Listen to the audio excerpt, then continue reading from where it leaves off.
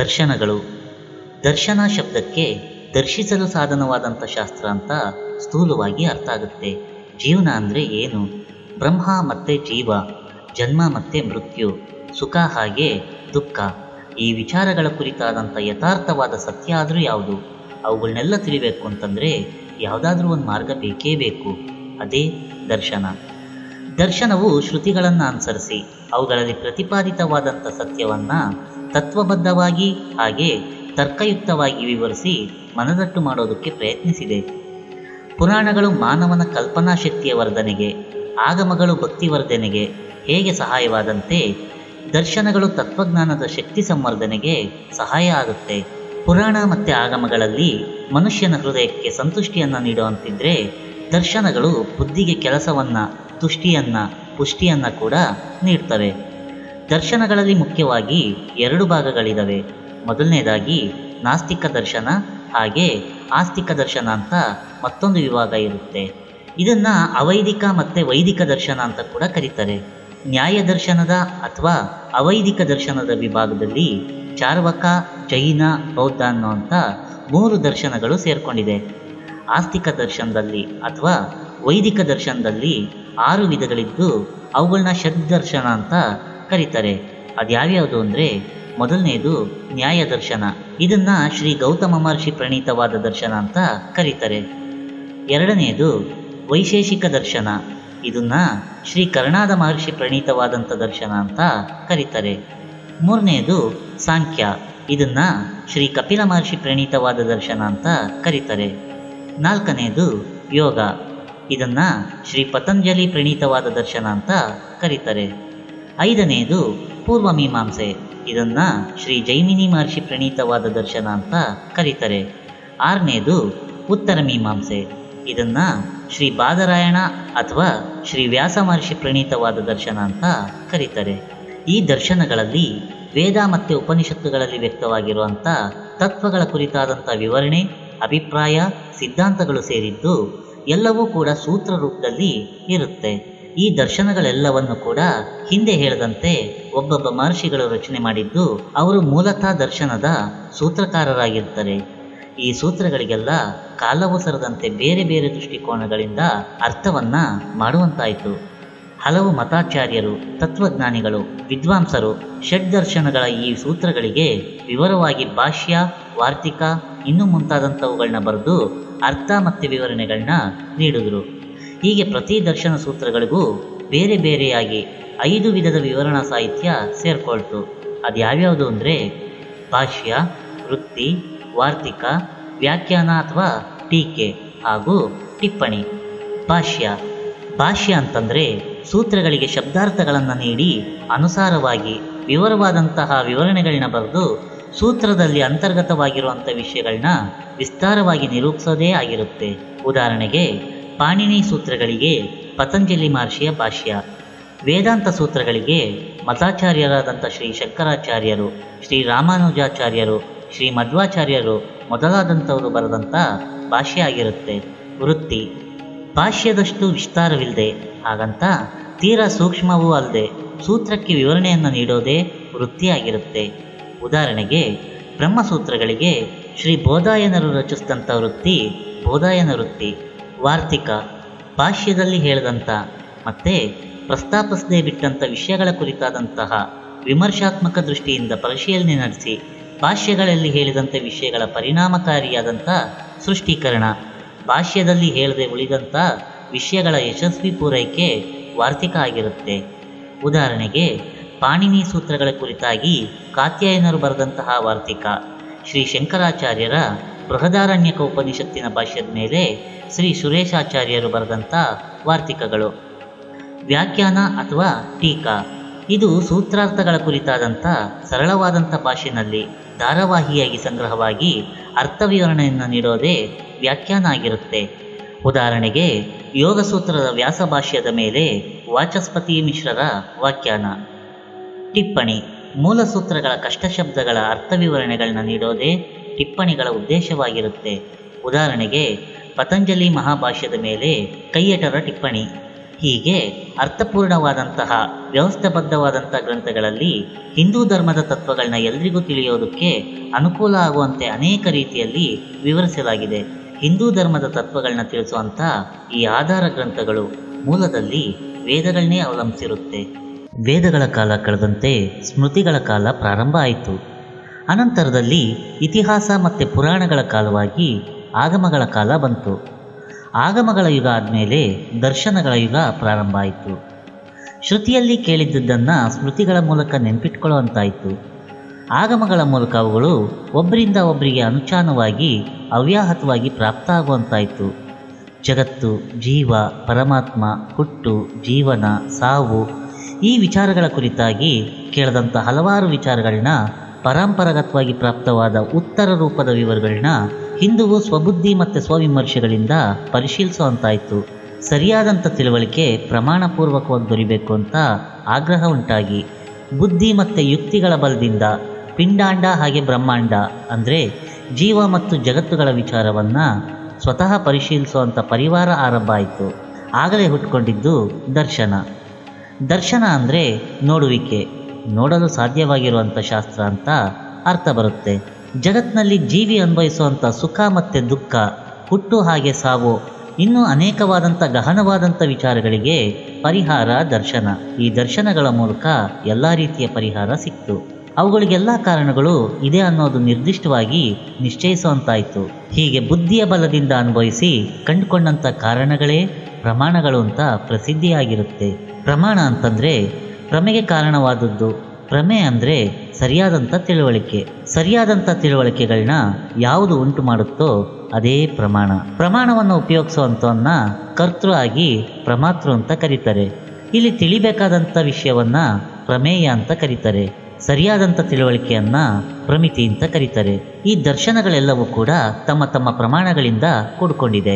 ಅವುಗಳ ಆಧಾರದಿಂದ ಆತ್ಮ, ಜಗತ್ತು ಅನ್ನುವಂಥ ವೇದೋಕ್ತ ವಿಚಾರಗಳ ಕುರಿತಾಗಿ ತಮ್ಮ ತಮ್ಮ ಸಿದ್ಧಾಂತಗಳನ್ನ ಆಯಾ ದರ್ಶನಕಾರರು ಸ್ಪಷ್ಟಪಡಿಸಿರ್ತಾರೆ. ಪ್ರಮಾಣಗಳಲ್ಲಿ 10 ವಿಧ ಇದೆ ಅಂತ ರೂಢಿಯಲ್ಲಿ ಮಾತಾಡ್ತಾರೆ.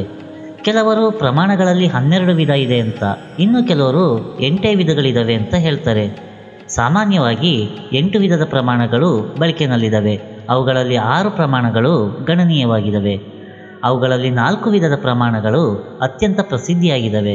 ಈ 10 ವಿಧದ ಪ್ರಮಾಣಗಳು ಯಾವ್ಯಾವುದು ಅಂತಂದರೆ, ಮೊದಲನೇದು ಪ್ರತ್ಯಕ್ಷ ಪ್ರಮಾಣ, ಎರಡನೇದು ಅನುಮಾನ, ಮೂರನೇದು ಉಪಮಾನ, ನಾಲ್ಕನೆಯದಾಗಿ ಶಬ್ದ ಅಂದರೆ ಆಗಮ, ಐದನೆಯದಾಗಿ ಅರ್ಥಾಪತಿ, ಆರನೆಯದಾಗಿ ಅನುಪಲಬ್ಧಿ, ಏಳನೆಯದಾಗಿ ಸಂಭವ, ಎಂಟನೆಯದಾಗಿ ಐತಿಹ್ಯ, ಒಂಬತ್ತನೆಯದಾಗಿ ಲಿಪಿ, ಹಾಗೆ 10ನೆಯದಾಗಿ ಲೋಕಪ್ರಸಿದ್ಧಿ. ಇವಿಷ್ಟು 10 ವಿಧದ ಪ್ರಮಾಣಗಳಾಗಿರ್ತವೆ. ಹಿಂದೂ ಧರ್ಮದ ಬೇರೆ ಬೇರೆ ದಾರ್ಶನಿಕ ಆಚಾರ್ಯರು ತಮ್ಮ ತಮ್ಮ ಮತವನ್ನು ಸ್ಪಷ್ಟಪಡಿಸಬೇಕಾದ್ರೆ ಈ ಎಲ್ಲ ಪ್ರಮಾಣಗಳನ್ನ ಅವಲಂಬಿಸಿ ವಿಚಾರವನ್ನು ಪ್ರಕಾಶಿಸಿರೋದಿಲ್ಲ. ಚಾರ್ವಕ ಮತದವರು ಪ್ರತ್ಯಕ್ಷ ಪ್ರಮಾಣ ಒಂದನ್ನೇ ಒಪ್ಕೊಂಡಿರ್ತಾರೆ. ಬೌದ್ಧರು ಪ್ರತ್ಯಕ್ಷ ಮತ್ತು ಅನುಮಾನ ಅನ್ನುವಂಥ 2 ಪ್ರಮಾಣಗಳನ್ನು ಮಾತ್ರ ಅಂಗೀಕರಿಸಿದ್ದು, ಜೈನರು ಪ್ರತ್ಯಕ್ಷ, ಅನುಮಾನ ಮತ್ತು ಶಬ್ದ ಈ 3 ಪ್ರಮಾಣಗಳನ್ನು ಮಾತ್ರ ಸ್ವೀಕಾರ ಮಾಡಿರ್ತಾರೆ. ನ್ಯಾಯ ದರ್ಶನದವರು ಪ್ರತ್ಯಕ್ಷ, ಅನುಮಾನ, ಉಪಮಾನ ಮತ್ತು ಶಬ್ದ ಈ 4 ಪ್ರಮಾಣಗಳನ್ನ ಒಪ್ಕೊಂಡಿರ್ತಾರೆ. ವೈಶೇಷಿಕ ಮತದವರು ಪ್ರತ್ಯಕ್ಷ ಮತ್ತು ಅನುಮಾನ ಅನ್ನುವಂಥ 2 ಪ್ರಮಾಣಗಳನ್ನು ಮಾತ್ರ ಒಪ್ಕೊಂಡು ಪ್ರತ್ಯಕ್ಷದಲ್ಲಿ ಉಪಮಾನವೂ ಅನುಮಾನದಲ್ಲಿ ಶಬ್ದವೂ ಸೇರಿದೆ ಅಂತ ಹೇಳ್ತಾರೆ. ಸಾಂಖ್ಯ ಹಾಗೂ ಯೋಗ ದರ್ಶನಕಾರರು ಪ್ರತ್ಯಕ್ಷ, ಅನುಮಾನ, ಶಬ್ದ ಅನ್ನುವಂಥ 3 ಪ್ರಮಾಣಗಳನ್ನ ಸ್ವೀಕಾರ ಮಾಡಿದ್ದಾರೆ. ಉಳಿದ ಎಲ್ಲ ಪ್ರಮಾಣಗಳು ಈ 3ರ ವ್ಯಾಪ್ತಿಗೆ ಸೇರಿದೆ ಅಂತ ಸಾರ್ತಾರೆ. ಪೂರ್ವ ಮೀಮಾಂಸೆಯವರು ಪ್ರತ್ಯಕ್ಷ, ಅನುಮಾನ, ಉಪಮಾನ, ಶಬ್ದ, ಅರ್ಥಾಪತಿ, ಅನುಪಲಬ್ಧಿ ಅನ್ನುವಂಥ 6 ಪ್ರಮಾಣಗಳನ್ನು ಒಪ್ಕೊಂಡಿರ್ತಾರೆ. ಇದರಲ್ಲಿ ಪ್ರಭಾಕರ ಪಂಥದ ಮೀಮಾಂಸಕಾರರು ಅನುಪಲಬ್ಧಿಯನ್ನು ಪ್ರಮಾಣ ಅಂತ ಸ್ವೀಕರಿಸದೆ ಪ್ರಮಾಣಗಳಲ್ಲಿ ಉಳಿದಂಥ ಒಂದನ್ನು ಮಾತ್ರ ಪ್ರಮಾಣ ಅಂತ ಸ್ವೀಕರಿಸಿರ್ತಾರೆ. ಉತ್ತರ ಮೀಮಾಂಸಾ ದರ್ಶನಕಾರರಲ್ಲಿ ಅದ್ವೈತ ಪಂಥದವರು ಪ್ರತ್ಯಕ್ಷ, ಅನುಮಾನ, ಉಪಮಾನ, ಶಬ್ದ, ಅರ್ಥಾಪತಿ, ಅನುಪಲಬ್ಧಿ ಅನ್ನುವಂಥ 6 ಪ್ರಮಾಣಗಳನ್ನ ಸ್ವೀಕರಿಸಿರ್ತಾರೆ. ವಿಶಿಷ್ಟಾದ್ವೈತ ಪಂಥದವರು ಪ್ರತ್ಯಕ್ಷ, ಅನುಮಾನ, ಶಬ್ದ ಅಂತ 3 ಪ್ರಮಾಣಗಳನ್ನು ಮಾತ್ರ ಸ್ವೀಕಾರ ಮಾಡಿದ್ದಾರೆ. ಇದೇ ರೀತಿ ದ್ವೈತ ಪಂಥದವರು ಕೂಡ ಪ್ರತ್ಯಕ್ಷ, ಅನುಮಾನ ಮತ್ತು ಶಬ್ದ ಅನ್ನುವಂಥ ಪ್ರಮಾಣಗಳನ್ನ ಮಾತ್ರ ಗಣನೆಗೆ ತಗೊಂಡಿದ್ದಾರೆ. ಒಟ್ಟಿನಲ್ಲಿ ಪ್ರತ್ಯಕ್ಷ, ಅನುಮಾನ, ಉಪಮಾನ ಮತ್ತು ಶಬ್ದ ಅನ್ನುವಂಥ 4 ಪ್ರಮಾಣಗಳು ಬಹಳ ಮುಖ್ಯವಾಗಿದ್ದಾವೆ. ಉಳಿದಂಥ ಎಲ್ಲ ಪ್ರಮಾಣಗಳು ಈ 4ರ ಮುಂದೆ ಗೌಣವಾಗಿದ್ದಾವೆ. ಒಂದಲ್ಲ ಒಂದು ರೀತಿಯಲ್ಲಿ ಈ 4ರ ಗುಂಪಿಗೆ ಸೇರ್ಕೊಂಡಿದ್ದಾವೆ. ಆದ್ದರಿಂದ ಎಲ್ಲ ದರ್ಶನಕಾರರು ಈ 10 ಪ್ರಮಾಣಗಳನ್ನ ಗಣನೆಗೆ ಸ್ಪಷ್ಟವಾಗಿ ತೆಗೆದುಕೊಂಡಿರೋದಿಲ್ಲ. ಮುಖ್ಯವಾಗಿ 4 ಪ್ರಮಾಣಗಳನ್ನ ಮಾತ್ರ ಅಂಗೀಕರಿಸಿದ್ದಾರೆ. ಪ್ರತ್ಯಕ್ಷ ಪ್ರಮಾಣ. ನಮ್ಮ ಇಂದ್ರಿಯಗಳ ಮೂಲಕ ಪ್ರತ್ಯಕ್ಷವಾಗಿ ಅನುಭವಿಸೋದಕ್ಕೆ ಏನೇನು ಸಾಧ್ಯ ಆಗುತ್ತೋ ಅದೆಲ್ಲವೂ ಕೂಡ ಪ್ರತ್ಯಕ್ಷ ಪ್ರಮಾಣ ಆಗಿರುತ್ತೆ. ಪ್ರತ್ಯಕ್ಷ ಪ್ರಮಾಣವನ್ನು ಯೋಗಿ ಪ್ರತ್ಯಕ್ಷ, ಅಯೋಗಿ ಪ್ರತ್ಯಕ್ಷ ಅಂತ ಇನ್ನೊಂದು ರೀತಿಯಲ್ಲಿ 2 ವಿಭಾಗ ಮಾಡುವಂಥ ಕ್ರಮ ಕೂಡ ಇದೆ. ಯೋಗಿ ಪ್ರತ್ಯಕ್ಷ ಅಂತಂದರೆ ಯೋಗಿಗಳು ಯೋಗ ಸಾಧನಾ ಬಲದಿಂದ ತಮ್ಮ ಅಂತರಂಗದ ದಿವ್ಯ ಚಕ್ಷುಸ್ಸಿನ ಮೂಲಕ ಗ್ರಹಿಸಿರುವಂಥ ತತ್ವ ವಿಚಾರಗಳಾಗಿರ್ತವೆ. ಅವುಗಳ ಆಧಾರದಿಂದ ಯೋಗಿಗಳು ನೀಡುವಂಥ ಶಾಸ್ತ್ರ ವಿವರಣೆಗಳು, ಸೃಷ್ಟಿ ರಹಸ್ಯಗಳು ಯೋಗಿಗಳಲ್ಲದೆ ಇರುವಂಥವ್ರಿಗೆ ಸತ್ಯ ಅಂತ ಅನಿಸೋದಿಲ್ಲ. ಅಯೋಗಿ ಪ್ರತ್ಯಕ್ಷ ಅಂತಂದರೆ ಯೋಗಿಗಳಲ್ಲದೆ ಇರುವಂಥವರು ತಮ್ಮ ಬಾಹ್ಯ ಪಂಚೇಂದ್ರಿಯಗಳಾದಂತಹ ಕಣ್ಣು, ಕಿವಿ, ಮೂಗು, ನಾಲಿಗೆ ಮತ್ತು ಚರ್ಮಗಳ ಮೂಲಕ ಕಂಡುಕೊಳ್ಳುವಂಥ ಪ್ರತ್ಯಕ್ಷವಾದಂಥ ಸಂಗತಿಗಳಾಗಿರ್ತವೆ. ಅನುಮಾನ. ಇಂದ್ರಿಯಗಳ ಸಂಬಂಧದಿಂದ ನೇರವಾಗಿ ತಿಳಿದು ಬರುವಂಥ ವಿಷಯವನ್ನು ಅಥವಾ ವಸ್ತುಗಳನ್ನು ನೋಡಿ ಅದರ ಸಹಾಯದಿಂದ ಅದಕ್ಕೆ ಸಂಬಂಧಿಸಿದಂಥ ಇತರ ವಸ್ತು ಅಥವಾ ವಿಚಾರಗಳನ್ನು ಊಹಿಸಿ ನಿರ್ಧಾರಕ್ಕೆ ಬರೋದೇ ಅನುಮಾನ ಪ್ರಮಾಣ ಆಗಿರುತ್ತೆ. ದೂರದ ಬೆಟ್ಟದಲ್ಲಿ ಹೊಗೆ ಬರ್ತಾ ಇದ್ದರೆ ಅದನ್ನು ಕಂಡುಕೊಂಡು ಆ ಹೊಗೆ ಆಧಾರದಿಂದ ಅಲ್ಲಿ ಬೆಂಕಿ ಇರಬೇಕು ಅಂತ ಹೇಳೋದೇ ಅನುಮಾನ ಪ್ರಮಾಣ. ಈ ಅನುಮಾನ ಜ್ಞಾನಕ್ಕೆ ಅನುಮಿತಿ ಅಂತ ಕರೀತಾರೆ. ಅನುಮಿತಿಯುಕ್ತವಾದಂಥ ಪ್ರಮಾಣವೇ ಅನುಮಾನ ಪ್ರಮಾಣ ಆಗಿರುತ್ತೆ. ಪ್ರತ್ಯಕ್ಷವಾದಂಥ ಒಂದು ಪ್ರಮಾಣದ ಸಹಾಯದಿಂದ ಅಪ್ರತ್ಯಕ್ಷವಾದಂಥ ಮತ್ತೊಂದು ಅಂದರೆ ಅದಕ್ಕೆ ಸಂಬಂಧಿಸಿದಂಥ ಮತ್ತೊಂದು ವಿಚಾರವನ್ನು ಯಥಾರ್ಥವಾಗಿ ಅನುಭವಿಸೋದೇ ಅನುಮಾನ ಪ್ರಮಾಣ ಆಗಿರುತ್ತೆ. ಉಪಮಾನ ಪ್ರಮಾಣ. ಪೂರ್ವದ ಅನುಭವದ ಉಪಮೇಯ ಆಧಾರದಲ್ಲಿ ಹೊಸ ವಿಷಯವನ್ನು ಆ ವಿಷಯಕ್ಕೆ ಸಂಬಂಧಿಸಿದಂಥ ವಸ್ತು ವಿಚಾರಗಳ ಪರಿಚಯ ಇಲ್ಲದೇನೆ ತಿಳಿದುಕೊಂಡು ತತ್ಸಂಬಂಧದ ವಸ್ತು ಅಥವಾ ವಿಚಾರ ಪ್ರತ್ಯಕ್ಷ ಆದಾಗ ವಿವರವನ್ನು ಸುಲಭವಾಗಿ ಮತ್ತು ಸ್ವತಂತ್ರವಾಗಿ ಗ್ರಹಿಸೋದೇ ಉಪಮಾನ ಪ್ರಮಾಣ. ಉದಾಹರಣೆಗೆ, ಒಬ್ಬ ಹಸುವನ್ನು ನೋಡಿರ್ತಾನೆ, ಆದರೆ ಗವಯ ಅನ್ನುವಂಥ ಕಾಡು ಪ್ರಾಣಿನ ನೋಡಿರೋದಿಲ್ಲ. ಅವನಿಗೆ ಕಾಡಿನಲ್ಲಿ ಸಂಚರಿಸಿ ಗವಯ ಪ್ರಾಣಿಯನ್ನು ಕಂಡು ಅನುಭವ ಇರುವಂಥ ಒಬ್ಬ ವ್ಯಕ್ತಿ ಗವಯ ಹೇಗಿದೆ ಅಂತ ಕೇಳಿದಾಗ ಹಸುವಿನಂತೆ ಇದೆ ಅಂತ ಹೇಳಿ ತಿಳಿಸ್ಬೋದು. ಸಂದರ್ಭಾನುಸಾರವಾಗಿ ಊರಿನಿಂದ ಈ ಗವಯವನ್ನು ನೋಡಿದಂಥ ಮನುಷ್ಯನು ಕಾಡಿಗೆ ತೆರಳಿದಾಗ ಗವಯವನ್ನು ಕಂಡ್ರೆ ಅದರ ಚಹರೆಗಳು ತನಗೆ ಹಿಂದೆ ಕಾಡಿನಲ್ಲಿ ಸಂಚಾರವನ್ನು ಮಾಡಿ ಅನುಭವ ಇರುವಂತನ್ನು ಹೇಳಿದ್ದನ್ನು ನೆನೆಸ್ಕೊಂಡು ಹೋಲಿಕೆ ಮಾಡಿ ಅದೇ ಗವಯ ಪ್ರಾಣಿ ಇರಬೇಕು ಅಂತ ತಿಳಿದುಕೋತಾನೆ. ಅವನ ಈ ರೀತಿಯ ತಿಳುವಳಿಕೆ ಉಪಮಾನದಿಂದ ಆಗುತ್ತೆ. ಹೀಗೆ ಒಂದು ವಸ್ತುವನ್ನು ಅದರಂತೆ ಇರುವಂಥ ಬೇರೆ ವಸ್ತುಗಳ ಉದಾಹರಣೆಯಿಂದ ತಿಳ್ಕೊಳ್ಳೋದೇ ಉಪಮಾನ ಪ್ರಮಾಣ. ಶಬ್ದ ಪ್ರಮಾಣ ಅಂದರೆ ಆಗಮ ಪ್ರಮಾಣ. ಶಬ್ದದ ಅರಿವಿನ ಮೂಲಕ ಒಂದು ವಿಷಯದ ಕುರಿತಾಗಿ ಆಗುವಂಥ ಸರಿಯಾದಂಥ ಅನುಭವವನ್ನು ಶಬ್ದ ಪ್ರಮಾಣ ಅಂದರೆ ಆಗಮ ಪ್ರಮಾಣ ಅಂತ ಕರೀತಾರೆ. ಆಗಮ ಅಂದರೆ ಬಂದು ಸೇರಿಕೊಂಡಿದ್ದು ಅಂತ ಅರ್ಥ ಅಥವಾ ಬಂದದ್ದು ಅಂತ ಅರ್ಥ ಆಗುತ್ತೆ. ಗ್ರಂಥಗಳ ಮೂಲಕ, ಆಪ್ತ ಜನರ ಮಾತುಗಳ ಮೂಲಕ, ಮಹಾತ್ಮರ ಸಾಧು ಸಂತರ ಉಪದೇಶಗಳ ಮೂಲಕ ಒದಗಿ ಬಂದಂತಹ ಶಬ್ದಜ್ಞಾನವೇ ಆಗಮಜ್ಞಾನ. ಅಂತಹ ಜ್ಞಾನದ ಆಧಾರದಿಂದ ದೃಢೀಕೃತವಾಗೋದನ್ನು ಶಬ್ದ ಪ್ರಮಾಣದಿಂದ ಸಿದ್ಧಾಂತ ಮಾಡಿದಂಥ ವಿಚಾರ ಅಂತ ಕರೀತಾರೆ. ಈ ಎಲ್ಲ ಕಾರಣಗಳಿಂದಾಗಿ ಈ ಪ್ರಮಾಣಕ್ಕೆ ಶಬ್ದ ಪ್ರಮಾಣ ಅಂತ ಹೇಳ್ತಾರೆ. ಆಪ್ತರು ಅಂದರೆ ಯಾರು? ಇದ್ದದ್ದನ್ನು ಇದ್ದಂತೆ ಕಾಣುವವರು, ಕಂಡದ್ದನ್ನು ಕಂಡಂತೆ ಹೇಳುವವರು ಆಪ್ತರು. ವೇದ ಮತ್ತು ಉಪನಿಷತ್ತುಗಳು, ಧರ್ಮಶಾಸ್ತ್ರಗಳು, ಸ್ಮೃತಿ ಮತ್ತು ಆಗಮಗಳು ಇವುಗಳೆಲ್ಲವೂ ಕೂಡ ಆಗಮ ಪ್ರಮಾಣಗಳಾಗಿದ್ದಾವೆ. ಆಗಮ ಪ್ರಮಾಣಗಳನ್ನ ಅಪೌರುಷೇಯ ಮತ್ತು ಪೌರುಷೇಯ ಅಂತ 2 ವಿಭಾಗವನ್ನು ಮಾಡಿ ಹೇಳ್ತಾರೆ. ಅಪೌರುಷೇಯ ಅಂತಂದರೆ ಪುರುಷ ಪ್ರಯತ್ನದಿಂದ ಪ್ರಣೀತವಾದದ್ದು ಅಂತ ಅರ್ಥ. ವೇದ ಮತ್ತು ಉಪನಿಷತ್ತುಗಳು ಅಪೌರುಷೇಯ ಪ್ರಮಾಣಗಳಾಗಿರ್ತವೆ. ಸಾಧು ಸಂತರ ವಚನಗಳು, ಆಪ್ತ ವಚನಗಳು ಇವು ಪುರುಷ ನಿರ್ಮಿತವಾದಂಥ ಪೌರುಷೇಯ ಪ್ರಮಾಣಗಳಾಗಿರ್ತವೆ. ಹೀಗೆ ಪ್ರಮಾಣಗಳನ್ನು ಆಧರಿಸಿ ಪರತತ್ವದ ವಿಚಾರವಾಗಿ ಹಲವು ರೀತಿಯ ಅಭಿಪ್ರಾಯಗಳು, ಸಿದ್ಧಾಂತಗಳು ಪ್ರಕಟಗೊಂಡವು. ವೈದಿಕ ಕಾಲದ ನಂತರ ವೇದವಿದಿತವಾದ ಯಜ್ಞಯಾಗಾದಿಗಳೆಲ್ಲ ಅಂದರೆ ವಿಧಿ ಕಟ್ಟುಪಾಡುಗಳು ಅನ್ನುವಂಥ ಭಾವನೆಯಿಂದ ಜನರು ಆಚರಣೆ ಮಾಡುವಂಥ ಸ್ಥಿತಿ ಒದಗಿ ಬಂದು ಅಂಧಶ್ರದ್ಧೆ ಜಾಸ್ತಿ ಆಯಿತು. ಅಂಧಾನುಕರಣೆ ವಿಪರೀತವಾಯಿತು. ಧರ್ಮವು ಕಡಿಮೆಯಾಗಿ ಜೀವನದಲ್ಲಿ ಅಧರ್ಮವೂ ಹೆಚ್ಚಾಯಿತು. ಪರಿಣಾಮವಾಗಿ ವೇದೋಕ್ತ ವಿಚಾರಗಳು ಅಂದರೆ ವೇದ ಪ್ರತಿಪಾದ್ಯವಾದಂಥ ಆತ್ಮ, ದೇವರು ಅನ್ನುವಂಥ ವಿಚಾರಗಳು ಖಂಡನೆಗೆ ಒಳಗಾಗಿ ಜೀವನದಲ್ಲಿ ವಿಮರ್ಶೆ ಮತ್ತು ಬುದ್ಧಿ ಮಾರ್ಗದ ಅನುಸರಣೆ ಪ್ರಾರಂಭ ಆಯಿತು. ಕೊನೆಗೆ ಈ ವಾದವು ಬೆಳೆದು ಅದರಲ್ಲಿ ವ್ಯತ್ಯಾಸ ಉಂಟಾಗಿ ಚಾರ್ವಕ, ಜೈನ, ಬೌದ್ಧ ಮತಗಳು ಹುಟ್ಕೊಂಡವು. ಇವುಗಳಲ್ಲಿ ಚಾರ್ವಕ ಮತವು ಅತ್ಯಂತ ಪ್ರಾಚೀನವಾದದ್ದು. ಬೌದ್ಧ ಮತ್ತು ಜೈನ ಮತಗಳು ಸಮಕಾಲೀನವಾಗಿರ್ತವೆ. ವೇದ ಮತ್ತು ಉಪನಿಷತ್ತುಗಳಲ್ಲಿ ಪ್ರತಿಪಾದಿತವಾದಂಥ ಜೀವ, ಆತ್ಮ, ಸೃಷ್ಟಿ, ದೇವರು ಅನ್ನುವಂಥ ಎಲ್ಲ ವಿಚಾರಗಳು ಕೇವಲ ಕಟ್ಟುಕತೆಗಳು, ಕಾಲ್ಪನಿಕ ಸಂಗತಿಗಳು ಅಂತ ಆಯಿತು. ತಮಗೆ ತಾವೇ ದೇವರು, ಯಜಮಾನರು ಅನ್ನುವಂಥ ಸ್ವಇಚ್ಛೆ ಮತ್ತು ಮನೋಭಾವನೆ ಬೆಳ್ಕೊತ ಬಂತು. ಬೌದ್ಧ ಮತ್ತು ಜೈನ ಮತಗಳು ವೇದ ಉಪನಿಷತ್ತುಗಳನ್ನು ಆಧಾರವಾಗಿ ಒಪ್ಪದೇ ಇದ್ದದ್ದು ಹೌದು. ಹಾಗಾದರೂ ಕೂಡ ಜೀವನದ ಸ್ಥಿತಿಗತಿಗಳ ಬಗ್ಗೆ ಉತ್ತಮವಾದಂತಹ ವಿಚಾರಗಳನ್ನ ಬೋಧಿಸಿದವೇ ಆದರೂ ಕೂಡ ದುರ್ಗುಣ ದುರ್ವಿಚಾರಗಳನ್ನು ಬೋಧನೆ ಮಾಡಿಲ್ಲ. ಆದರೆ ಜನಸಮೂಹದಲ್ಲಿ ವೇದ ಮತ್ತು ಉಪನಿಷತ್ತುಗಳನ್ನು ನಂಬುವಂಥವ್ರು ಮತ್ತು ನಂಬದೇ ಇರುವಂಥವ್ರು ಅಂತ ಎರಡು ಭಾಗಗಳಾದವು.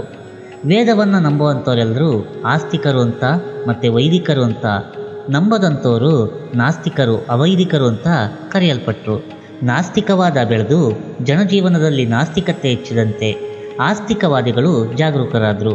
ಬುದ್ಧಿಯ ಬಲದಿಂದ ಪ್ರತ್ಯಕ್ಷ ಅನುಮಾವಾದಿ ಪ್ರಮಾಣಗಳ ಮೂಲಕ ವೇದ ಮತ್ತು ಉಪನಿಷತ್ತುಗಳ ವಿಚಾರಧಾರೆಯನ್ನು ಪುಷ್ಟೀಕರಿಸಿದರು. ಕೊನೆಗೆ ನಾಸ್ತಿಕ ದರ್ಶನವೆಲ್ಲವೂ ನಿರಾಧಾರ, ಹಾಗೆ ನಿಷ್ಪ್ರಯೋಜಕವಾದದ್ದು ಅನ್ನೋಷ್ಟು ಮಟ್ಟಿಗೆ ಆಸ್ತಿಕ ದರ್ಶನದೋರ್ವಾದ ಬೆಳೆದು ಸಮರ್ಥವಾಗಿ ಪ್ರತಿಪಾದನೆಯನ್ನು ಮಾಡಿ ನಾಸ್ತಿಕವಾದದ ಬಲ ಕುಂದಿತು. ಹೀಗೆ ಉಟ್ಕೊಂಡಂಥ ದರ್ಶನಗಳು ಒಟ್ಟು 9 ಇದ್ವು. ಮೊದಲೇ ಹೇಳಿದಂತೆ ಅವುಗಳಲ್ಲಿ ನಾಸ್ತಿಕ ದರ್ಶನಗಳು 3 ಮತ್ತು ಆಸ್ತಿಕ ದರ್ಶನಗಳು 6 ಆಗಿರ್ತವೆ. ನಾಸ್ತಿಕ ದರ್ಶನ ಅಂದರೆ ದೇವರನ್ನು ನಂಬದವರು ಅಂತ ಪೂರ್ತಿಯಾಗಿ ಹೇಳೋದಕ್ಕೆ ಸಾಧ್ಯ ಇಲ್ಲ. ವೇದಗಳನ್ನು ಪ್ರಮಾಣ ಅಂತ ನಂಬದಂಥವರೇ ನಾಸ್ತಿಕರು ಅಂತ ಹೇಳ್ತಾರೆ. ವೇದಗಳನ್ನು ಪ್ರಮಾಣ ಅಂತ ನಂಬುವಂಥವರು ಆಸ್ತಿಕರಾಗಿರ್ತಾರೆ. ನಾಸ್ತಿಕರು ಅಂತಂದರೆ ಸಾಮಾನ್ಯವಾಗಿ 3 ಅರ್ಥಗಳ ದೃಷ್ಟಿಯಿಂದ ಉಪಯೋಗಿಸುವಂಥ ವಾಡಿಕೆ ವ್ಯವಹಾರದಲ್ಲಿರುತ್ತೆ. ಅವು ಯಾವ್ಯಾವುದು ಅಂತಂದರೆ, ದೇವರಲ್ಲಿ ನಂಬಿಕೆ ಇಲ್ಲದಂಥವ್ರು, ಎರಡನೇದು ವೇದಗಳನ್ನು ಪ್ರಮಾಣ ಅಂತ ಒಪ್ಪದೇ ಇರುವಂಥವ್ರು, ಮೂರನೇದಾಗಿ ಮರಣೋತ್ತರಗತಿ, ಜೀವನ, ಜನ್ಮಾಂತರಗಳನ್ನು ಒಪ್ಪದಂಥವ್ರು. ಇವುಗಳಿಗೆ ವಿರೋಧವಾದಂಥ ಅಭಿಪ್ರಾಯ ಉಳ್ಳಂಥವರೇ ಆಸ್ತಿಕರು. ನಾಸ್ತಿಕ ದರ್ಶನಗಳು ಅಂತಂದರೆ ವೇದವನ್ನು ಪ್ರಮಾಣವಾಗಿ ಒಪ್ಪದೆ ದರ್ಶನ ಅಂತ ಪರಿಗಣಿಸೋದು ಮತ್ತು ತದಕ್ಕನುಸಾರವಾಗಿ ಚಾರ್ವಕ, ಬೌದ್ಧ, ಜೈನ ದರ್ಶನಗಳನ್ನು ಅವೈದಿಕ ದರ್ಶನಗಳು ಅಂತ, ಸಾಂಖ್ಯ, ನ್ಯಾಯ ಇನ್ನೂ ಮುಂತಾದಂಥ ಷಡ್ದರ್ಶನಗಳನ್ನು ವೈದಿಕ ದರ್ಶನಗಳು ಅಂತ ಹೇಳ್ತಾರೆ. ದರ್ಶನಗಳಲ್ಲಿ ಬುದ್ಧಿಬಲದ ಪ್ರಯೋಗ ಇದ್ದು ತರ್ಕಬದ್ಧವಾದಂಥ ವಿಚಾರಗಳು ಕೂಡ ಪ್ರತಿಪಾದಿತ ಆಗಿರುತ್ತೆ. ದರ್ಶನಗಳಲ್ಲಿ ಬುದ್ಧಿಬಲದ ಪ್ರಯೋಗ ಇದ್ದು ತರ್ಕಬದ್ಧವಾದಂಥ ವಿಚಾರಗಳು ಪ್ರತಿಪಾದಿತ ಆಗಿರುತ್ತೆ. ದರ್ಶನಗಳೆಲ್ಲವನ್ನ ಕೂಡ ಸರಿಯಾಗಿ ಪರಿಶೀಲನೆ ಮಾಡಿದ್ರೆ ಚಾರ್ವಕದಿಂದ ವೇದಾಂತ ದರ್ಶನದ ತನಕ ಇರುವಂಥ ದರ್ಶನಗಳು ಒಂದೇ ಸತ್ಯವನ್ನು ನೋಡೋದೇ ಆಗಿದ್ದು, ಅವುಗಳ ಒಳಗೆ ಅಂತರವು ಕಂಡಂಥ ಸತ್ಯಕ್ಕೂ ಅನುಭವಿಸಿದಂಥ ಸಿದ್ಧಾಂತಕ್ಕೂ ಮಾತ್ರ ಇದ್ದು, ಚಾರ್ವಕದಲ್ಲಿ ಆರಂಭವಾದಂಥ ಸತ್ಯಾನ್ವೇಷಣೆ ವೇದಾಂತ ದರ್ಶನದಲ್ಲಿ ಪರಿಪೂರ್ಣತೆಯನ್ನು ಪಡೆದಿದೆ ಅನ್ನೋದು ಆಳವಾಗಿ ವಿಚಾರ ಮಾಡಿದಾಗ ಸ್ಪಷ್ಟ ಆಗುತ್ತೆ. ಇನ್ನು ಅವೈದಿಕ ದರ್ಶನಗಳು ಇವು 3 ಇರ್ತವೆ. ಮೊದಲನೇದು ಚಾರ್ವಕ, ಎರಡನೇದು ಬೌದ್ಧ, ಮೂರನೇದು ಜೈನ. ವೈದಿಕ ದರ್ಶನಗಳು ನ್ಯಾಯ, ವೈಶೇಷಿಕ, ಸಾಂಖ್ಯ, ಯೋಗ, ಮೀಮಾಂಸೆ ಅಂದರೆ ಪೂರ್ವ ಮೀಮಾಂಸೆ, ಆರನೆಯದಾಗಿ ವೇದಾಂತ, ಇದನ್ನು ಉತ್ತರ ಮೀಮಾಂಸೆ ಅಂತ ಕರಿತೀವಿ. ಇವು ವೈದಿಕ ದರ್ಶನಗಳಾಗಿರ್ತವೆ. ಚಾರ್ವಾಕ ದರ್ಶನ, ಈ ದರ್ಶನವನ್ನು ಪ್ರತಿಪಾದನೆ ಮಾಡಿದವರು ಚಾರ್ವಾಕ ಮಹರ್ಷಿಗಳು ಅಂತ ವಿದ್ವಾಂಸರಲ್ಲಿ ಹೆಚ್ಚಿನವರ ನಂಬಿಕೆ ಇದ್ದರೆ ಅವರು ಸ್ಥಾಪನೆ ಮಾಡಲೇ ಇಲ್ಲ, ಬೃಹಸ್ಪತಿ ಆಚಾರ್ಯರು ಸ್ಥಾಪನೆ ಮಾಡಿದ್ರು ಅನ್ನುವಂಥ ಅಭಿಪ್ರಾಯ ಕೂಡ ಇದೆ. ಚಾರ್ವಾಕ ಮತದ ಮೂಲ ಗ್ರಂಥಗಳು ಇವತ್ತಿನವರೆಗೂ ಸರಿಯಾಗಿ ಸಿಗ್ತಾ ಇಲ್ಲ. ಹಾಗಾಗಿ ಈ ಮತದ ಸ್ಥಾಪಕರ ಹೆಸರನ್ನು ನಿಶ್ಚಯವಾಗಿ ಹೇಳೋದು ಸಾಧ್ಯವಿಲ್ಲ. ಚಾರ್ವಾಕ ಅನ್ನುವಂಥ ಶಬ್ದ ಈ ದರ್ಶನದ ತತ್ವಗಳಿಂದಾಗಿ ಹುಟ್ಟಿ ಅದಕ್ಕೆ ಈ ಹೆಸರೇ ದೃಢ ಆಯಿತು ಅಂತ ಹೇಳ್ತಾರೆ. ಚಾರ್ವಾಕ ಅನ್ನುವಂಥ ಶಬ್ದದ ಅರ್ಥ ಏನು ಅಂತಂದರೆ, ಚಾರ್ವ ಅಂದರೆ ತಿನ್ನು ಅಥವಾ ಚಪ್ಪರಿಸು ಅಂತ ಆಗಿರುತ್ತೆ. ಚಾರ್ವಾಕ ಅಂತಂದರೆ ತಿಂದು ಚಪ್ಪರಿಸಿ ಆನಂದದಿಂದ ಇರುವಂಥವನು ಅಂತ ಅರ್ಥ ಬರುತ್ತೆ. ಇನ್ನೊಂದು ರೀತಿಯಲ್ಲಿ ಈ ಶಬ್ದದ ಅರ್ಥ ವಿವರಣೆ ಇದ್ದು ಅದರಂತೆ ಹೀಗೆ ಅರ್ಥ ಬರುತ್ತೆ. ಚಾರು ಅಂದರೆ ಚಂದವಾದ ಅಥವಾ ರುಚಿಯಾದ, ವಾಕ್ ಅಂದರೆ ಮಾತು. ಚಾರ್ವಾಕನ ಮತತತ್ವಗಳು ಬಹಳ ರುಚಿಯಾದಂಥ ಮಾತುಗಳಿಂದ ಕೂಡಿರುತ್ತೆ. ಆದ್ದರಿಂದ ಈ ಮತವನ್ನು ಚಾರ್ವಾಕ ದರ್ಶನ ಅಂತ ಕರೀತಾರೆ. ಪ್ರತ್ಯಕ್ಷ ಪ್ರಮಾಣವೊಂದನ್ನು ಮಾತ್ರವೇ ಅಂಗೀಕರಿಸಿರೋದು ಚಾರ್ವಾಕ ದರ್ಶನದ ವೈಶಿಷ್ಟ್ಯ ಆಗಿರುತ್ತೆ. ಚಾರ್ವಾಕ ಅಂತಂದರೆ ಭೌತವಾದಿಗಳು ಅಂತ ಹೇಳ್ತಾರೆ. ಲೋಕಾಯತರು ಅಂತ ಇನ್ನೊಂದು ಹೆಸರು ಕೂಡ ಈ ಪಂಗಡದವರಿಗೆ ಇದೆ. ಪ್ರತ್ಯಕ್ಷವಾಗಿ ಪಂಚೇಂದ್ರಿಯಗಳ ಮೂಲಕ ಅನುಭವ ಗೋಚರವಾಗೋದೇ ಸತ್ಯ. ಅನುಮಾನ ಮತ್ತು ಆಗಮ ಪ್ರಮಾಣಗಳೆಲ್ಲ ಸತ್ಯ ಅಲ್ಲದಂಥದ್ದು ಅಂತ ಕೆಲವೊಮ್ಮೆ ಅವು ನಮ್ಮನ್ನು ತಪ್ಪು ಹಾದಿಯಲ್ಲಿ ಕರೆದೊಯ್ತವೆ ಅಂತ ಹೇಳೋದೇ ಚಾರ್ವಕ ದರ್ಶನದ ಮೂಲತತ್ವ ಆಗಿರುತ್ತೆ. ವ್ಯವಹಾರದಲ್ಲಿ ನಾನು ಕೃಶನಾಗಿದ್ದೇನೆ, ನಾನು ದೃಢವಾಗಿದ್ದೇನೆ ಅಂತ ಹೇಳಬೇಕಾದ್ರೆ ನಾವು ಶರೀರದೊಡನೆ ಸಹಯೋಗವುಳ್ಳವರಾಗಿದ್ದೇವೆ ಅಂತ ಸಿದ್ಧ ಆಗುತ್ತೆ. ಆತ್ಮವು ಶರೀರದಿಂದ ಬೇರೆಯಾಗಿದೆ, ಆತ್ಮ ಅಮರ, ಶರೀರ ನಶ್ವರ ಅನ್ನೋದು ನ್ಯಾಯಸಮ್ಮತವಲ್ಲ ಅಂತ ಚಾರ್ವಾಕ ಮತ ವಾದಿಸುತ್ತೆ. ಮರಣದೊಂದಿಗೆ ಮಾನವನ ಬಾಳು ಮುಕ್ತಾಯವಾಗುತ್ತೆ. ಪುನರ್ಜನ್ಮ ಅಂತ ಅನ್ನೋದು ಅರ್ಥಶೂನ್ಯವಾದ ಕಲ್ಪಿತ ವಿಚಾರಧಾರೆ. ದೇವರು ಇಲ್ಲ, ದೇವರು ಪಂಚೇಂದ್ರಿಯಗಳಿಗೆ ಗೋಚರನಲ್ಲ, ಹಾಗಾಗಿ ಅವನು ಪ್ರತ್ಯಕ್ಷನಲ್ಲ. ಆದ್ದರಿಂದ ದೇವರಿದ್ದಾನೆ ಅನ್ನೋದು ಬರೀ ಭ್ರಮೆ. ಹೀಗೆ ಮರಣದ ನಂತರ ಜೀವನಕ್ಕೆಂದು ದೇವರ ಆಶೀರ್ವಾದ ಅನುಗ್ರಹ ಸಂಪಾದನೆಗೆ ಪೂಜೆ ಮತ್ತು ಧ್ಯಾನ ಯಜ್ಞ ಯಾಗಾದಿಗಳೆಲ್ಲ ಮಾಡೋದು ಕೇವಲ ಮೂಢತನ. ಜೀವನದ ಪರಮಗುರಿಯೇ ಸುಖ ಸಂಪಾದನೆ. ಹಾಗೆ ಅತ್ಯಂತ ಹೆಚ್ಚಿನ ಪ್ರಮಾಣದಲ್ಲಿ ಸುಖದ ಅನುಭವವನ್ನು ಬದುಕಿನ ಅವಧಿಯಲ್ಲಿ ಅನುಭವಿಸೋದಾಗಿರುತ್ತೆ. ಕಷ್ಟ ಇದೆ ಅಂತ ಆಗಲಿ ಅಥವಾ ಕಷ್ಟ ಆಗುತ್ತೆ ಅಂತ ಆಗಲಿ ಸುಖ ಪಡೋದನ್ನ ಬಿಡಬಾರ್ದು. ದನಕರುಗಳು ಬಂದು ಬೆಳೆನ ನಾಶ ಮಾಡ್ತವೆ ಅಂತ ಬೆಳೆ ಬೆಳೆಸೋದನ್ನು ನಿಲ್ಲಿಸೋದು ಎಷ್ಟು ಅವಿವೇಕವೋ, ಹಾಗೆಯೇ ಕಷ್ಟ ಆಗುತ್ತೆ ಅಂತ ಸುಖವನ್ನು ಅನುಭವಿಸದೇ ಇರೋದು ಅಷ್ಟೇ ಅವಿವೇಕ. ಈ ಜೀವನದಲ್ಲಿ ಎಷ್ಟು ಸಾಧ್ಯವೋ ಅಷ್ಟು ಸುಖವನ್ನು ಪಡಿತಾ ಇರಬೇಕು. ಕಷ್ಟಗಳನ್ನು ತಪ್ಪಿಸ್ಕೊಳ್ತಾ ಪುನರ್ಜನ್ಮ, ದೇವರು, ಧರ್ಮ ಇನ್ನೂ ಮುಂತಾದಂಥವುಗಳನ್ನ ನಮ್ಮದೇ ಬಾಳನ್ನು ಸಾಗಿಸ್ಬೇಕು. ಅರ್ಥ ಮತ್ತು ಕಾಮಗಳು ಮಾತ್ರ ಜೀವನದ ನಿಜವಾದಂಥ ಪುರುಷಾರ್ಥಗಳು. ಇದೇ ಚಾರ್ವಾಕ ಮತದ ಸಾರಾಂಶ ಆಗಿರುತ್ತೆ. ಚಾರ್ವಾಕ ಮತದ ತತ್ವಸಾರವನ್ನು ಸಾರುವಂಥ ಪ್ರಸಿದ್ಧವಾದಂಥ ಸಿದ್ಧಾಂತ ನುಡಿಕಟ್ಟು: ಜೀವಿಸಿರುವವರೆಗೂ ಸುಖದಿಂದ ಜೀವಿಸಬೇಕು, ಸಾಲ ಮಾಡಿಯಾದರೂ ತುಪ್ಪವನ್ನು ಕುಡಿದು ಸುಖ ಪಡಬೇಕು. ದೇಹಾವಸಾನವಾಗಿ ಬೂದಿಯಾದಂತಹ ದೇಹ ಮತ್ತೆಲ್ಲಾದರೂ ಹುಟ್ಟು ಬರುತ್ತಾ?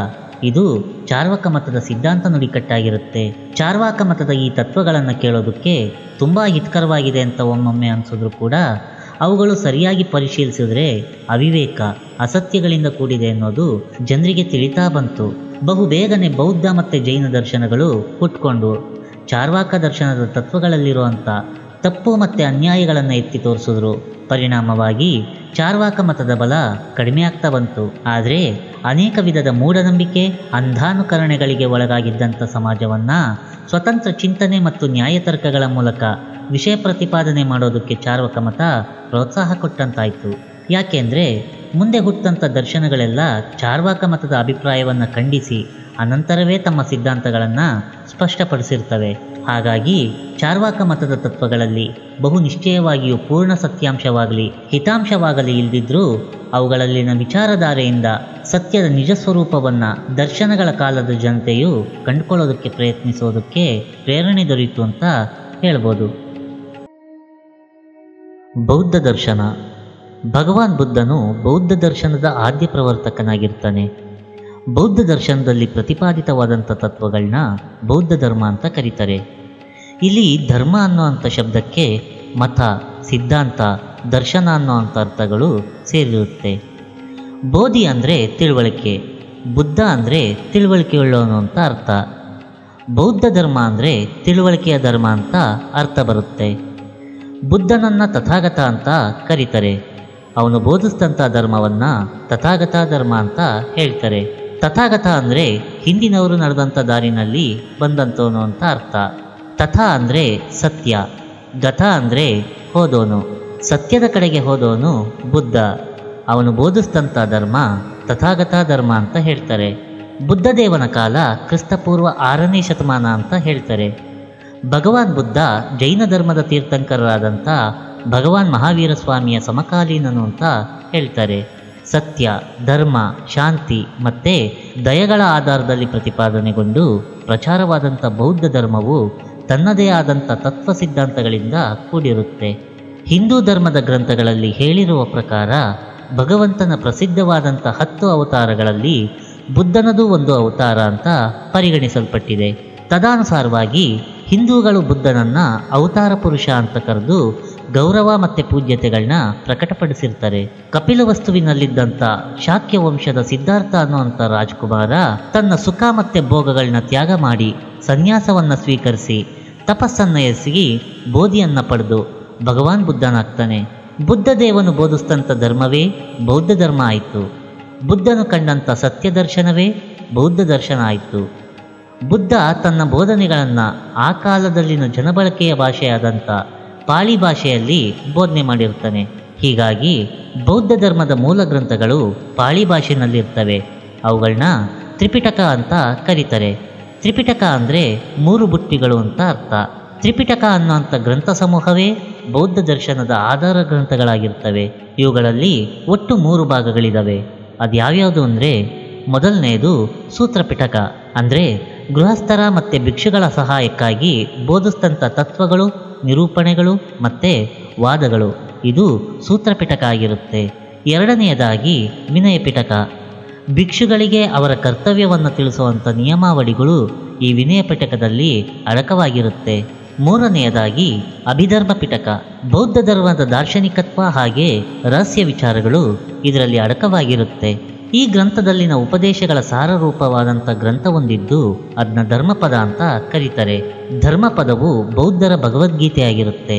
ಇದರಲ್ಲಿ ಬುದ್ಧ ದೇವನ ದಿವ್ಯ ಬೋಧನೆಗಳು ತುಂಬ ಸರಳ ಹಾಗೆ ಪರಿಣಾಮಕಾರಿಯಾದಂಥ ರೀತಿಯಲ್ಲಿ ನಿರೂಪಿಸಲ್ಪಟ್ಟಿರುತ್ತೆ. ಬೌದ್ಧ ಧರ್ಮದ ತತ್ವ ಮತ್ತು ಅನುಷ್ಠಾನ ವಿಚಾರಗಳನ್ನ ನೋಡೋದಾದರೆ, ಬೌದ್ಧ ಧರ್ಮದ ಮುಖ್ಯವಾದಂಥ ತತ್ವ ವಿಚಾರಗಳು 4 ಆರ್ಯ ಸತ್ಯಗಳು ಮತ್ತು ಆರ್ಯ ಅಷ್ಟಾಂಗಿಕ ಮಾರ್ಗಗಳಾಗಿರ್ತವೆ. ಜೀವನದಲ್ಲಿ ಸದಾ ಅನುಭವಕ್ಕೆ ಬರುವವು, ಸತ್ಯವೂ ಆದ, ಮೂಲಭೂತವೂ ಆದ 4 ಸತ್ಯಗಳನ್ನ ಬುದ್ಧನು ಆರ್ಯ ಸತ್ಯ ಅಂತ ಹೇಳಿರ್ತಾನೆ. ಅವುಗಳ ಬಂಧನದಿಂದ ಜೀವನು ಮುಕ್ತನಾಗಿ ನಿರ್ವಾಣ ಶಾಂತಿಯನ್ನು ಹೊಂದೋದಕ್ಕೆ ಹೇಳಿದಂಥ ಮಾರ್ಗನೇ ಆರ್ಯ ಅಷ್ಟಾಂಗಿಕ ಮಾರ್ಗ ಅಂತ ಹೇಳ್ತಾರೆ. 4 ಆರ್ಯ ಸತ್ಯಗಳು ಯಾವ್ಯಾವುದು ಅಂದರೆ, 1ನೇ ಆರ್ಯ ಸತ್ಯ, ಜೀವನವು ದುಃಖಮಯ, ಏಕೆಂದರೆ ಜನನ ಮತ್ತು ಮರಣ, ಕಷ್ಟ ಮತ್ತು ನಷ್ಟಗಳಿಂದ ಜೀವನ ಕೂಡಿದೆ. ಇದನ್ನು ದುಃಖ ಆರ್ಯ ಸತ್ಯ ಅಂತ ಕರೀತಾರೆ. ಇನ್ನು 2ನೇ ಆರ್ಯ ಸತ್ಯ ನೋಡೋದಾದರೆ, ಜೀವನದ ಈ ದುಃಖಗಳಿಗೆ ಆಸೆಯೇ ಕಾರಣ ಆಗಿರುತ್ತೆ. ಆಸೆಯಲ್ಲಿ ಭೋಗತೃಷ್ಣೆ, ಭವತೃಷ್ಣೆ, ವಿಭವತೃಷ್ಣೆ ಅನ್ನುವಂಥ 3 ವಿಧಗಳಿದ್ದಾವೆ. ತೃಷ್ಣೆ ಅಂತಂದರೆ ಆಸೆ ಅಂತ ಅರ್ಥ. ದುಃಖಗಳಿಗೆ ಕಾರಣವಾದಂಥ ತೃಷ್ಣೆಯ ಇರುವಿಕೆ 2ನೇ ಆರ್ಯ ಸತ್ಯವಾಗಿದ್ದು ಇದನ್ನು ದುಃಖ ಸಮುದಾಯ ಅಂತ ಕರೀತಾರೆ. 3ನೇ ಆರ್ಯ ಸತ್ಯವನ್ನು ನೋಡೋದಾದರೆ, ದುಃಖವನ್ನು ವಿರೋಧಿಸಬೇಕು. ಜೀವನಿಗೆ ಜೀವವು ದುಃಖದ ಅನುಭವವಾಗಿ ಉಳಿದೆ ಜೀವನು ಮೋಕ್ಷಕ್ಕೆ ಯತ್ನಿಸಬೇಕು. ಜೀವನದಲ್ಲಿ ದುಃಖವನ್ನು ವಿರೋಧಿಸಬೇಕು. ಹೀಗೆ ವಿರೋಧ ಮಾಡೋದೇ 3ನೇ ಆರ್ಯ ಸತ್ಯ ಆಗಿರುತ್ತೆ. ಇದನ್ನು ದುಃಖ ನಿರೋಧ ಸತ್ಯ ಅಂತ ಕರೀತಾರೆ. 4ನೇ ಆರ್ಯ ಸತ್ಯವನ್ನು ನೋಡೋದಾದರೆ, ದುಃಖ ನಿರೋಧ ಅಥವಾ ಅದರ ನಿವಾರಣೆಯ ಅಗತ್ಯ ಅಂದರೆ ಅದಕ್ಕೆ ಮಾರ್ಗ ಆದರೂ ಏನು ಅನ್ನೋದನ್ನ ಪರಿಶೀಲನೆ ಮಾಡಿ ಅದಕ್ಕೆ ಬುದ್ಧ ದಾರಿಯನ್ನು ಕಂಡಿಡಿದು ಬೋಧನೆ ಮಾಡಿದ್ದಾನೆ. ಹೀಗೆ ದುಃಖ ನಿರೋಧಕ್ಕೆ ಮಾರ್ಗ ಇದೆ ಅನ್ನೋದೇ 4ನೇ ಆರ್ಯ ಸತ್ಯ ಆಗಿರುತ್ತೆ. 4ನೆಯ ಈ ಆರ್ಯ ಸತ್ಯವನ್ನು ದುಃಖ ನಿರೋಧಗಾಮಿನಿ ಪ್ರತಿಪದಾ ಆರ್ಯ ಸತ್ಯ ಅಂತ ಕರೀತಾರೆ. ಇನ್ನು ಈ ದರ್ಶನದ ಜೀವನದ ಕ್ರಮಬಂಧದ ವಿಚಾರ ನೋಡೋದಾದರೆ, ಅವಿದ್ಯೆಯ ಪರಿಣಾಮವಾಗಿ ಸತ್ಕರ್ಮ ಮತ್ತು ದುಷ್ಕರ್ಮಗಳು ಜೀವನಿಂದ ಆಚರಿಸಲ್ಪಡ್ತವೆ. ಅದರ ಪರಿಣಾಮವಾಗಿ ಸಂಸ್ಕಾರ ಹುಟ್ಟುತ್ತೆ. ಸಂಸ್ಕಾರ ಬಲದಿಂದ ಜನ್ಮ ಜನ್ಮಗಳು ಬದಲಾಗ್ತಾ ಹೋಗುತ್ತೆ. ಹಿಂದಿನ ಜನ್ಮದಿಂದ ಮುಂದಿನ ಜನ್ಮ ಲಭಿಸುತ್ತೆ. ಜನ್ಮ ಲಭಿಸಿದ ನಂತರ ವಿಜ್ಞಾನ, ನಾಮರೂಪ, ಷಡಾಯತನ, ಸ್ಪರ್ಶಾನುಭವ, ವೇದನ ಇವುಗಳು ಅನುಭವಕ್ಕೆ ಬರುತ್ತೆ. ಇವುಗಳಿಂದ ದೇಹ ವ್ಯಾಪಾರವು ಆರಂಭ ಆಗುತ್ತೆ. ಜೀವನದಲ್ಲಿ ಅನುಭವಕ್ಕೆ ಬರುವಂಥ ವೇದನೆಗಳು 3 ವಿಧ. ಅದು ಯಾವ್ಯಾವುದು ಅಂದರೆ, ಹಿತಕರ ವೇದನೆ, ಅಸಹ್ಯಕರ ವೇದನೆ, ಸುಖ ದುಃಖಗಳಿಲ್ದಂಥ ವೇದನೆ. ಹೀಗೆ ವೇದನೆಗಳ ಅನುಭವವಾದಂತೆ ಅದರ ಪರಿಣಾಮವಾಗಿ ಜೀವನದಲ್ಲಿ ತೃಷ್ಣೆ ಉಂಟಾಗಿ ಬಾಳನ್ನು ಅನುಭವಿಸಬೇಕು ಅಂತ ಉಪದಾನ ಅಂದರೆ ತೀವ್ರಾಸಕ್ತಿ ಉಂಟಾಗುತ್ತೆ. ಈ ಆಸಕ್ತಿಯಿಂದ ಕೂಡಿ ಬಾಳನ್ನು ಬದುಕ್ತಾ ಇರುವಾಗ ಹೊಸ ಸಂಸ್ಕಾರಗಳು ಹುಟ್ಟಿ ಅವುಗಳು ಮುಂದಿನ ಜನ್ಮಕ್ಕೆ ಕಾರಣ ಆಗುವಂಥ ಸಂಸ್ಕಾರ ವಿಶೇಷಗಳಾಗಿ ಪರಿಣಮಿಸುತ್ತೆ. ಘನಜನ್ಮವು ಜನನ ಮರಣಗಳಿಗೆ ಎಡೆ ನೀಡಿ ಅವು ಪುನಃ ಜನನ ಪುನಃ ಮರಣ ಅನ್ನುವಂಥ ಭವಚಕ್ರದ ಸುತ್ತಿನಲ್ಲಿ ಜೀವಿಯು ಸಿಲುಕುವಂತೆ ಮಾಡುತ್ತೆ. ಈ ಕಾರಣಗಳನ್ನೆಲ್ಲ ಒಟ್ಟಾರೆಯಾಗಿ ನಿಧಾನಗಳು ಅಂತ ಕರೀತಾರೆ. ಅವುಗಳ ಸಂಖ್ಯೆ 12 ಆಗಿರುತ್ತೆ. ಈ ನಿಧಾನಗಳನ್ನ ದ್ವಾದಶ ನಿಧಾನಗಳು ಅಂತ ಕರೀತಾರೆ. ಅದು ಯಾವ್ಯಾವುದು ಅಂದರೆ, ಮೊದಲನೇದು ಅವಿದ್ಯೆ. ಸುಖ ಮತ್ತು ದುಃಖಗಳನ್ನ ಅನುಭವಿಸುವಂಥ ಶಾಶ್ವತವಾದಂಥ ವಸ್ತು ಯಾವುದೂ ಇಲ್ಲ ಅನ್ನುವಂಥ ತಿಳುವಳಿಕೆ ಅಭಾವ ಅವಿದ್ಯೆ. ಜೀವ ಮತ್ತು ಜಗತ್ತುಗಳ ಕುರಿತಾದಂಥ ಯಥಾವತ್ತಾದಂಥ ಜ್ಞಾನದ ಅಭಾವವೇ ಅವಿದ್ಯೆ ಅಂತ ತಾತ್ಪರ್ಯ. ಎರಡನೆಯದು ಸಂಸ್ಕಾರಗಳು, ಪೂರ್ವ ವಾಸನೆಗಳು, ಮನಸ್ಸು, ದೇಹ, ಮಾತುಗಳಿಂದ ಉಂಟಾದಂಥ ವ್ರಣ್ಯ ಮತ್ತು ಪಾಪಕರ್ಮಗಳ ರಾಶಿ ಅಂತ ತಾತ್ಪರ್ಯ. ಮೂರನೆಯದಾಗಿ ವಿಜ್ಞಾನ. ಇದು ವಿಶಿಷ್ಟವಾದಂಥ ಅರಿವಿನ ಜ್ಞಾನ ಆಗಿರುತ್ತೆ. ನಾಲ್ಕನೆಯದಾಗಿ ನಾಮ ಅಥವಾ ರೂಪ. ಇದು ಮನಸ್ಸು ಮತ್ತು ಶರೀರಕ್ಕೆ ಸಂಬಂಧಿಸಿರುತ್ತೆ. ಐದನೆಯದು ಷಡಾಯತನ, ಪಂಚೇಂದ್ರಿಯಗಳು ಮತ್ತು ಚಿತ್ತ. ಇದು 6 ಜ್ಞಾನಗಳು ಅಂತ ತಾತ್ಪರ್ಯವನ್ನು ಹೊಂದಿರುತ್ತೆ. ಆರನೆಯದಾಗಿ ಸ್ಪರ್ಶ, ಇಂದ್ರಿಯಗಳು ತಮ್ಮ ತಮ್ಮ ವಿಷಯವನ್ನು ಮುಟ್ಟೋದು. ಏಳನೆಯದು ವೇದನೆ, ಸ್ಪರ್ಶದಿಂದ ಆಗುವಂಥ ಬಗೆಬಗೆಯ ಅನುಭವ ವೇದನೆಯಾಗಿರುತ್ತೆ. ಎಂಟನೆಯದು ತೃಷ್ಣೆ ಅಂದರೆ ಆಸೆ, ಇಂದ್ರಿಯ ಜನ್ಮವಾದಂಥ ವಿಷಯ ಸುಖಗಳನ್ನು ಮತ್ತೆ ಮತ್ತೆ ಅನುಭವಿಸಬೇಕು ಅನ್ನೋದನ್ನ ಆಸೆ ಅಂತ ಹೇಳ್ತಾರೆ. ಒಂಬತ್ತನೆಯದು ಉಪಾದಾನ. ಇದು ಜೀವನದ ಮೇಲಿನ ಆಸಕ್ತಿ, ಅಂದರೆ ಜೀವನದಲ್ಲಿ ತೃಷ್ಣೆಯನ್ನು ಪೂರೈಸಿ ಬಾಳಬೇಕು ಅನ್ನೋವಂಥ ತೀವ್ರಾಸಕ್ತಿ ಮತ್ತು ಜೀವನದ ಮೇಲಿರುವಂಥ ಮಮತೆ ಅಂತ ತಾತ್ಪರ್ಯ ಬರುತ್ತೆ. ಹತ್ತನೆಯದಾಗಿ ಭವ, ಜನ್ಮ ತಳೆಯಬೇಕು, ಜೀವನದಲ್ಲಿ ಇರಬೇಕು ಅನ್ನೋಂಥ ಇರುವಿಕೆ ಆಸಕ್ತಿಯ ಭವ ಆಗಿರುತ್ತೆ. 11ನೆಯದಾಗಿ ಜನ್ಮ ಅಥವಾ ಜಾತಿ. ಇದು ಪುನರ್ಜನ್ಮ. 12ನೆಯದು ಜರಾಮರಣ. ಇದು ಮುಪ್ಪು, ಸಾವು, ದುಃಖ ಇವುಗಳೆಲ್ಲ ಜರಾಮರಣ ಅಂತ ಅನ್ಸ್ಕೊಂಡಿರುತ್ತೆ. ಈ ಪ್ರಪಂಚದಲ್ಲಿರುವಂಥ ಸಮಸ್ತ ವ್ಯಾಪಾರಗಳು ನಶ್ವರವಾಗಿದ್ದು ಯಾವುದೂ ಕೂಡ ಶಾಶ್ವತವಲ್ಲ. ಆದರೆ ಅವುಗಳನ್ನ ಸಾರಾಭೂತ ಅಂತ ನಂಬಿಕೆ ಉಂಟಾಗುವಂತೆ ಮಾಡಿ ನಿಜ ಸತ್ಯದ ನೆಲೆ ಅರಿದಂತೆ ಮಾಡೋದೇ ಅವಿದ್ಯೆ ಆಗಿರುತ್ತೆ. ಅವಿದ್ಯೆಯಿಂದ ಪ್ರಾಪಂಚಿಕತೆಯಲ್ಲಿ ತೀವ್ರ ಆಸಕ್ತಿ, ಅದರಿಂದ ಕರ್ಮವೂ ಕೂಡ ಉಂಟಾಗುತ್ತೆ. ಇನ್ನು ಬೌದ್ಧ ಧರ್ಮದಲ್ಲಿ ಕರ್ಮ. ಬೌದ್ಧ ಧರ್ಮದಲ್ಲಿ ಅವರವರ ಕರ್ಮಕ್ಕೆ ಅನುಸಾರವಾಗಿ ಆಯಾ ಫಲಗಳು ಬಂದೇ ಬರುತ್ತವೆ ಅನ್ನೋದು ಸ್ಪಷ್ಟವಾಗಿ ಹೇಳ್ತಾರೆ. ಸತ್ಕಾರ್ಯಗಳಿಗೆ ಸತ್ಫಲಗಳಾದರೆ ನೆರಳು ದೇಹವನ್ನು ಅನುಸರಿಸಿಕೊಂಡು ಬಂದಂತೆ ದುಷ್ಕಾರ್ಯಗಳಿಗೆ ದುಷ್ಫಲಗಳು ಬಂದೇ ಬರ್ತವೆ. ಈ ಜಗತ್ತು ಹಾಗೆ ಬೇರೆ ಲೋಕಗಳಲ್ಲಿ ಅಂದರೆ ಬ್ರಹ್ಮಾದಿ ಲೋಕಗಳಲ್ಲಿ ನಡೆಯುವಂಥ ಎಲ್ಲ ವ್ಯಾಪಾರಗಳು ಸಹೇತುಕಗಳಾಗಿರ್ತವೆ. ಅವುಗಳಿಗೆ ಸರಿಯಾದಂಥ ಒಂದು ನಿಯಮವಿದೆ. ಲೋಕದ ನಾನಾ ವ್ಯಾಪಾರಗಳಲ್ಲಿ ಮಾರ್ಪಾಡುಗಳು ಇದ್ದೇ ಇರುತ್ತವೆ. ಆದರೆ ಒಂದರಿಂದ ಒಂದಕ್ಕೆ ಕಾರ್ಯಕಾರಣ ಹಾಗೆ ಇತರ ಸಂಬಂಧವಿದ್ದೇ ಇದ್ದು ಎಲ್ಲವೂ ನಿಯಮಬದ್ಧವಾಗಿ ನಡೆಯುತ್ತೆ. ಈ ನಿಯಮಬದ್ಧತೆಯನ್ನು ಪ್ರತೀತ್ಯ ಸಮುತ್ಪಾದ ಅಂತ ಹೇಳ್ತಾರೆ. ಈ ಪ್ರತೀತ ಸಮುತ್ಪಾದದ ತತ್ವವೇ ಕರ್ಮ ಸಿದ್ಧಾಂತಕ್ಕೂ ಅನ್ವಯ ಆಗಿರುತ್ತೆ. ಎಲ್ಲ ಕರ್ಮಕ್ಕೂ ಹೇತು ಹೊಂದಿದ್ದು ಅದರದರ ಫಲವನ್ನು ಅನುಭವಿಸೇ ತೀರಬೇಕು ಅನ್ನೋದು ಬುದ್ಧ ಬೋಧಿಸಿರುವಂಥ ಜ್ಞಾನ ಆಗಿರುತ್ತೆ. ಈ ಕರ್ಮಬಂಧನಕ್ಕೆ ಮೂಲ ಕಾರಣವೇ ಅವಿದ್ಯೆ ಅಂತ ಹೇಳಿ, ಅವಿದ್ಯೆಯು ನಾಶವಾಗಿ ಪ್ರಜ್ಞಾನ ಲಾಭ ಉಂಟಾದಾಗ ಭವಚಕ್ರ ಬಂಧನದಿಂದ ಜೀವನಿಗೆ ಬಿಡುಗಡೆ ಸಿದ್ಧ ಅಂತ ಬೌದ್ಧ ದರ್ಶನ ಹೇಳುತ್ತೆ. ಇದರ ಅನಾತ್ಮವಾದವನ್ನು ನೋಡೋದಾದರೆ ಜೀವನದಲ್ಲಿ ಕರ್ಮಗಳು ನೆರವೇರ್ತಿದ್ರೂ ಕೂಡ ಅವುಗಳ ಪರಿಣಾಮ ಮತ್ತು ವಿಕಾರಗಳಿಗೆ ಒಳಗಾಗದೆ ಅವುಗಳನ್ನ ಆಚರಿಸುವಂಥ ಯಾವೊಬ್ಬ ಶಾಶ್ವತ ಕರ್ತನೂ ಇಲ್ಲ. ಕರ್ಮ ಫಲಭೋಕ್ತೃವಾದಂಥ ಶಾಶ್ವತ ವಸ್ತು ಒಂದಿದೆ ಅನ್ನುವಂಥದ್ದು ಇಲ್ವೇ ಇಲ್ಲ ಅನ್ನೋದನ್ನೇ ಅನಾತ್ಮವಾದ ಅಂತ ಕರೀತಾರೆ. ಜೀವನವು ದೇಹಾದಿಗಳಲ್ಲಿ ನಡೆಯುವಂಥ ವ್ಯಾಪಾರ ಸಂತಾನ ರೂಪದಿಂದ ಕೂಡಿರುತ್ತೆ. ಅವಿದ್ಯೆಯಿಂದಾಗಿ ಈ ಸಂತಾನಾಂತರಂಗದಿಂದಾಗಿ ಮನುಷ್ಯನು ನಾನು, ನನ್ನದು, ಇದೇ ನನ್ನ ಆತ್ಮ ಅನ್ನೋ ಅಂಥ ಭಾವನೆಯಿಂದ ಕೂಡಿರ್ತಾನೆ. ಈ ನಾನು ಅನ್ನೋದನ್ನ ಯಾರು, ಯಾಕೆ ಅಂತ ಸರಿಯಾಗಿ ಪರಿಶೀಲಿಸಿದ್ರೆ ಇವುಗಳು ಪಂಚಸ್ಕಂದ ಸಂಘಾತಗಳು ಅಂತ ತೋರಿಸ್ತವೆ. ಪಂಚಸ್ಕಂದಗಳು ಯಾವ್ಯಾವುದು ಅಂತಂದರೆ ರೂಪಸ್ಕಂದ, ಇದು ದೇಹದ ಸ್ಥೂಲ ಭಾವಗಳಿಗೆ ಸಂಬಂಧಪಟ್ಟಿರುತ್ತೆ. ಎರಡನೆಯದಾಗಿ ವೇದನಾಸ್ಕಂದ, ಇದು ಭಾವನೆಗಳಿಗೆ ಸಂಬಂಧಪಟ್ಟಿರುತ್ತೆ. ಮೂರನೆಯದು ಸಂನ್ಯಾಸ್ಕಂದ, ಇದು ಗ್ರಹಣ ಶಕ್ತಿಗೆ ಸಂಬಂಧಪಟ್ಟಿರುತ್ತೆ. ನಾಲ್ಕನೆಯದಾಗಿ ಸಂಸ್ಕಾರ ಸ್ಕಂದ, ಇದು ಜನ್ಮ ಮರಣಾದಿ ಕ್ಲೇಶಗಳು, ರಾಗ, ದ್ವೇಷ, ಮದ, ಮಾನ ಮೊದಲಾದವುಗಳಿಗೆ ಸಂಬಂಧಪಟ್ಟಿರುತ್ತೆ. ಐದನೆಯದಾಗಿ ವಿಜ್ಞಾನ ಸ್ಕಂದ, ಇದು ಆಲೋಚನಾ ಸಾಮರ್ಥ್ಯ ಮತ್ತು ನಿರ್ಧಾರ ಶಕ್ತಿಗೆ ಸೇರಿರುತ್ತೆ. ಈ 5 ಸ್ಕಂದಗಳ ಸಂಘಾತಕ್ಕೆ ಪುದ್ಗಲ ಅಂತ ಹೆಸರು. ಪುದ್ಗಲ ಅಂತಂದರೆ ನಾನು ಅನ್ನೋಂಥ ತೋರಿಕೆ ವಿಷಯವಾದಂಥ ವಸ್ತುವಾಗಿರುತ್ತೆ ಅಂತ ತಾತ್ಪರ್ಯ. ಪುದ್ಗಲವೇ ಅನಾತ್ಮವಾದದ ಮೂಲತತ್ವವಾಗಿರುತ್ತೆ. ಈ ನಾನು ಅನ್ನೋಂಥ ಶಾಶ್ವತ ವಸ್ತುವೇ ಇಲ್ಲ ಅನ್ನೋಂಥ ಸತ್ಯಪ್ರಜ್ಞೆಯ ಸಾಕ್ಷಾತ್ಕಾರವಾದಾಗ ತೃಷ್ಣೆಯು ನೀಗಿ ಕರ್ಮಬಂಧನದಿಂದ ವಿಮೋಚನೆ ದೊರೆತು ನಿರ್ವಾಣ ಶಾಂತಿ ಲಭ್ಯ ಆಗುತ್ತೆ. ಸರ್ವವೂ ಅನಿತ್ಯ, ಕ್ಷಣಿಕ ಅನ್ನೋದು ಒಂದನೇ ತತ್ವ, ಆದರೆ ಸರ್ವವೂ ಅನಾತ್ಮ ಅನ್ನೋದು ಎರಡನೇ ತತ್ವ. ನಿರ್ವಾಣವೇ ಶಾಂತಿ ಅನ್ನೋದು ಮೂರನೇ ತತ್ವ. ಈ ತತ್ವತ್ರಯಗಳು ಬೌದ್ಧ ಧರ್ಮದ ಮುಖ್ಯ ತತ್ವಗಳಾಗಿರ್ತವೆ. ಅವಿದ್ಯೆಯ ನಾಶ, ಪ್ರಜ್ಞೆಯ ಲಾಭ, ನಿರ್ವಾಣ ಶಾಂತಿಯ ಪ್ರಾಪ್ತಿಗೆ ಇರುವಂಥ ಸಾಧನಾ ಮಾರ್ಗವೇ ಆರ್ಯ ಅಷ್ಟಾಂಗಿಕ ಮಾರ್ಗ ಆಗಿರುತ್ತೆ. ಆರ್ಯ ಅಷ್ಟಾಂಗಿಕ ಮಾರ್ಗಗಳು ಒಟ್ಟು ಇವುಗಳು 8 ವಿಧಗಳಿದ್ದು ಇವುಗಳನ್ನ ಮಧ್ಯಮ ಮಾರ್ಗ ಅಂತ ಕರೀತಾರೆ. ಅತಿ ಸುಲಭವೂ ಸುಗಮವೂ ಅತಿ ಕ್ಲಿಷ್ಟವೂ ಕಠಿಣವೂ ಅಲ್ಲದೆ ಇರುವಂಥ ಸಾಧನಾ ಪಥವೇ ಮಧ್ಯಮ ಮಾರ್ಗ ಆಗಿರುತ್ತೆ. ಸಮ್ಯಕ ದೃಷ್ಟಿ, ಸಮ್ಯಕ ಸಂಕಲ್ಪ, ಸಮ್ಯಕ ವಚನ, ಸಮ್ಯಕ ಕರ್ಮ, ಸಮ್ಯಕ ಜೀವನ, ಸಮ್ಯಕ ವ್ಯಾಯಾಮ, ಸಮ್ಯಕ ಸ್ಮೃತಿ, ಸಮ್ಯಕ ಸಮಾಧಿ ಅನ್ನುವಂಥವುಗಳೇ ಆರ್ಯ ಅಷ್ಟಾಂಗಿಕ ಮಾರ್ಗಗಳಾಗಿರ್ತವೆ. ಅವುಗಳ ಕುರಿತಾಗಿ ಸ್ವಲ್ಪ ವಿಚಾರ ಮಾಡೋದಾದರೆ, ಸಮ್ಯಕ ದೃಷ್ಟಿ ಅಂತಂದರೆ 4 ಆರ್ಯ ಸತ್ಯಗಳಾದಂಥ ದುಃಖ, ದುಃಖ ಸಮುದಯ, ನಿರೋಧ ಮತ್ತು ಮಾರ್ಗ ಅನ್ನುವಂಥ ಸತ್ಯಗಳನ್ನ ಸರಿಯಾಗಿ ತಿಳಿಯೋದೇ ಸಮ್ಯಕ ದೃಷ್ಟಿಯಾಗಿರುತ್ತೆ. ಸಮ್ಯಕ ಸಂಕಲ್ಪ, ಇರುವ ತಿಳುವಳಿಕೆಯನ್ನು ಸರಿಯಾದ ಕಾರ್ಯಾಚರಣೆಗೆ ತರದಿದ್ದರೆ ಅದರಿಂದ ಫಲ ದೊರೆಯೋದಿಲ್ಲ. ಕಾರ್ಯಾಚರಣೆಗೆ ಸರಿಯಾದಂಥ ಸಂಕಲ್ಪ ಇರಬೇಕು.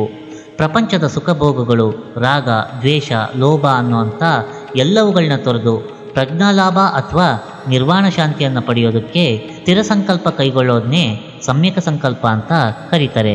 ನಿಷ್ಕರ್ಮತಾ ಸಂಕಲ್ಪ, ಅದ್ರೋಹ ಸಂಕಲ್ಪ, ಅಹಿಂಸಕಾ ಸಂಕಲ್ಪ ಇವುಗಳು ಸಮ್ಯಕ್ ಸಂಕಲ್ಪ ಅಂತ ಅನ್ನಿಸ್ತವೆ. ಇದು ಇದರ ತಾತ್ಪರ್ಯ ಆಗಿರುತ್ತೆ. ಸಮ್ಯಕ್ ವಚನ, ಆಡುವ ಮಾತುಗಳು ಸತ್ವಪೂರ್ಣವೂ ಸತ್ವಯುಕ್ತವೂ ಆಗಿರಬೇಕು. ಮಾತಿನಿಂದ ಇತರರ ಮನಸ್ಸಿಗೆ ನೋವುಂಟಾಗಬಾರ್ದು. ಅಸತ್ಯ ನುಡಿಯುವಿಕೆ, ಚಾಡಿ ಹೇಳುವಿಕೆ ಇವುಗಳಿಂದಾಗಿ ಅನ್ಯಾಯ, ಅವ್ಯವಸ್ಥೆಗಳು ಉಂಟಾಗ್ಬೋದು. ಹೀಗೆ ಮಾತಿನ ಸತ್ಯಾಸತ್ಯತೆಯನ್ನು ತಿಳಿದುಕೊಂಡು ಸತ್ಯವಾದಂಥ, ಹಿತವಾದಂಥ, ಮಿತವಾದಂಥ ಮಾತುಗಳನ್ನ ಆಡೋದು ಸಮ್ಯಕ್ ವಚನವಾಗಿರುತ್ತೆ. ಸಮ್ಯಕ್ ಕರ್ಮ, ಕೊಲ್ಲದಿರುವುದು, ಕದಿಯದಿರುವುದು, ವಿಷಯಲೋಪನಾಗದಿರುವುದು, ಸುಳ್ಳು ಹೇಳದಿರುವುದು, ಮದ್ಯ ಪದಾರ್ಥಗಳನ್ನು ಸೇವನೆ ಮಾಡದೇ ಇರೋದು, ಈ 5 ವಿಚಾರಗಳೇ ಪಂಚಶೀಲಗಳು. ಈ ಪಂಚಶೀಲಗಳನ್ನ ಅನುಸರಿಸಿ ಸತ್ಕರ್ಮಗಳನ್ನು ಸದಾ ಮಾಡ್ತಿದ್ದು ದುಷ್ಕರ್ಮಗಳನ್ನು ಮಾಡದೇ ಇರೋದೇ ಸಮ್ಯಕ್ ಕರ್ಮ ಆಗಿರುತ್ತೆ. ಸಮ್ಯಕ್ ಜೀವನ, ಯಾವ ಸಂದರ್ಭದಲ್ಲೂ ಹೀನವಾದಂಥ ವೃತ್ತಿಯನ್ನು ಕೈಗೊಳ್ಳಬಾರ್ದು. ಸಮ್ಯಕ್ ಕರ್ಮಕ್ಕೆ ವಿರುದ್ಧವಾಗಿ ಬಾಳದೆ ತನಗೂ ಸಮಾಜಕ್ಕೂ ಹಾನಿಯಾಗದಂತೆ ಉತ್ತಮ ರೀತಿಯಲ್ಲಿ ಜೀವನ ಮಾಡೋದೇ ಸಮ್ಯಕ್ ಜೀವನ ಆಗಿರುತ್ತೆ. ಮಾಂಸ ಮತ್ತು ಮದ್ಯ ಇವುಗಳನ್ನ ವಿಕ್ರಯಿಸದೇ ಇರೋದು, ತಂತ್ರ, ಮಾಟ, ಮೋಸಗಳಲ್ಲಿ ವ್ಯವಹಾರ ಮಾಡದೇ ಇರೋದು, ಪ್ರಾಣಿ ವಧೆ ಮಾಡುವಂಥ ಕಟುಕತನ ವೃತ್ತಿ ಇನ್ನೂ ಮುಂತಾದವುಗಳನ್ನ ಅವಲಂಬಿಸದೇ ಇರುವಂಥದ್ದು ಇವುಗಳೇ ಸಮ್ಯಕ್ ಜೀವನ ಆಗಿರುತ್ತೆ. ಸಮ್ಯಕ್ ವ್ಯಾಯಾಮ, ಸತತ ಜಾಗರೂಕತೆ, ದಿವ್ಯಜ್ಞಾನ, ಸದ್ಭಾವನೆಗಳಲ್ಲಿ ಮನಸ್ಸನ್ನು ನೆಲೆಗೊಳಿಸುವಿಕೆ ಇವುಗಳನ್ನ ವ್ಯಾಯಾಮ ಅಂತ ಕರೆದು ಇದನ್ನೇ ಸಮ್ಯಕ್ ವ್ಯಾಯಾಮ ಅಂತ ಕರೀತಾರೆ. ಕೆಟ್ಟ ಯೋಚನೆ ಮನಸ್ಸಿನಲ್ಲಿ ಏಳದಂತೆ, ಒಂದು ವೇಳೆ ಎದ್ದರೆ ಅದು ನಾಶವಾಗುವಂತೆ, ಸತತವೂ ಒಳ್ಳೆಯ ವಿಚಾರಗಳೇ ಮನದ ಒಳಗೆ ಸುಳಿಯುವಂತೆ, ಮನಸ್ಸಿನ ಒಳಗೆ ಸುಳಿದಂಥ ಒಳ್ಳೆಯ ವಿಚಾರಗಳು ನೆಲೆ ನಿಂತು ಬೆಳೆಯುವಂತೆ ಮಾಡುವಂಥ 4 ವಿಧದ ವ್ಯಾಯಾಮವೇ ಸಮ್ಯಕ್ ವ್ಯಾಯಾಮ ಆಗಿರುತ್ತೆ. ಸಮ್ಯಕ್ ಸ್ಮೃತಿ, ದೌರ್ಮನಸ್ಸನ್ನು, ಚಿತ್ತ ಸಂತಾಪವನ್ನು ಪರಿಚಯಿಸೋದೇ ಸಮ್ಯಕ್ ಸ್ಮೃತಿ. ಸಮ್ಯಕ್ ಸ್ಮೃತಿ ದಿವ್ಯ ಧ್ಯಾನದಿಂದ ಲಭ್ಯ ಆಗುತ್ತೆ. ಚಿತ್ತದ ಜಾಗೃತಿಯೇ ಸಮ್ಯಕ್ ಸ್ಮೃತಿ ಅಂತ ತಾತ್ಪರ್ಯ ಆಗಿರುತ್ತೆ. ಸಮ್ಯಕ್ ಸಮಾಧಿ, ಆರ್ಯ ಅಷ್ಟಾಂಗಿಕ ಮಾರ್ಗಗಳಲ್ಲಿ ಇದು ಕೊನೆಯ ಮೆಟ್ಟಿಲು. ಸಾಧಕನು 7 ಹಂತಗಳನ್ನ ಸರಿಯಾದ ಸಾಧನೆ ಮೂಲಕ ಪಾಲಿಸ್ಕೊಂಡು ಬಂದು ಈ ಹಂತದಲ್ಲಿ ನಿರ್ವಾಣ ಲಾಭವನ್ನು ಹೊಂತಾನೆ. ಭವಜೀವ ಚಕ್ರದಿಂದ ಮುಕ್ತನಾಗಿ ಶಾಶ್ವತವಾದಂಥ ಆನಂದವನ್ನು ಜೀವನ ಪಡೆಯೋದೇ ಸಮ್ಯಕ್ ಸಮಾಧಿ ಅಂತ ತಾತ್ಪರ್ಯ ಆಗಿರುತ್ತೆ.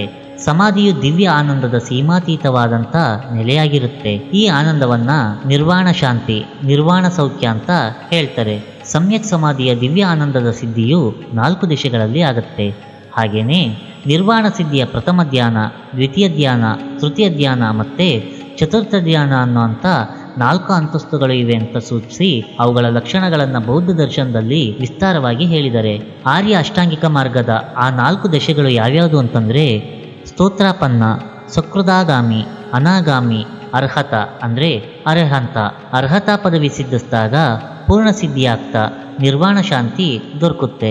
ಅಲ್ಲಿಗೆ ಭವಬಂಧನ ಹರಿದು ತೃಷ್ಣ ಅನ್ನುವಂಥ ತೈಲವೂ ಮುಗಿದು ಕರ್ಮಬಂಧನ ಅನ್ನುವಂಥ ದೀಪವು ನಂದಿ ಹೋಗುತ್ತೆ. ಇದೇ ನಿರ್ವಾಣ ಶಾಂತಿ, ನಿರ್ವಾಣ ಆನಂದ. ಹಸಿವಿಗಿಂತ ಹೆಚ್ಚಿನ ಬಾಧೆ ಇಲ್ಲ, ದೇಹವಿರುವುದಕ್ಕಿಂತ ಹೆಚ್ಚಿನ ದುಃಖಗಳು ಯಾವುದೂ ಇಲ್ಲ, ನಿರ್ವಾಣಕ್ಕಿಂತ ಹೆಚ್ಚಿನ ಸುಖ ಇಲ್ಲ ಅನ್ನೋದು ಧರ್ಮಪದದಲ್ಲಿ ಹೇಳ್ತಾರೆ. ಇದನ್ನ ಧರ್ಮಪದ 203ನೇ ಶ್ಲೋಕದಲ್ಲಿ ಉಲ್ಲೇಖ ಮಾಡಿದ್ದಾರೆ. ನಿರ್ವಾಣಗಳಲ್ಲಿ ಒಟ್ಟು 2 ಬಗೆಗಳಿದಾವೆ. ಅವು ಉಪಾಧಿಶೇಷ ನಿರ್ವಾಣ ಹಾಗೆ ಅನುಪಾದಿಶೇಷ ನಿರ್ವಾಣ ಅಂತ ಕರೀತಾರೆ. ಜೀವಿತ ಕಾಲದಲ್ಲಿ ಅರ್ಹತ ಪದವಿಯನ್ನು ಪಡೆದು ಸಾಧಕನು ಅನುಭವಿಸುವಂಥ ನಿರ್ವಾಣ ಸುಖಕ್ಕೆ ಉಪಾಧಿಶೇಷ ನಿರ್ವಾಣ ಅಂತ ಕರೀತಾರೆ. ಅರ್ಹತನು ದೇಹವನ್ನು ಬಿಡುವಂಥ ಕಾಲಕ್ಕೆ ಅವನಿಗೆ ಅನುಭವಕ್ಕೆ ಬಂದು ಅನಂತರ ಶಾಶ್ವತವಾಗಿರುವಂಥ ನಿರ್ವಾಣಕ್ಕೆ ಅನುಪಾದಿಶೇಷ ನಿರ್ವಾಣ ಅಂತ ಕರೀತಾರೆ. ಇದನ್ನು ಪರಿನಿರ್ವಾಣ ಅಂತ ಕೂಡ ಕರೀತಾರೆ. ಬೌದ್ಧ ಧರ್ಮದಲ್ಲಿ ಗೃಹಸ್ಥರು ಮತ್ತು ಸನ್ಯಾಸಿಗಳು ಅನುಸರಿಸುವಂಥ ಅನುಕೂಲಕರವಾದಂಥ ನಿಯಮಾವಳಿಗಳು ಕೂಡ ಇದ್ದಾವೆ. ಬೌದ್ಧ ತತ್ವಗಳನ್ನು ಅನುಷ್ಠಾನ ಮಾಡುವಂಥ ಗೃಹಸ್ಥರನ್ನ ಉಪಾಸಕ ಅಥವಾ ಉಪಾಸಿಕ ಅಂದರೆ ಗೃಹಿಣಿ ಅಂತ ಕರೀತಾರೆ. ಬೌದ್ಧ ಸನ್ಯಾಸಿಗಳನ್ನ ಭಿಕ್ಷು, ಆಚಾರ್ಯ, ಥೇರ ಅಂತ ಕರೀತಾರೆ. ಕಾಲವು ಸರದಂತೆ ಬುದ್ಧನ ಉಪದೇಶಗಳಲ್ಲಿ ಬೌದ್ಧ ವಿದ್ವಾಂಸರು ವಿಶಿಷ್ಟವೂ ಸೂಕ್ಷ್ಮವೂ ವಿದ್ವತ್ಪೂರ್ಣವೂ ಆದಂಥ ಸಿದ್ಧಾಂತಗಳನ್ನ ಕಂಡುಕೊಂಡು ಪ್ರಕಾಶಗೊಳಿಸುವಂತಾಯಿತು. ಅದರಂತೆ ಬುದ್ಧ ದರ್ಶನದಲ್ಲಿ ವಿಭಿನ್ನವಾದಂಥ ಸಂಪ್ರದಾಯಗಳು ಕೂಡ ಹುಟ್ಕೊಂಡವು. ಅವುಗಳನ್ನ ಮುಖ್ಯವಾಗಿ 4 ಸಂಪ್ರದಾಯಗಳು ಅಂತ ಪರಿಗಣಿಸ್ತಾರೆ. ಮೊದಲನೆಯದು ವೈಭಾಷಿಕ ಸಂಪ್ರದಾಯ, ಎರಡನೆಯದು ಸೌತಾಂತ್ರಿಕ ಸಂಪ್ರದಾಯ, ಮೂರನೆಯದು ಯೋಗಾಚಾರ ಸಂಪ್ರದಾಯ, ನಾಲ್ಕನೆಯದು ಮಾಧ್ಯಮಿಕ ಸಂಪ್ರದಾಯ. ಬುದ್ಧನು ವೇದೋಪನಿಷತ್ತು ಪವಿತ್ರ ಗ್ರಂಥಗಳನ್ನ ಮಾನ್ಯ ಮಾಡದೇ ಇದ್ರೂ ಕೂಡ ಅವನ ಸಿದ್ಧಾಂತ ಹಾಗೆ ತತ್ವವಿಚಾರಗಳು ಸನಾತನ ಹಾಗೆ ಹಿಂದೂ ಧರ್ಮದ ತತ್ವಸಾರವನ್ನು ಅವಲಂಬಿಸಿರ್ತವೆ. ಸತ್ಯ, ಧರ್ಮ, ಕರುಣೆ, ಪ್ರೇಮ, ಸದ್ಗುಣಗಳ ಅನುಷ್ಠಾನ, ಪ್ರಾರ್ಥನೆ, ಪೂಜೆ, ಭಕ್ತಿ, ಕರ್ಮದ ತತ್ವದಲ್ಲಿನ ನಂಬಿಕೆ, ಪುನರ್ಜನ್ಮ, ಬೇರೆ ಬೇರೆ ಲೋಕಗಳು, ಬೌದ್ಧ ಧರ್ಮ ಗ್ರಂಥಗಳ ಅಧ್ಯಯನ, ಜೀವರುಗಳ ಸೇವೆ ಇವುಗಳೆಲ್ಲ ಬೌದ್ಧ ಧರ್ಮದಲ್ಲಿ ಸೇರ್ಕೊಂಡಿದ್ದಾವೆ. ಹೀಗೆ ಬೌದ್ಧ ಧರ್ಮವು ತನ್ನದೇ ಆದ ತತ್ವ, ಆಚಾರ, ಅನುಷ್ಠಾನ ಹಾಗೆ ವಿಚಾರಗಳಿಂದ ಕೂಡಿರುತ್ತೆ. ಜೈನ ದರ್ಶನ. ಜೈನ ಅಂದರೆ ಜಿನ ಅನ್ನುವಂಥ ಶಬ್ದದಿಂದ ಉತ್ಪತ್ತಿಯಾದಂಥ ಶಬ್ದ ಆಗಿರುತ್ತೆ. ಇದರ ಅರ್ಥ ಗೆದ್ದೋನು ಅಂತ ಸ್ಥೂಲವಾಗಿ ಹೇಳ್ಬೋದು. ಕರ್ಮದ ಕಟ್ಟನ್ನು ಮುರಿದು ಸಂಸಾರವನ್ನು ದಾಟಿ ಮುಕ್ತಿಯನ್ನು ಪಡೆದಂಥ ಜೀವರಿಗೆ ಜಿನರು ಅಂತ ಹೆಸರು. ಜಿನರ ಮತವೇ ಜೈನ ಮತ. ಜಿನರಿಂದ ಉಪದೇಶಿಸಲ್ಪಟ್ಟಂಥ ಧರ್ಮ ಜೈನ ಧರ್ಮ ಆಗಿರುತ್ತೆ. ಈ ಜಿನೋಕ್ತವಾದಂಥ ಮತವನ್ನು ನಂಬುವಂಥವರು ಜೈನರಾಗಿರ್ತಾರೆ. ಜೈನ ಧರ್ಮವು ಅತಿ ಪ್ರಾಚೀನ ಕಾಲದಲ್ಲಿ ತೀರ್ಥಂಕರರ ಪರಂಪರೆಯಿಂದ ನಡೆದು ಬಂದು ಜಗತ್ತಿನಲ್ಲಿ ಪ್ರಚಾರಗೊಂಡಿರುತ್ತೆ. ತೀರ್ಥಂಕರರು ಅಂತಂದರೆ ಜೈನ ಧರ್ಮದ ಪ್ರವಚನಕಾರರು, ಶಾಸ್ತ್ರ ಪ್ರವರ್ತಕರು ಆಗಿದ್ದು ಲೋಕದಲ್ಲಿ ಧರ್ಮಜ್ಯೋತಿಯನ್ನು ಬೆಳಗುವಂಥವರಾಗಿರ್ತಾರೆ. ಸಂಸಾರ ಸಾಗರವನ್ನು ದಾಟೋದಕ್ಕೆ ದಾರಿಯನ್ನು ಮಾಡಿದಂಥವರಾಗಿರ್ತಾರೆ. ದರ್ಶನ ವಿಶುದ್ಧಿಯಾದ 16 ಉದಾತ್ತ ಭಾವನೆಗಳನ್ನ ಜನ್ಮಾಂತರದಲ್ಲಿ ಭಾವಿಸಿ ತೀರ್ಥಂಕರ ಅನ್ನುವಂಥ ಒಂದು ವಿಶಿಷ್ಟವಾದಂಥ ಪುಣ್ಯಕರ್ಮವನ್ನು ಬಂಧನವನ್ನಾಗಿ ಮಾಡಿ ಮುಕ್ತಿಗೆ ಹೋಗೋ ಮೊದಲು ಗರ್ಭಾವತರಣ, ಜನ್ಮಾಭಿಷೇಕ, ಪರಿನಿಷ್ಕ್ರಮಣ, ಕೇವಲ ಜ್ಞಾನ ಮತ್ತು ಪರಿನಿರ್ವಾಣ ಅನ್ನುವಂಥ ಪಂಚ ಕಲ್ಯಾಣಗಳ ಮೂಲಕ 4 ಪಾತಿಕರ್ಮಗಳನ್ನ ನಾಶ ಮಾಡಿ ಜೀವನ್ಮುಕ್ತ ಅವಸ್ಥೆಯಲ್ಲಿ ಸರ್ವಜ್ಞರಾಗಿ ಮೋಕ್ಷ ಮಾರ್ಗವನ್ನು ಉಪದೇಶ ಮಾಡಿದ್ರಿಂದ ತೀರ್ಥಂಕರರು ಅಂತ ಕರೆಯಲ್ಪಟ್ಟಿರ್ತಾರೆ. ಇದು ತೀರ್ಥಂಕರರ ಕುರಿತಾದಂಥ ಮತ್ತೊಂದು ವಿವರಣೆಯಾಗಿರುತ್ತೆ. ತೀರ್ಥಂಕರರಿಗೆ ದೇವಸ್ಥಾನ, ವಿಗ್ರಹ, ಪ್ರತಿಷ್ಠಾ, ಪೂಜಾದಿಗಳು ಜೈನಾಗಮ ಶಾಸ್ತ್ರೋಕ್ತ ಮೂಲಕವಾಗಿ ನಡೆದು ಬಂದಿರುತ್ತೆ. ಆದ್ದರಿಂದ ಅರ್ಹಾನ್ ಅನ್ನುವಂಥ ಪೂಜ್ಯ ಅರ್ಥ ಸೂಚಕವಾದಂಥ ಹೆಸರು ಕೂಡ ಇರುತ್ತೆ. ಹಾಗೆಯೇ ಅರ್ಹನ್ನರ ಉಪದೇಶೋಕ್ತವಾದಂಥ ಮತವಾಗಿದ್ದರಿಂದ ಈ ಮತಕ್ಕೆ ಅರ್ಹತ ಮತ ಅಂತ ಹೆಸರಿದೆ.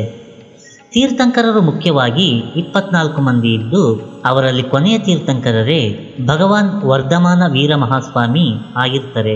ಇವರನ್ನ ವರ್ಧಮಾನ ಮಹಾವೀರ ಜಿನೇಶ್ವರ ಅಂತ ಕರೀತಾರೆ. ಪಾರ್ಶ್ವನಾಥ ಸ್ವಾಮಿ 23ನೇ ತೀರ್ಥಂಕರರಾಗಿರ್ತಾರೆ. ತೀರ್ಥಂಕರರ ಪರಂಪರೆಯಲ್ಲಿ ಋಷಭದೇವ ಸ್ವಾಮಿಯು ಆದಿತೀರ್ಥಂಕರರು ಅಂತ ಜೈನರು ನಂಬಿರ್ತಾರೆ. ಹಾಗೆ ಅವರನ್ನ ಗೌರವಿಸ್ತಿರ್ತಾರೆ. ಭಗವಾನ್ ವರ್ಧಮಾನ ವೀರ ಮಹಾಸ್ವಾಮಿಯ ಕಾಲ ಕ್ರಿಸ್ತಪೂರ್ವ 6ನೇ ಶತಮಾನ ಅಂತ ಹೇಳ್ತಾರೆ. ಜೈನ ದರ್ಶನದಲ್ಲಿ ಮೂಲವಾಗಿ ಪ್ರತ್ಯಕ್ಷ ಮತ್ತು ಪರೋಕ್ಷ ಅಂತ 2 ಪ್ರಮಾಣಗಳನ್ನ ಒಪ್ಪಲಾಗಿದೆ. ಪರೋಕ್ಷದಲ್ಲಿ ಸ್ಮೃತಿ, ಪ್ರತ್ಯಾಭಿಜ್ಞಾನ, ತರ್ಕ, ಅನುಮಾನ, ಆಗಮ ಅನ್ನುವಂಥ 5 ವಿಭಾಗಗಳಿರ್ತವೆ. ಪ್ರತ್ಯಕ್ಷದಲ್ಲಿ 2 ಭೇದಗಳಿರ್ತವೆ. ಅವುಗಳನ್ನ ಸಾಂವ್ಯವಹಾರಿಕ ಪ್ರತ್ಯಕ್ಷ ಹಾಗೆ ಪಾರಮಾರ್ಥಿಕ ಪ್ರತ್ಯಕ್ಷ ಅಂತ ಕರೀತಾರೆ. ಪಾರಮಾರ್ಥಿಕ ಪ್ರತ್ಯಕ್ಷದಲ್ಲಿ 2 ಪ್ರಕಾರಗಳಿದ್ದಾವೆ. ಅವುಗಳು ಸಕಲ ಪ್ರತ್ಯಕ್ಷ ಮತ್ತು ವಿಕಲ ಪ್ರತ್ಯಕ್ಷ ಅಂತ ಕರೀತಾರೆ. ಇನ್ನೊಂದು ದೃಷ್ಟಿಯಿಂದ ಜೈನರು ಪ್ರತ್ಯಕ್ಷ, ಅನುಮಾನ ಮತ್ತು ಶಬ್ದ ಅನ್ನುವಂಥ 3 ಪ್ರಮಾಣಗಳನ್ನು ಮಾತ್ರ ಒಪ್ತಾರೆ. ಇವುಗಳನ್ನ ತ್ರಿಪ್ರಮಾಣವಾದಿಗಳು ಅಂತ ಹೇಳ್ತಾರೆ. ಜೈನ ದರ್ಶನದಲ್ಲಿ ದೇವರನ್ನ ಜಗತ್ತು, ಜೀವಿಗಳ ಸೃಷ್ಟಿಕರ್ತ ಅಂತ ಒಪ್ಪಿರೋದಿಲ್ಲ. ಹಾಗೆ ಜೈನ ದರ್ಶನವು ವೇದ ಮತ್ತು ಉಪನಿಷತ್ತುಗಳನ್ನ ಪ್ರಮಾಣದಲ್ಲಿ ಸ್ವೀಕಾರ ಮಾಡಿರೋದಿಲ್ಲ. ತೀರ್ಥಂಕರರು ಬೋಧಿಸಿದಂಥ ಉಪದೇಶಗಳನ್ನೊಳಗೊಂಡಂಥ ಶಾಸ್ತ್ರ ಸಮುದಾಯವೇ ಜೈನ ದರ್ಶನದ ಆಧಾರ ಗ್ರಂಥಗಳಾಗಿರ್ತವೆ. ಇವುಗಳನ್ನ ಅಂಗ, ಉಪಾಂಗ, ಪ್ರಕೀರ್ಣ, ಛೇದಸೂತ್ರ, ಮೂಲ ಗ್ರಂಥ, ಸ್ವತಂತ್ರ ಗ್ರಂಥ ಅಂತ ವಿಭಾಗವನ್ನು ಮಾಡಿದ್ದಾರೆ. ಇವುಗಳಲ್ಲಿ ಅಂಗಗಳು ಬಹುಮುಖ್ಯವಾದಂಥ ಶಾಸ್ತ್ರಗ್ರಂಥಗಳಾಗಿರ್ತವೆ. ಅಂಗಗಳನ್ನು ಜೈನ ವೇದಾಂತ ಪರಿಗಣಿಸುತ್ತಾರೆ. ಮುಖ್ಯವಾದಂಥ ಅಂಗಗಳು 12 ಆಗಿರ್ತವೆ. ಈ 12 ಅಂಗಗಳನ್ನ ದ್ವಾದಶಾಂಗಗಳು ಅಂತ ಹೇಳ್ತಾರೆ. ಇವುಗಳನ್ನೆಲ್ಲ ಮೂಲವಾಗಿ ಅರ್ಧಮಾಘಾದಿ ಭಾಷೆಯಲ್ಲಿ ರಚನೆ ಮಾಡಿರ್ತಾರೆ. ತೀರ್ಥಂಕರರು ಉಪದೇಶ ಮಾಡಿದಂಥ ದಿವ್ಯೋಪದೇಶಗಳನ್ನ ಕಿವಿಯಿಂದ ಕೇಳಿ ಇತರರಿಗೆ ಪರಂಪರೆಯಾಗಿ ಹೇಳ್ಕೊಡ್ತಾ ಬಂದ ಮೇರೆಗೆ ಅವುಗಳಿಗೆಲ್ಲ ಶ್ರುತಸ್ಕಂದ ಅಂತ ಇನ್ನೊಂದು ಹೆಸರಿದೆ. ಜೈನರು ತೀರ್ಥಂಕರರ ಜೀವನ ಮತ್ತು ಬೋಧನೆಗಳನ್ನ ಪ್ರಮಾಣವಾಗಿ ಸ್ವೀಕಾರ ಮಾಡ್ತಾ ಭವಬಂಧನದ ಪಾಶ ಹರಿದು ಮೋಕ್ಷ ಪ್ರಾಪ್ತಿಗೆ 3 ಮುಖ್ಯವಾದಂಥ ಅಂಶಗಳು ಬೇಕು ಅಂತ ಹೇಳಿರ್ತಾರೆ. ಆ 3 ಅಂಶಗಳು ಯಾವ್ಯಾವುದು ಅಂದರೆ, ಮೊದಲನೆಯದು ಜೈನ ತೀರ್ಥಂಕರರ ಜೀವನ ಮತ್ತು ಸಂದೇಶಗಳಲ್ಲಿ ನಂಬಿಕೆ. ಎರಡನೆಯದು ಜೈನ ತತ್ವಗಳ ಸರಿಯಾದಂಥ ಪರಿಜ್ಞಾನ. ಮೂರನೆಯದು ಸರಿಯಾದ ಮತ್ತು ಪರಿಶುದ್ಧವಾದಂಥ ನಡವಳಿಕೆ. ತೀರ್ಥಂಕರರು ಕಾಲಕಾಲಕ್ಕೆ ಸರಿಯಾಗಿ ಅವತರಿಸಿ ಧರ್ಮಜ್ಯೋತಿಯನ್ನು ಬೆಳಗಿಸಿ ಜಗತ್ತಿನಲ್ಲಿ ಧರ್ಮ ಪ್ರಚಾರವನ್ನು ಮಾಡುವಂಥ ದಿವ್ಯ ಹಾಗೆ ಭವ್ಯವಾದ ಪವಿತ್ರ ಮಹಾಸ್ವಾಮಿಗಳಾಗಿರೋದ್ರಿಂದ ಅವರು ಪೂಜ್ಯರು ಹಾಗೆ ದೇವಸ್ವರೂಪರು ಕೂಡ ಆಗಿರ್ತಾರೆ. 24 ತೀರ್ಥಂಕರರಲ್ಲಿ ಶ್ರೀ ವರ್ಧಮಾನ ಮಹಾವೀರ ಮಹಾಸ್ವಾಮಿಯ ಧರ್ಮೋಪದೇಶಗಳು ವರ್ತಮಾನ ಯುಗದಲ್ಲಿ ಪ್ರಸಿದ್ಧ ಹಾಗೆ ಮುಖ್ಯವಾದವುಗಳು ಅಂತ ಜೈನ ಧರ್ಮದವರ ನಂಬಿಕೆಯಾಗಿರುತ್ತೆ. ಜೈನ ದರ್ಶನದ ತತ್ವ ಮತ್ತು ಅನುಷ್ಠಾನ ವಿಚಾರ ನೋಡೋದಾದರೆ, ಜೈನ ದರ್ಶನದಲ್ಲಿ ಸತ್ಯ, ನೀತಿ, ಉತ್ತಮ ನಡವಳಿಕೆಗಳಿಗೆ ವಿಶೇಷವಾದಂಥ ಪ್ರಾಧಾನ್ಯ ನೀಡಿರೋದು ಕಂಡುಬರುತ್ತೆ. ಅಹಿಂಸೆ ಮತ್ತು ದಯೆ ಇವುಗಳು ಜೈನ ಧರ್ಮದ ಮೂಲ ಸೂತ್ರಗಳಾಗಿರ್ತವೆ. ಜೀವನ, ಜಗತ್ತು ಇತ್ಯಾದಿಗಳಿಗೆ ಸಂಬಂಧಿಸಿದಂತೆ ಸ್ಯಾದ್ವಾದ ದೃಷ್ಟಿ ಅನ್ನುವಂಥ ವಿಶಿಷ್ಟವಾದಂಥ ನ್ಯಾಯ ಪದ್ಧತಿಯನ್ನು ಜೈನ ಧರ್ಮ ಬೋಧಿಸುತ್ತೆ. ಜೈನರ ತಾತ್ವಿಕ ವಿಚಾರ, ಆಚಾರ ವ್ಯವಹಾರಗಳೆಲ್ಲ ಈ ಸಾದ್ವಾದ ದೃಷ್ಟಿಯ ತಳಹದಿಯಲ್ಲಿ ಅಡಗಿರುತ್ತೆ. ಸ್ಯಾದ್ವಾದ ಅಂತಂದರೆ ಪ್ರತಿಯೊಂದು ತೀರ್ಮಾನವೂ ಕೂಡ ಸಾಪೇಕ್ಷವಾದದ್ದು ಅನ್ನುವಂಥ ತತ್ವವಾಗಿರುತ್ತೆ. ಸ್ಯಾತ್ ಅಂತಂದರೆ ಇರಬಹುದು ಅನ್ನುವಂಥ ತಾತ್ಪರ್ಯ. ಹಾಗಾಗಿ ಸ್ಯಾದ್ವಾದ ಅಂತಂದರೆ ಇರಬಹುದು ಅನ್ನುವಂಥ ವಾದ ಅಂತ ಸಾರಾಂಶವಾಗಿ ಹೇಳ್ಬೋದು. ಉದಾಹರಣೆಗೆ ಹೇಳಬೇಕು ಅಂತಂದರೆ, ಕೋಣೆಯಲ್ಲಿ ಕಪ್ಪಗಿನ ಹೂಜಿಯೊಂದಿದೆ ಅನ್ನೋದನ್ನ ತೀರ್ಮಾನಿಸಿ ಹೇಳುವಾಗ ಕೋಣೆಯಲ್ಲಿ ಹೇಗೋ ಏನೋ ಕಪ್ಪಗಿನ ಹೂಜಿಯೊಂದಿದೆ ಅಂತ ಹೇಳ್ತಾ ಹೇಗೋ ಏನೋ ಅನ್ನೋದನ್ನ ಸೇರಿಸ್ಕೊಂಡು ಹೇಳಬೇಕು. ಯಾಕೆ ಅಂದರೆ ಹೂಜಿಯು ಕೋಣೆಯಲ್ಲಿರೋದು ಆ ಪರಿಸ್ಥಿತಿಯ ದೃಷ್ಟಿಯಿಂದ ಮಾತ್ರ ಸರಿ. ದೃಷ್ಟಿಯನ್ನು ಪರಿಸ್ಥಿತಿಯನ್ನು ಬದಲಾಯಿಸಿದಾಗ ಹೂಜಿಯು ಬದಲಾಗಿ ಕಾಣುತ್ತೆ. ಹಾಗೆಯೇ ಹೂಜಿಯು ಕೋಣೆಯಲ್ಲಿ ಆ ಪರಿಸ್ಥಿತಿ ಸನ್ನಿವೇಶಗಳಲ್ಲಿ ಇದ್ದಂತೆ ಎಲ್ಲೆಲ್ಲೂ ಕೂಡ ಇರೋದಿಲ್ಲ. ಆದ್ದರಿಂದ ಒಂದು ಪರಿಸ್ಥಿತಿ ಒಂದು ದೃಷ್ಟಿಯಿಂದ ಸರಿಯಾಗಿರೋದು ಇದೆ ಅನ್ನೋದು ಪರಿಸ್ಥಿತಿ ದೃಷ್ಟಿಗಳ ಬದಲಾವಣೆಯಾದಾಗ ಬೇರೆ ಬೇರೆಯಾಗಿ ಕಾಣ್ಬೋದು. ಆದ್ದರಿಂದ ಒಂದು ವಸ್ತು, ಸಂಗತಿ, ಸನ್ನಿವೇಶಗಳ ಕುರಿತಾಗಿ ನಾವು ಹೇಳುವಂಥ ತೀರ್ಪು ಆ ಸಂದರ್ಭಕ್ಕೆ ಆ ದೃಷ್ಟಿಯಿಂದ ಮಾತ್ರ ನಿಜ ಆಗುತ್ತೆ. ಈ ವಾದವನ್ನೇ ಸಾದ್ವಾದ ಅಂತ ಕರೀತಾರೆ. ಗೋರಸವು ಹಾಲಾಗಿ ಮೊಸರಾಗಿ ಮಾರ್ಪಾಡೊಂದೋದು ಸರ್ವವಿದಿತವಾದಂಥ ವಿಚಾರ ಆಗಿರುತ್ತೆ. ಆದರೆ ಇವುಗಳೆರಡರಲ್ಲೂ ಕೂಡ ಗೋರಸ ಇದ್ದು ಅವಸ್ಥಾಭೇದಗಳನ್ನ ಪಡೆದಿದೆ ಅಷ್ಟೇ.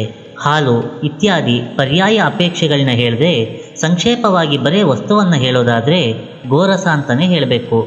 ಹೀಗೆ ಅಪೇಕ್ಷೆ ಭೇದಗಳನ್ನು ಹೇಳುವಂಥ ವಾದವೇ ಸ್ಯಾದ್ವಾದವಾಗಿರುತ್ತೆ.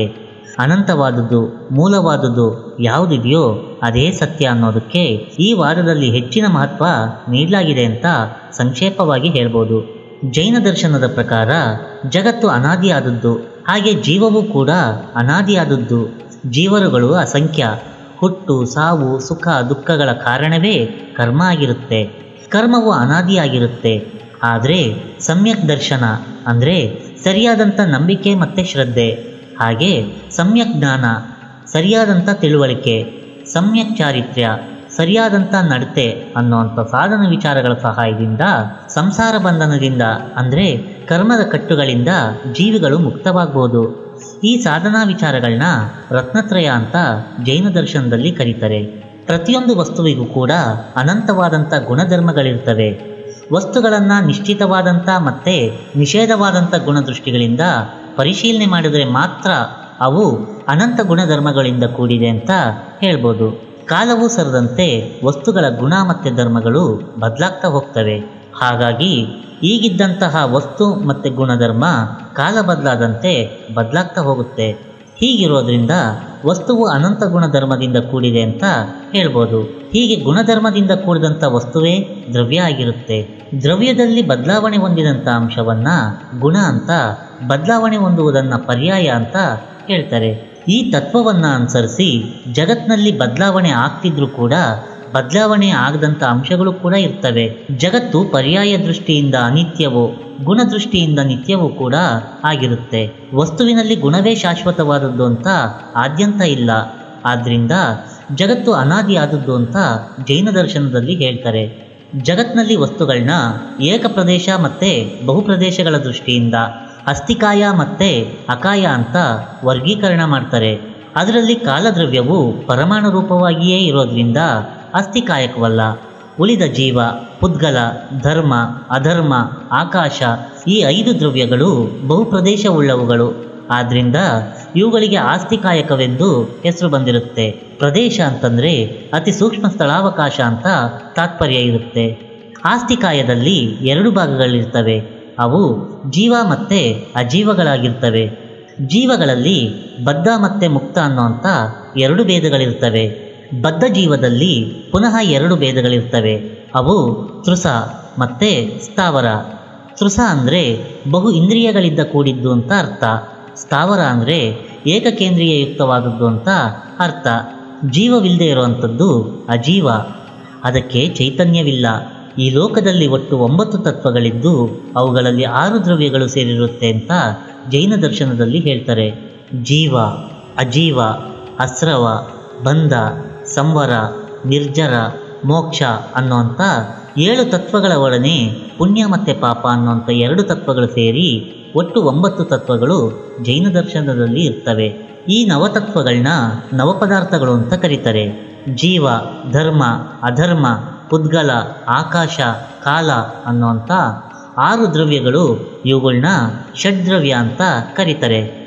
ಧರ್ಮ, ಅಧರ್ಮ, ಪುದ್ಗಲ, ಆಕಾಶ, ಕಾಲ ಇವುಗಳು ಅಜೀವಗಳು. ಅಜೀವಗಳಲ್ಲೆಲ್ಲ ಪುದ್ಗಲವು ಮುಖ್ಯವಾದದ್ದು. ಅದು ಅಚೇತನ ಮತ್ತು ಮೂರ್ತವಾದದ್ದಾಗಿರುತ್ತೆ. ಸ್ಪರ್ಶ, ರಸ, ಗಂಧ, ವರ್ಣಗಳಿಂದ ಪುದ್ಗಲವು ಕೂಡಿರುತ್ತೆ. ಶರೀರ, ಇಂದ್ರಿಯಗಳು, ಇಂದ್ರಿಯಗಳ ಮುಖಾಂತರ ಅನುಭವಿಸುವಂಥ ವಿಷಯಗಳು, ಮನಸ್ಸು, ಕರ್ಮ ಇವುಗಳೆಲ್ಲ ಪುದ್ಗಲಗಳಾಗಿರ್ತವೆ. ಜೀವ ಮತ್ತು ಇತರ ದ್ರವ್ಯಗಳಿಂದ ತುಂಬಿರುವಂಥ ಸ್ಥಾನಕ್ಕೆ ಲೋಕಾಕಾಶ ಅಂತ. ಇವಿಲ್ಲದೆ ಬರಿಯ ಆಕಾಶ ದ್ರವ್ಯ ಇರುವಂಥ ಸ್ಥಾನಕ್ಕೆ ಅಲೋಕ ಆಕಾಶ ಅಂತ ಹೆಸರು.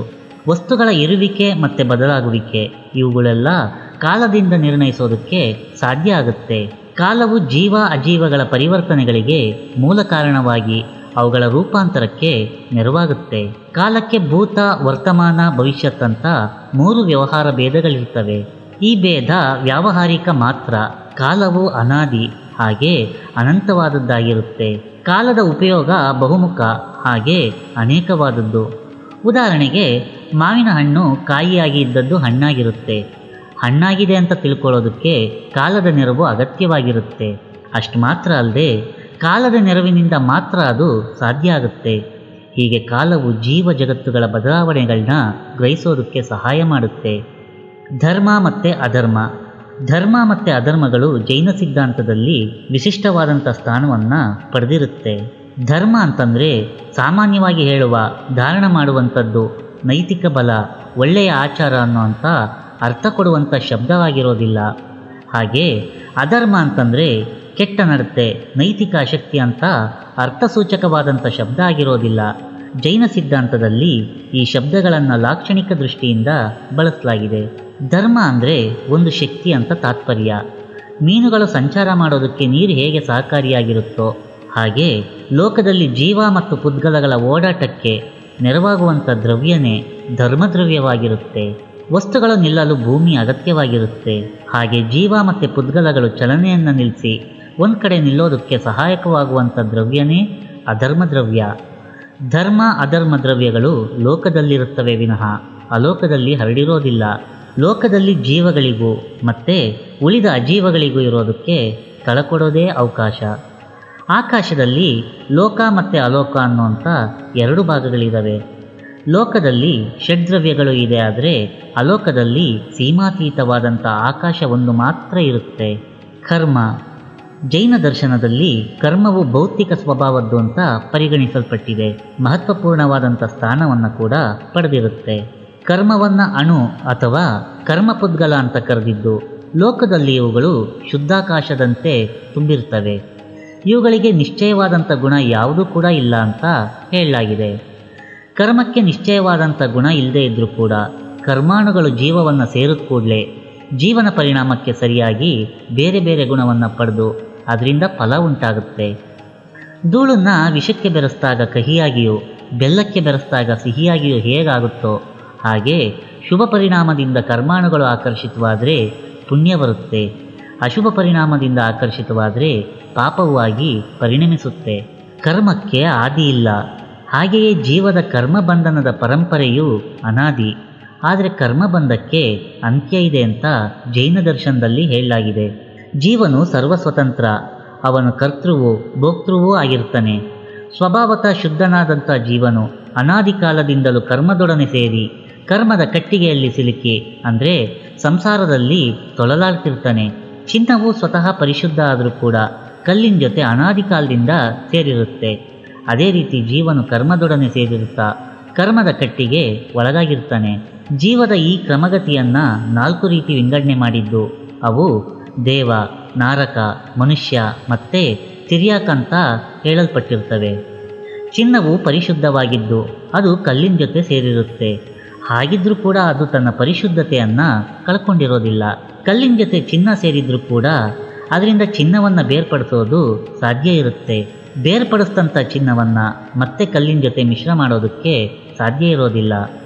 ಕಲ್ಲು ಚಿನ್ನದ ಜೊತೆ ಯಾವಾಗ ಸೇರ್ತು ಅಂತ ಹೇಳೋದಕ್ಕೆ ಸಾಧ್ಯ ಆಗದಿದ್ರೂ ಕೂಡ ಕಲ್ಲಿನಿಂದ ಚಿನ್ನವನ್ನು ಬೇರ್ಪಡಿಸೋದಕ್ಕೆ ಸಾಧ್ಯ ಇದೆ.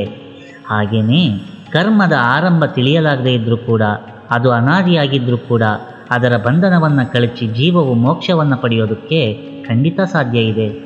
ಕರ್ಮಗಳಲ್ಲಿ ಘಾತಿ ಮತ್ತು ಅಘಾತಿ ಅಂತ 2 ಬಗೆ ಇದೆ. ಜೀವಕ್ಕೆ ಸಹಜವಾಗಿರುವಂಥ ಅನಂತ ಗುಣಗಳಿಂದ ಕೇಡು ಮಾಡುವಂಥ ಅಂದರೆ ಜೀವನವನ್ನು ಸಂಸಾರ ಬಂಧನದಲ್ಲಿ ಸಿಲುಕಿಸಿ ಅದು ತನ್ನ ಸಹಜ ಸ್ಥಿತಿಯನ್ನು ಪಡೆಯದಂತೆ ತಡೆದಿರುವಂಥ ಕರ್ಮ ಘಾತಿ ಕರ್ಮ. ಘಾತಿಯುಂಟು ಮಾಡಿದಂಥ ಕರ್ಮಗಳು ಅಘಾತಿ ಕರ್ಮಗಳು. ಜೀವ ಮತ್ತು ಕರ್ಮ ಇವುಗಳ ಬಂಧನ ಮತ್ತು ಮೋಕ್ಷವನ್ನು ಜೈನ ಸಿದ್ಧಾಂತವು ಸಪ್ತ ತತ್ವಗಳ ಮೂಲಕ ವಿವರಿಸಿ ಅನಂತರ ಜೀವರುಗಳ ಮೋಕ್ಷದ ದಾರಿಯನ್ನು ನಿರ್ದೇಶಿಸಿರುತ್ತೆ. ಸಪ್ತ ತತ್ವಗಳು ಜೀವಿಗಳು ಕರ್ಮದ ಕಟ್ಟಿಗೆ ಸಿಲುಕಿ ಸಂಸಾರ ಬಂಧನಕ್ಕೆ ಒಳಗಾಗುವಂಥ ಮತ್ತು ಬಿಡುಗಡೆ ಹೊಂದುವಂಥ ಹಂತಗಳ ಸರಪಣಿಯೇ ಸಪ್ತತತ್ವಗಳಾಗಿರ್ತವೆ. ಅದು ಯಾವ್ಯಾವುದು ಅಂತಂದರೆ, ಮೊದಲನೆಯದು ಜೀವ, ಎರಡನೆಯದು ಅಜೀವ, ಮೂರನೆಯದು ಅಸ್ರವ, ನಾಲ್ಕನೆಯದು ಬಂಧ, ಐದನೆಯದು ಸಂವರ, ಆರನೆಯದು ನಿರ್ಜರ, ಏಳನೆಯದಾಗಿ ಮೋಕ್ಷ. ಚೈತನ್ಯ ಸ್ವರೂಪವಾದದ್ದು ಜೀವ, ಅಚೇತನವಾದದ್ದು ಅಜೀವ. ಜೀವ ಮತ್ತು ಅಜೀವ ದ್ರವ್ಯಗಳ ಸಂಬಂಧವಾಗಿ ಜೀವವು ಕರ್ಮಾಣುಗಳನ್ನು ತನ್ನ ಕಡೆ ಸೆಳಿತಾ ಇರುತ್ತೆ. ಹೀಗೆ ಕರ್ಮಾಣುವು ಅಂದರೆ ಕರ್ಮವು ಜೀವದೊಳಗೆ ಹರಿದು ಬರೋದನ್ನೇ ಅಸ್ರವ ಅಂತ ಕರೀತಾರೆ. ಹರಿದು ಬಂದಂಥ ಕರ್ಮವು ಜೀವವನ್ನು ಅಂಟ್ಕೊಂಡು ಬಂಧಿಸೋದಕ್ಕೆ ಬಂಧ ಅಂತ ಹೆಸರು. ಜೀವವು ಈ ಬಂಧದ ಫಲವನ್ನು ಮುಕ್ತಿಯ ತನಕ ಅನುಭವಿಸಲೇಬೇಕು. ಜೀವವು ಕರ್ಮಫಲವನ್ನು ಅನುಭವಿಸ್ತಾ ಹೋದಂತೆ ಅದರ ಫಲವಾಗಿ ಹೊಸ ಫಲಗಳು ಜೀವವನ್ನು ಸೇರ್ತಲೇ ಇರುತ್ತೆ. ಹೊಸ ಕರ್ಮಗಳು ಬಾರದಂತೆ ತಪಸ್ಸಿನಿಂದ ತಡೆಗಟ್ಟೋದನ್ನ ಸಂವರ ಅಂತ ಹೇಳ್ತಾರೆ. ಸಂವರದಿಂದಾಗಿ ಹೊಸ ಕರ್ಮಗಳು ಬಂದು ಸೇರೋ ಅಂತಿಲ್ಲ, ಆದರೂ ಕೂಡ ಆಗಲೇ ಬಂದು ಸೇರಿದಂಥ ಕರ್ಮಗಳ ಫಲಗಳನ್ನು ಅನುಭವಿಸಲೇಬೇಕು. ಹೊಸದಾದಂಥ ಕರ್ಮಗಳು ಹರಿದು ಬಂದು ಜೀವವನ್ನು ಸೇರೋದು ತಪ್ಪಿದ್ರೂ ಕೂಡ ಆ ಮೊದಲೇ ಜೀವಕ್ಕೆ ಅಂಟ್ಕೊಂಡಿರೋ ಅಂಥ ಕರ್ಮ ಇದ್ದೇ ಇರುತ್ತೆ. ಆ ಕರ್ಮವು ಜೀರ್ಣವಾಗಿ ಹೋಗೋದಕ್ಕೆ ನಿರ್ಜರ ಅಂತ ಹೆಸರು. ಕರ್ಮವು ಫಲವನ್ನು ಕೊಟ್ಟು ತಾನಾಗಿಯೇ ಜೀವದಿಂದ ಕಳಚಿ ಬೀಳುತ್ತೆ. ಇದೇ ಸವಿಪಾಕ ನಿರ್ಜರ.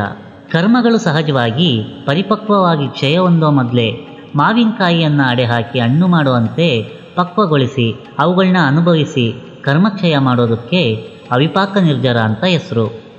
ಘಾತಿ ಮತ್ತು ಅಘಾತಿ ಕರ್ಮಗಳೆಲ್ಲವನ್ನು ಪೂರ್ತಿಯಾಗಿ ಕಳೆದುಕೊಂಡು ಜೀವವು ಕರ್ಮಬಂಧನದಿಂದ ವಿಮುಕ್ತಿ ಹೊಂದೋದೇ ಮೋಕ್ಷ. ಕಲ್ಲಿನಿಂದ ಬೇರೆ ಮಾಡಲ್ಪಟ್ಟಂಥ ಚಿನ್ನವು ಕಲ್ಲನ್ನು ಹೇಗೆ ಸೇರೋದಿಲ್ವೋ ಹಾಗೆ ಕರ್ಮಬಂಧನದಿಂದ ಸಂವರ ಮತ್ತು ನಿರ್ಜರಗಳ ಮೂಲಕ ಬೇರೆ ಮಾಡಲ್ಪಟ್ಟಂಥ ಜೀವವು ಪುನಃ ಕರ್ಮವನ್ನು ಸೇರೋದಿಲ್ಲ. ಇದನ್ನೇ ಮುಕ್ತಿ ಅಂತ ಹೇಳ್ತಾರೆ. ನ್ಯಾಯದರ್ಶನ. ನ್ಯಾಯದರ್ಶನದ ಆದ್ಯ ಪ್ರವರ್ತಕರು ಮಹರ್ಷಿ ಗೌತಮರು. ಇವರಿಗೆ ಅಕ್ಷಪಾದ ಅನ್ನೋಂಥ ಇನ್ನೊಂದು ಹೆಸರು ಕೂಡ ಇದೆ. ಹಾಗಾಗಿ ನ್ಯಾಯದರ್ಶನವನ್ನು ಅಕ್ಷಪಾದ ದರ್ಶನ ಅಂತ ಕರೀತಾರೆ. ಪದಾರ್ಥಗಳನ್ನು ಪ್ರಮಾಣಗಳಿಂದ ಪರೀಕ್ಷೆ ಮಾಡುವಂಥ ಶಾಸ್ತ್ರ ನ್ಯಾಯ. ಪ್ರತಿಯೊಂದು ವಿಚಾರವನ್ನು ಕೂಡ ತರ್ಕಬದ್ಧವಾಗಿ ಪರಿಶೀಲನೆ ಮಾಡಿ ಸಕಾರಣವಾಗಿ ಜೀವನ, ಜಗತ್ತು, ಆತ್ಮ ಅನ್ನುವಂಥ ವಿಚಾರಗಳ ಬಗ್ಗೆ ನ್ಯಾಯದರ್ಶನವು ವಿವರಣೆಯನ್ನು ನೀಡುತ್ತೆ. ತರ್ಕದಿಂದ ಕೂಡಿರುವಂಥ ಶಾಸ್ತ್ರ ಆಗಿರೋದ್ರಿಂದ ಇದಕ್ಕೆ ತರ್ಕಶಾಸ್ತ್ರ ಅನ್ನುವಂಥ ಹೆಸರು ಬಂದಿರುತ್ತೆ. ಹಾಗೆ ವಿಮರ್ಶಾತ್ಮಕ ದೃಷ್ಟಿಯಿಂದ ಜೀವನ, ಜಗತ್ತು, ಆತ್ಮ ಅನ್ನುವಂಥ ವಿಚಾರಗಳನ್ನ ಪರಿಶೀಲನೆ ಮಾಡಿರೋದ್ರಿಂದ ಇದಕ್ಕೆ ಅನ್ವೀಕ್ಷಿಕೆ ಅಂತ ಹೆಸರಿದೆ. ನ್ಯಾಯದರ್ಶನವು ತರ್ಕಬದ್ಧವಾಗಿದ್ದರೂ ಕೂಡ ಜೀವನದ ಪರಮಗುರಿ ಆತ್ಮ ಸಾಕ್ಷಾತ್ಕಾರ ಅಥವಾ ಮೋಕ್ಷ ಅನ್ನೋದನ್ನ ಹೇಳಿ ಮೋಕ್ಷಕ್ಕೆ ಹಾದಿಯನ್ನ ತರ್ಕ ಮತ್ತು ಯುಕ್ತಿಗಳಿಂದ ಪ್ರತಿಪಾದನೆ ಮಾಡಿರುತ್ತೆ. ನ್ಯಾಯದರ್ಶನದ ಆಧಾರ ಸ್ತಂಭಗಳು 4 ಪ್ರಮಾಣಗಳು ಮತ್ತು 16 ವಿಷಯ ಪರಿಶೀಲನೆಗಳಾಗಿರ್ತವೆ. ಒಟ್ಟಿನಲ್ಲಿ ನ್ಯಾಯದರ್ಶನದಲ್ಲಿ ಪ್ರತಿಪಾದಿತವಾದಂಥ ತತ್ವಗಳನ್ನು ಮುಖ್ಯವಾಗಿ 4 ಭಾಗಗಳಾಗಿ ಮಾಡ್ಬೋದು. ಮೊದಲನೆಯದು ಜ್ಞಾನದ ತತ್ವ ವಿಚಾರಗಳು, ಎರಡನೆಯದು ಜಗತ್ತಿನ ತತ್ವ ವಿಚಾರಗಳು, ಮೂರನೆಯದು ಆತ್ಮದ ತತ್ವ ಮತ್ತು ಆತ್ಮದ ಮೋಕ್ಷ ವಿಚಾರ, ನಾಲ್ಕನೆಯದು ದೇವರ ತತ್ವ ವಿಚಾರಗಳು. 4 ಪ್ರಮಾಣಗಳನ್ನ ನ್ಯಾಯದರ್ಶನವು ಸ್ವೀಕರಿಸಿದೆ. ಅದು ಯಾವ್ಯಾವುದು ಅಂತಂದರೆ ಪ್ರತ್ಯಕ್ಷ ಪ್ರಮಾಣ, ಅನುಮಾನ ಪ್ರಮಾಣ, ಶಬ್ದ ಪ್ರಮಾಣ, ಹಾಗೆ ಉಪಮಾನ ಪ್ರಮಾಣ. ಆತ್ಮವು ಅಮರವಾಗಿದ್ದು ಅದು ಶರೀರದಿಂದ ಬೇರೆಯಾಗಿದೆ ಅಂತ ನ್ಯಾಯದರ್ಶನ ಹೇಳುತ್ತೆ. ಈ ಶರೀರ ಅಂದರೆ ಏನು, ಆತ್ಮ ಅಂದರೆ ಏನು, ಶರೀರವು ಆತ್ಮ ಸಾಕ್ಷಾತ್ಕಾರವನ್ನು ಪಡೆಯೋದು ಹೇಗೆ ಸಾಧ್ಯ ಎನ್ನುವ ಮುನ್ನ 4 ಪ್ರಮಾಣಗಳ ಮೂಲಕ ಆತ್ಮ ಶರೀರಗಳ ಇರುವಿಕೆಯನ್ನು ಸ್ಪಷ್ಟಪಡಿಸಿ ಅನಂತರ ಆತ್ಮ ಸಾಕ್ಷಾತ್ಕಾರ, ಆತ್ಮಜ್ಞಾನಗಳಿಗೆ ಇರುವಂಥ ವಿಚಾರ ಮಾರ್ಗಗಳನ್ನ ತಿಳಿಸುತ್ತೆ. ವಿಚಾರಕ್ಕೆ ಸಹಾಯವಾಗುವಂಥ 16 ಅಂಶಗಳು ನ್ಯಾಯದರ್ಶನದಲ್ಲಿ ನಿರೂಪಿಸಲ್ಪಟ್ಟಿರುತ್ತೆ. ಅದು ಯಾವ್ಯಾವುದು ಅಂದರೆ ಪ್ರಮಾಣ, ಪ್ರಮೇಯ, ಸಂಶಯ, ಪ್ರಯೋಜನ, ದೃಷ್ಟಾಂತ, ಸಿದ್ಧಾಂತ, ಆವಯವ, ತರ್ಕ, ನಿರ್ಣಯ, ವಾದ, ಜಲ್ಪ, ವಿತಂಡ, ಹೇತ್ವಾಭಾಸ, ಛಲ, ಜಾತಿ, ನಿಗ್ರಹ ಸ್ಥಾನ. ಇವು 16 ನ್ಯಾಯದರ್ಶನದಲ್ಲಿರುವಂಥ ಅಂಶಗಳು. ಪ್ರಮಾಣ ಸರಿಯಾದಂಥ ತಿಳುವಳಿಕೆಗೆ ಇದು ಸಹಾಯ ಮಾಡುವಂಥ ಮೊದಲನೇ ಹೆಜ್ಜೆಯಾಗಿದ್ದು ಇದರಲ್ಲಿ 4 ಒಳಭೇದಗಳಿರ್ತವೆ. ಮೊದಲನೆಯದು ಪ್ರತ್ಯಕ್ಷ, ಎರಡನೆಯದು ಅನುಮಾನ, ಮೂರನೆಯದು ಶಬ್ದ, ಹಾಗೆ ನಾಲ್ಕನೆಯದು ಉಪಮಾನ. ಪ್ರಮೇಯ ಆತ್ಮಜ್ಞಾನಕ್ಕೆ ಯಾವುದು ವಿಷಯ ಆಗಿದೆಯೋ ಅದು ಪ್ರಮೇಯ ಆಗಿರುತ್ತೆ. ನ್ಯಾಯದರ್ಶನದಲ್ಲಿ ಪ್ರಮೇಯದ ವಿಷಯಗಳು 12 ಇರ್ತವೆ. ಅದು ಯಾವ್ಯಾವುದು ಅಂತಂದರೆ ಆತ್ಮ, ಶರೀರ, ಇಂದ್ರಿಯಗಳು, ಇಂದ್ರಿಯಗಳ ವಿಷಯಗಳು ಅಂದರೆ ಪರಿಮಳ, ವಾಸನೆ, ರುಚಿ, ಬಣ್ಣ, ಸ್ಪರ್ಶ ಮತ್ತು ಶಬ್ದ, ಬುದ್ಧಿ, ಮನಸ್ಸು, ಪ್ರವೃತ್ತಿ, ದೋಷ, ಪ್ರೇತಭಾವ, ಫಲ, ದುಃಖ, ಅಪವರ್ಗ ಅಂದರೆ ಮೋಕ್ಷ. ಸಂಶಯ ಆತ್ಮದ ವಿಚಾರ. ಪ್ರಮಾಣಗಳ ವಿಚಾರಗಳಲ್ಲಿ ಸಂಶಯವು ಮನಸ್ಸಿನಲ್ಲಿ ತಲೆದೂರೋದನ್ನ ಸಂಶಯ ಅಂತ ಕರೀತಾರೆ. ಸಂಶಯ ತಲೆದೂರಿದಾಗ ಸರಿಯಾದಂಥ ಪರಿಶೀಲನೆ ಆರಂಭ ಆಗುತ್ತೆ. ಸತ್ಯದ ಅನ್ವೇಷಣೆ ಈಗ ಆರಂಭ ಆಗ್ತಾ ಹೋಗುತ್ತೆ. ಇದು ಸಂಶಯ ಆಗಿರುತ್ತೆ. ಪ್ರಯೋಜನ ಜೀವನದ ಗುರಿ ಏನು, ಆತ್ಮವಿಚಾರದ ಪರಿಶೀಲನೆಯಿಂದ ಪ್ರಯೋಜನವಾದರೂ ಏನು ಅಂತ ವಿಚಾರ ನಡೆಸೋದೇ ಪ್ರಯೋಜನ ಆಗಿರುತ್ತೆ. ದೃಷ್ಟಾಂತ ಸಂಶಯದ ನಿವಾರಣೆಗೆ, ಪ್ರಯೋಜನದ ವಿವರಣೆಗೆ ದೃಷ್ಟಾಂತಗಳು ಅಗತ್ಯ ಆಗಿರುತ್ತೆ. ಸಾಮಾನ್ಯವಾದ ನಿಯಮಗಳನ್ನ ದೃಷ್ಟಾಂತವು ತಿಳಿಪಡಿಸುತ್ತೆ.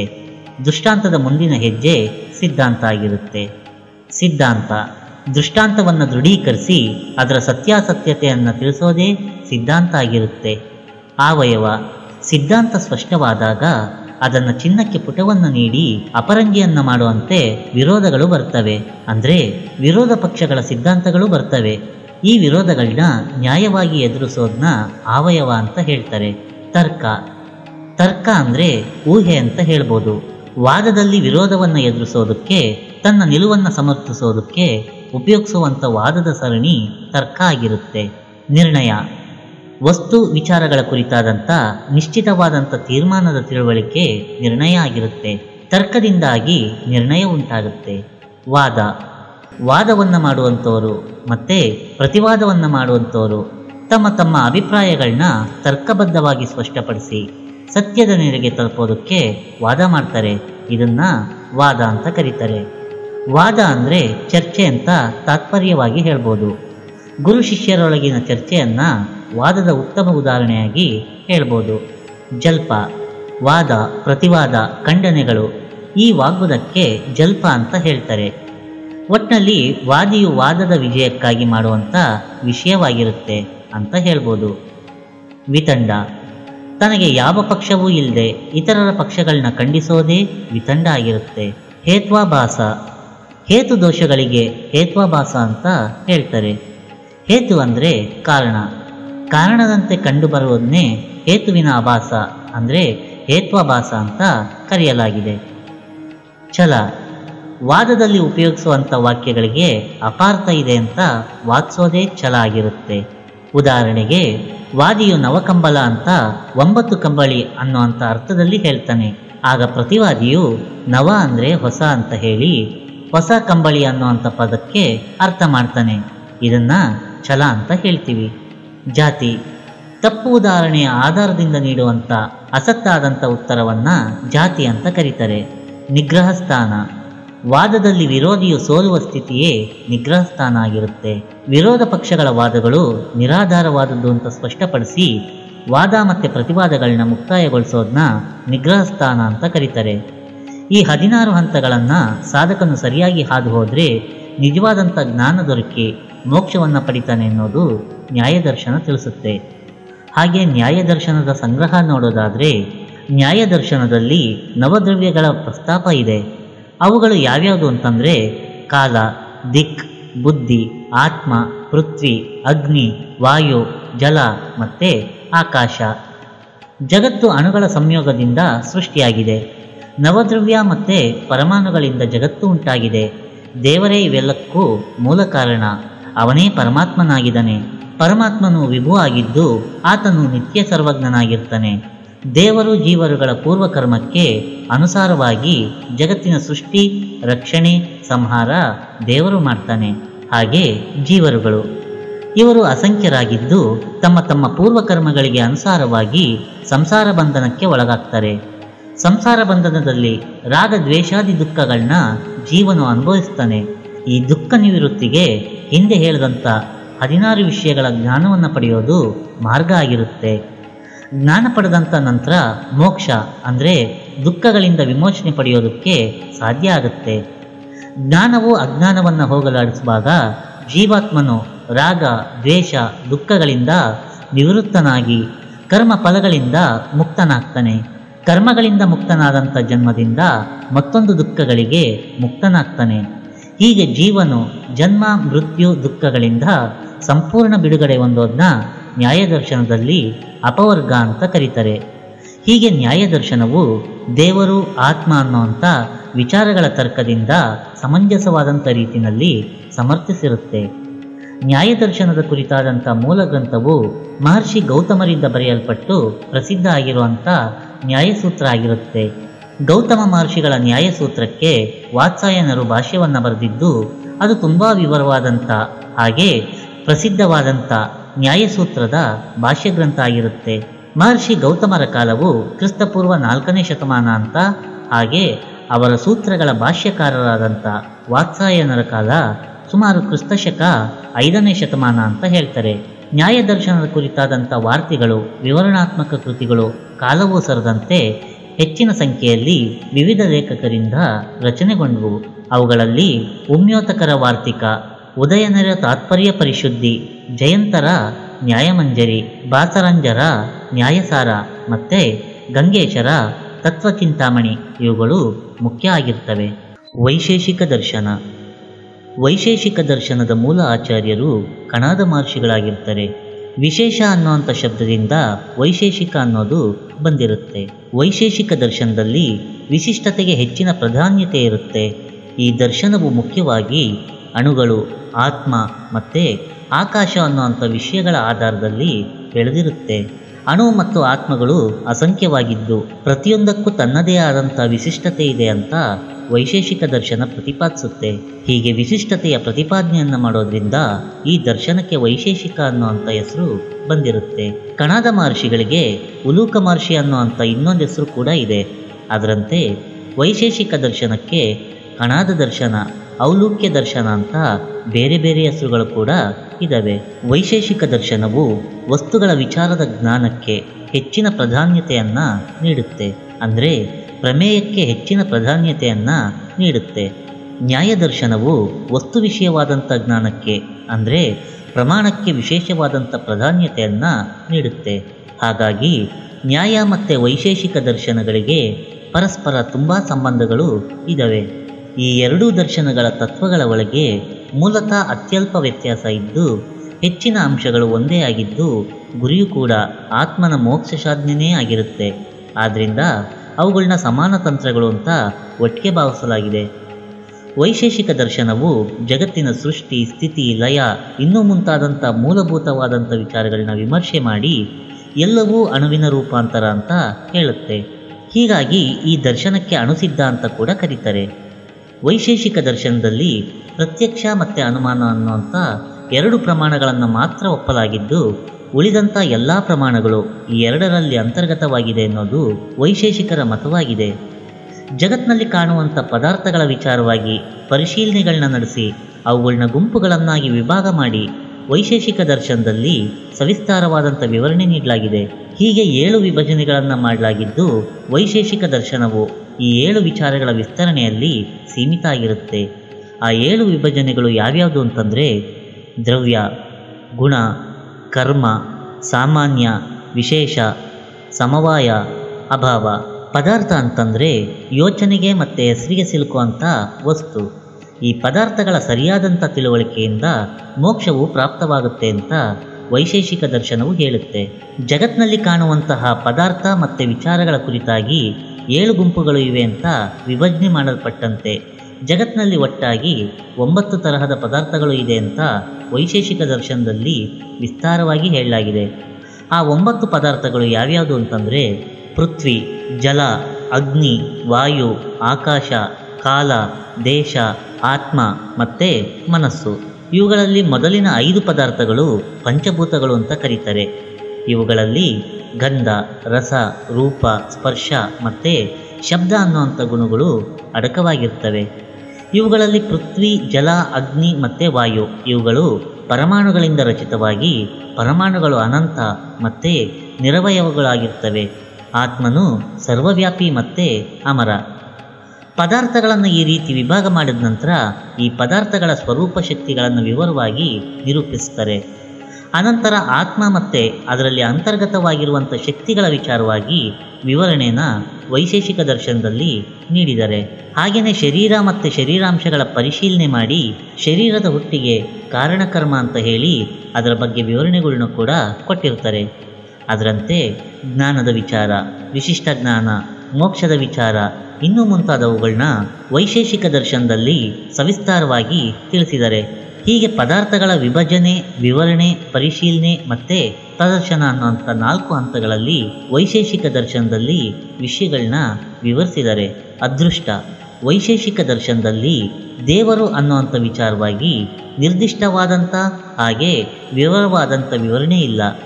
ಹಾಗಿದ್ದರೂ ಜಗತ್ತಿನ ಸೃಷ್ಟಿ, ಜೀವಿಗಳ ಜನ್ಮ, ಮರಣ ಇನ್ನೂ ಮುಂತಾದಂಥ ವಿಚಾರಗಳಿಗೆಲ್ಲ ಅದೃಷ್ಟವಾದಂಥ ಶಕ್ತಿಯೊಂದು ಕಾರಣ ಅಂತ ವೈಶೇಷಿಕ ದರ್ಶನ ಒಪ್ಪುತ್ತೆ.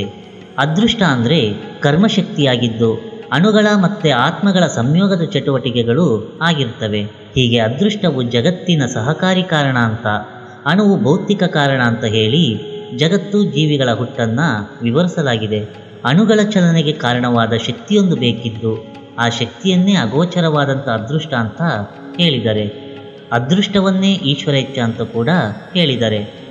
ಜಗತ್ತಿನ ಸೃಷ್ಟಿ, ಸ್ಥಿತಿ ಮತ್ತು ಲಯಗಳೆಲ್ಲ ಈ ಅಗೋಚರ ಶಕ್ತಿ ಅರ್ಥಾತ್ ದೇವರು ಕಾರಣ ಅಂದು ಅವುಗಳನ್ನು ಅಣುಗಳ ಸಂಯೋಗ ಹಾಗೆ ವಿಯೋಗಗಳ ಕುರಿತಾದಂಥ ವಿಸ್ತಾರವಾದಂಥ ವಿವರಣೆಯಿಂದ ಸ್ಪಷ್ಟಪಡಿಸಲಾಗಿರುತ್ತೆ. ಜೀವಿಗಳು ಮತ್ತು ಅಣುಗಳು ಅಸಂಖ್ಯ. ಪ್ರತಿಯೊಬ್ಬ ಜೀವಿಯು ಈ ಜಗತ್ತಿನಲ್ಲಿ ತನ್ನ ಕರ್ಮಕ್ಕನುಸಾರವಾಗಿ ಜನ್ಮ ತಳಿತಾನೆ. ಈ ಜಗತ್ತಿನ ಪದಾರ್ಥಗಳ ಕುರಿತಾದಂಥ ಸರಿಯಾದ ತಿಳುವಳಿಕೆಯನ್ನು ಪಡೆಯೋದ್ರಿಂದ ಅಜ್ಞಾನವು ನಿವೃತ್ತಿಯಾಗಿ ಜ್ಞಾನ ಪ್ರಾಪ್ತಿಯಾಗುತ್ತೆ. ಈ ಜ್ಞಾನ ಲಭ್ಯ ಆಗೋದಕ್ಕೆ ಉತ್ತಮ ಹಾಗೆ ಸದಾಚಾರಪೂರ್ಣವಾದಂಥ ಜೀವನವನ್ನು ನಡೆಸಬೇಕು. ಆಗ ಪದಾರ್ಥಗಳ ಸರಿಯಾದಂಥ ಜ್ಞಾನ ಉಂಟಾಗಿ ಜೀವಿಯು ಜನ್ಮ ಮರಣಗಳನ್ನುವಂಥ ದುಃಖದಿಂದ ಮುಕ್ತನಾಗ್ತಾನೆ. ಹೀಗೆ ವೈಶೇಷಿಕ ದರ್ಶನವು ಜಗತ್ತು, ಆತ್ಮ, ಅದೃಷ್ಟ, ಜೀವನ ಈ ವಿಚಾರಗಳ ಕುರಿತಾಗಿ ವಿಸ್ತಾರವಾದಂಥ ವಿವರಣೆಯನ್ನು ನೀಡುತ್ತಾ ಜೀವನಗಳ ಮೋಕ್ಷಕ್ಕೆ ಹಾದಿಯನ್ನು ತನ್ನದೇ ಆದಂಥ ರೀತಿಯಲ್ಲಿ ತೋರಿಸಿದೆ. ವೈಶೇಷಿಕ ದರ್ಶನಕ್ಕೆ ಆಧಾರವಾದಂಥ ಗ್ರಂಥ ಮಹರ್ಷಿ ಕಣಾದರ ವೈಶೇಷಿಕ ಸೂತ್ರ ಆಗಿರುತ್ತೆ. ಈ ಗ್ರಂಥವು ಕ್ರಿಸ್ತಪೂರ್ವ 3ನೇ ಶತಮಾನದ ಅಂತ್ಯಭಾಗದಲ್ಲಿ ರೂಪುಗೊಂಡಿದೆ ಅಂತ ಪರಿಗಣಿಸಲಾಗಿದೆ. ಪ್ರಶಸ್ತ ಪಾದರ ಪದಾರ್ಥ ಧರ್ಮ ಸಂಗ್ರಹ, ಶಿವಾದಿತ್ಯ ಮಿಶ್ರರ ಸಪ್ತಪದಾರ್ಥಿ ಇವುಗಳು ವೈಶೇಷಿಕ ದರ್ಶನದ ಪ್ರಸಿದ್ಧ ಗ್ರಂಥಗಳಾಗಿರ್ತವೆ. ಇದಿಷ್ಟು ವೈಶೇಷಿಕ ದರ್ಶನವಾಗಿರುತ್ತೆ. ಸಾಂಖ್ಯ ದರ್ಶನ. ಈ ದರ್ಶನದ ಆದ್ಯ ಪ್ರವರ್ತಕರು ಮಹರ್ಷಿ ಕಪಿಲರಾಗಿರ್ತಾರೆ. ಸಾಂಖ್ಯ ಅನ್ನೋಂಥ ಶಬ್ದ ಸಂಖ್ಯಾ ಅನ್ನೋಂಥ ಶಬ್ದದಿಂದ ಹುಟ್ಟಿರುತ್ತೆ. ಸಂಖ್ಯೆ ಅಂದರೆ ಎಣಿಕೆ, ವಿಚಾರಣೆ, ಚರ್ಚೆ ಅಂತ 3 ರೀತಿಯಿಂದ ಅರ್ಥ ಬರುತ್ತೆ. ಜಗತ್ತು, ಜೀವ ಇತ್ಯಾದಿ ವಿಚಾರಗಳ ಮೂಲಗಳನ್ನ ಸಂಖ್ಯೆಗಳಾಗಿ ವಿಭಾಗಿಸಿ ಅವುಗಳನ್ನು ಆಧಾರವಾಗಿಟ್ಕೊಂಡು ಜೀವನದ ಮೋಕ್ಷ ವಿವರಣೆಯನ್ನು ಹೇಳಿರೋದ್ರಿಂದ ಈ ದರ್ಶನಕ್ಕೆ ಸಾಂಖ್ಯ ಅಂತ ಹೇಳ್ತಾರೆ. ಸರಿಯಾದಂಥ ತಿಳುವಳಿಕೆಯನ್ನು ನೀಡುವಂಥ ದರ್ಶನ ಆಗಿರೋದ್ರಿಂದ ಇದಕ್ಕೆ ಸಾಂಖ್ಯ ದರ್ಶನ ಅಂತ ಹೆಸರು ಬಂತು ಅಂತ ಇನ್ನೊಂದು ಮತ ಕೂಡ ಹೇಳುತ್ತೆ. ನ್ಯಾಯ ಮತ್ತು ವೈಶೇಷಿಕ ದರ್ಶನಗಳಲ್ಲಿ ಜಗತ್ತಿಗೆ ಸಂಬಂಧಿಸಿದಂಥ ಅನೇಕ ಪದಾರ್ಥಗಳ ವಿಭಜನೆ ವಿವರಣೆಗಳಿದ್ದರೆ, ಸಾಂಖ್ಯ ದರ್ಶನದಲ್ಲಿ ಪ್ರಕೃತಿ ಮತ್ತು ಪುರುಷ ಅನ್ನುವಂಥ 2 ವಿಧದ ಮೂಲ ತತ್ವಗಳ ಪ್ರತಿಪಾದನೆ ಇದೆ. ಜಗತ್ತು, ಜೀವ, ಇಂದ್ರಿಯಗಳು, ಶರೀರ ಇವುಗಳೆಲ್ಲ ಪ್ರಕೃತಿ ಪುರುಷರ ಸಂಯೋಗದಿಂದ ಆಗಿದೆ. ಹಾಗಾಗಿ ಈ ಜಗತ್ತು ಮತ್ತು ಜನ್ಮ ಇವುಗಳೆಲ್ಲ ಒಂದು ಪರಿಣಾಮ ಆಗಿದ್ದು ಅವಕ್ಕೆ ಕಾರಣವೊಂದು ಇರಲೇಬೇಕು ಅಂತ ಸಾಂಖ್ಯ ದರ್ಶನ ಹೇಳುತ್ತೆ. ಈ ಕಾರಣವೇ ಪ್ರಕೃತಿ ಅಂತ ಹೇಳಿ ಜೀವ, ಜಗತ್ತು, ಜನ್ಮ ಇತ್ಯಾದಿಗಳೆಲ್ಲ ಪ್ರಕೃತಿಯ ಅಧೀನದಲ್ಲಿದ್ದು ತಮ್ಮ ಶಕ್ತಿ ಪ್ರಭಾವಗಳಲ್ಲಿ ಸೀಮಿತ ಆಗಿದೆ ಅಂತ ಸಾಂಖ್ಯ ದರ್ಶನದಲ್ಲಿ ಹೇಳಲಾಗಿದೆ. ಪ್ರಕೃತಿ ಅಚೇತನವಾದಂಥ ಪ್ರಕೃತಿಯು ಜಗತ್ತಿನ ಮೂಲತತ್ವ ಆಗಿರುತ್ತೆ. ಪ್ರಕೃತಿನಲ್ಲಿ ಅಂತರ್ಗತವಾಗಿ 3 ಗುಣಗಳಿದ್ದಾವೆ. ಇವೇ ಸತ್ವ, ರಜಸ್ಸು ಮತ್ತು ತಮಸ್ಸು. ಈ 3 ಕೂಡ ಹುರಿಗಳಿಂದ ಹಗ್ಗವಾದಂತೆ ಇವು ಪ್ರಕೃತಿಯಲ್ಲಿ ಸೇರಿದ್ದು ಇವುಗಳಿಂದ ಕೂಡಿದಂಥ ಪ್ರಕೃತಿಯು ಸಾಮಾನ್ಯ ಅವಸ್ಥೆಯಲ್ಲಿ ಇರುತ್ತೆ. ಸತ್ವಗುಣ. ಈ ಗುಣವು ಸುಖ, ಸಂತೋಷ, ಪ್ರಕಾಶ ಸಾಮರ್ಥ್ಯಗಳಿಂದ ಕೂಡಿರುತ್ತೆ. ರಜೋಗುಣ. ಇದು ಚಲನೆಯ ಗುಣದಿಂದಾಗಿರುತ್ತೆ. ಇದು ದುಃಖ ಮತ್ತು ನೋವುಗಳಿಂದ ಕೂಡಿದ್ದೂ ಆಗಿದೆ.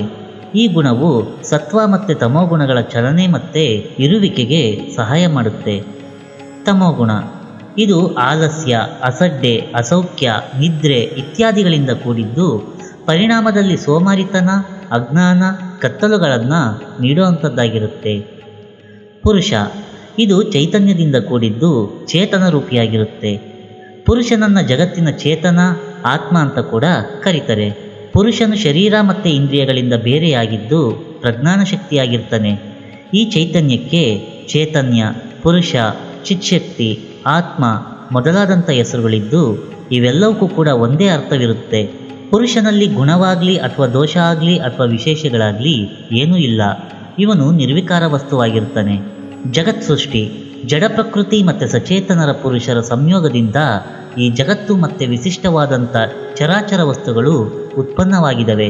ಜಗತ್ನಲ್ಲಿ ಒಟ್ಟು 25 ತತ್ವಗಳು ಕೂಡಿರುತ್ತೆ.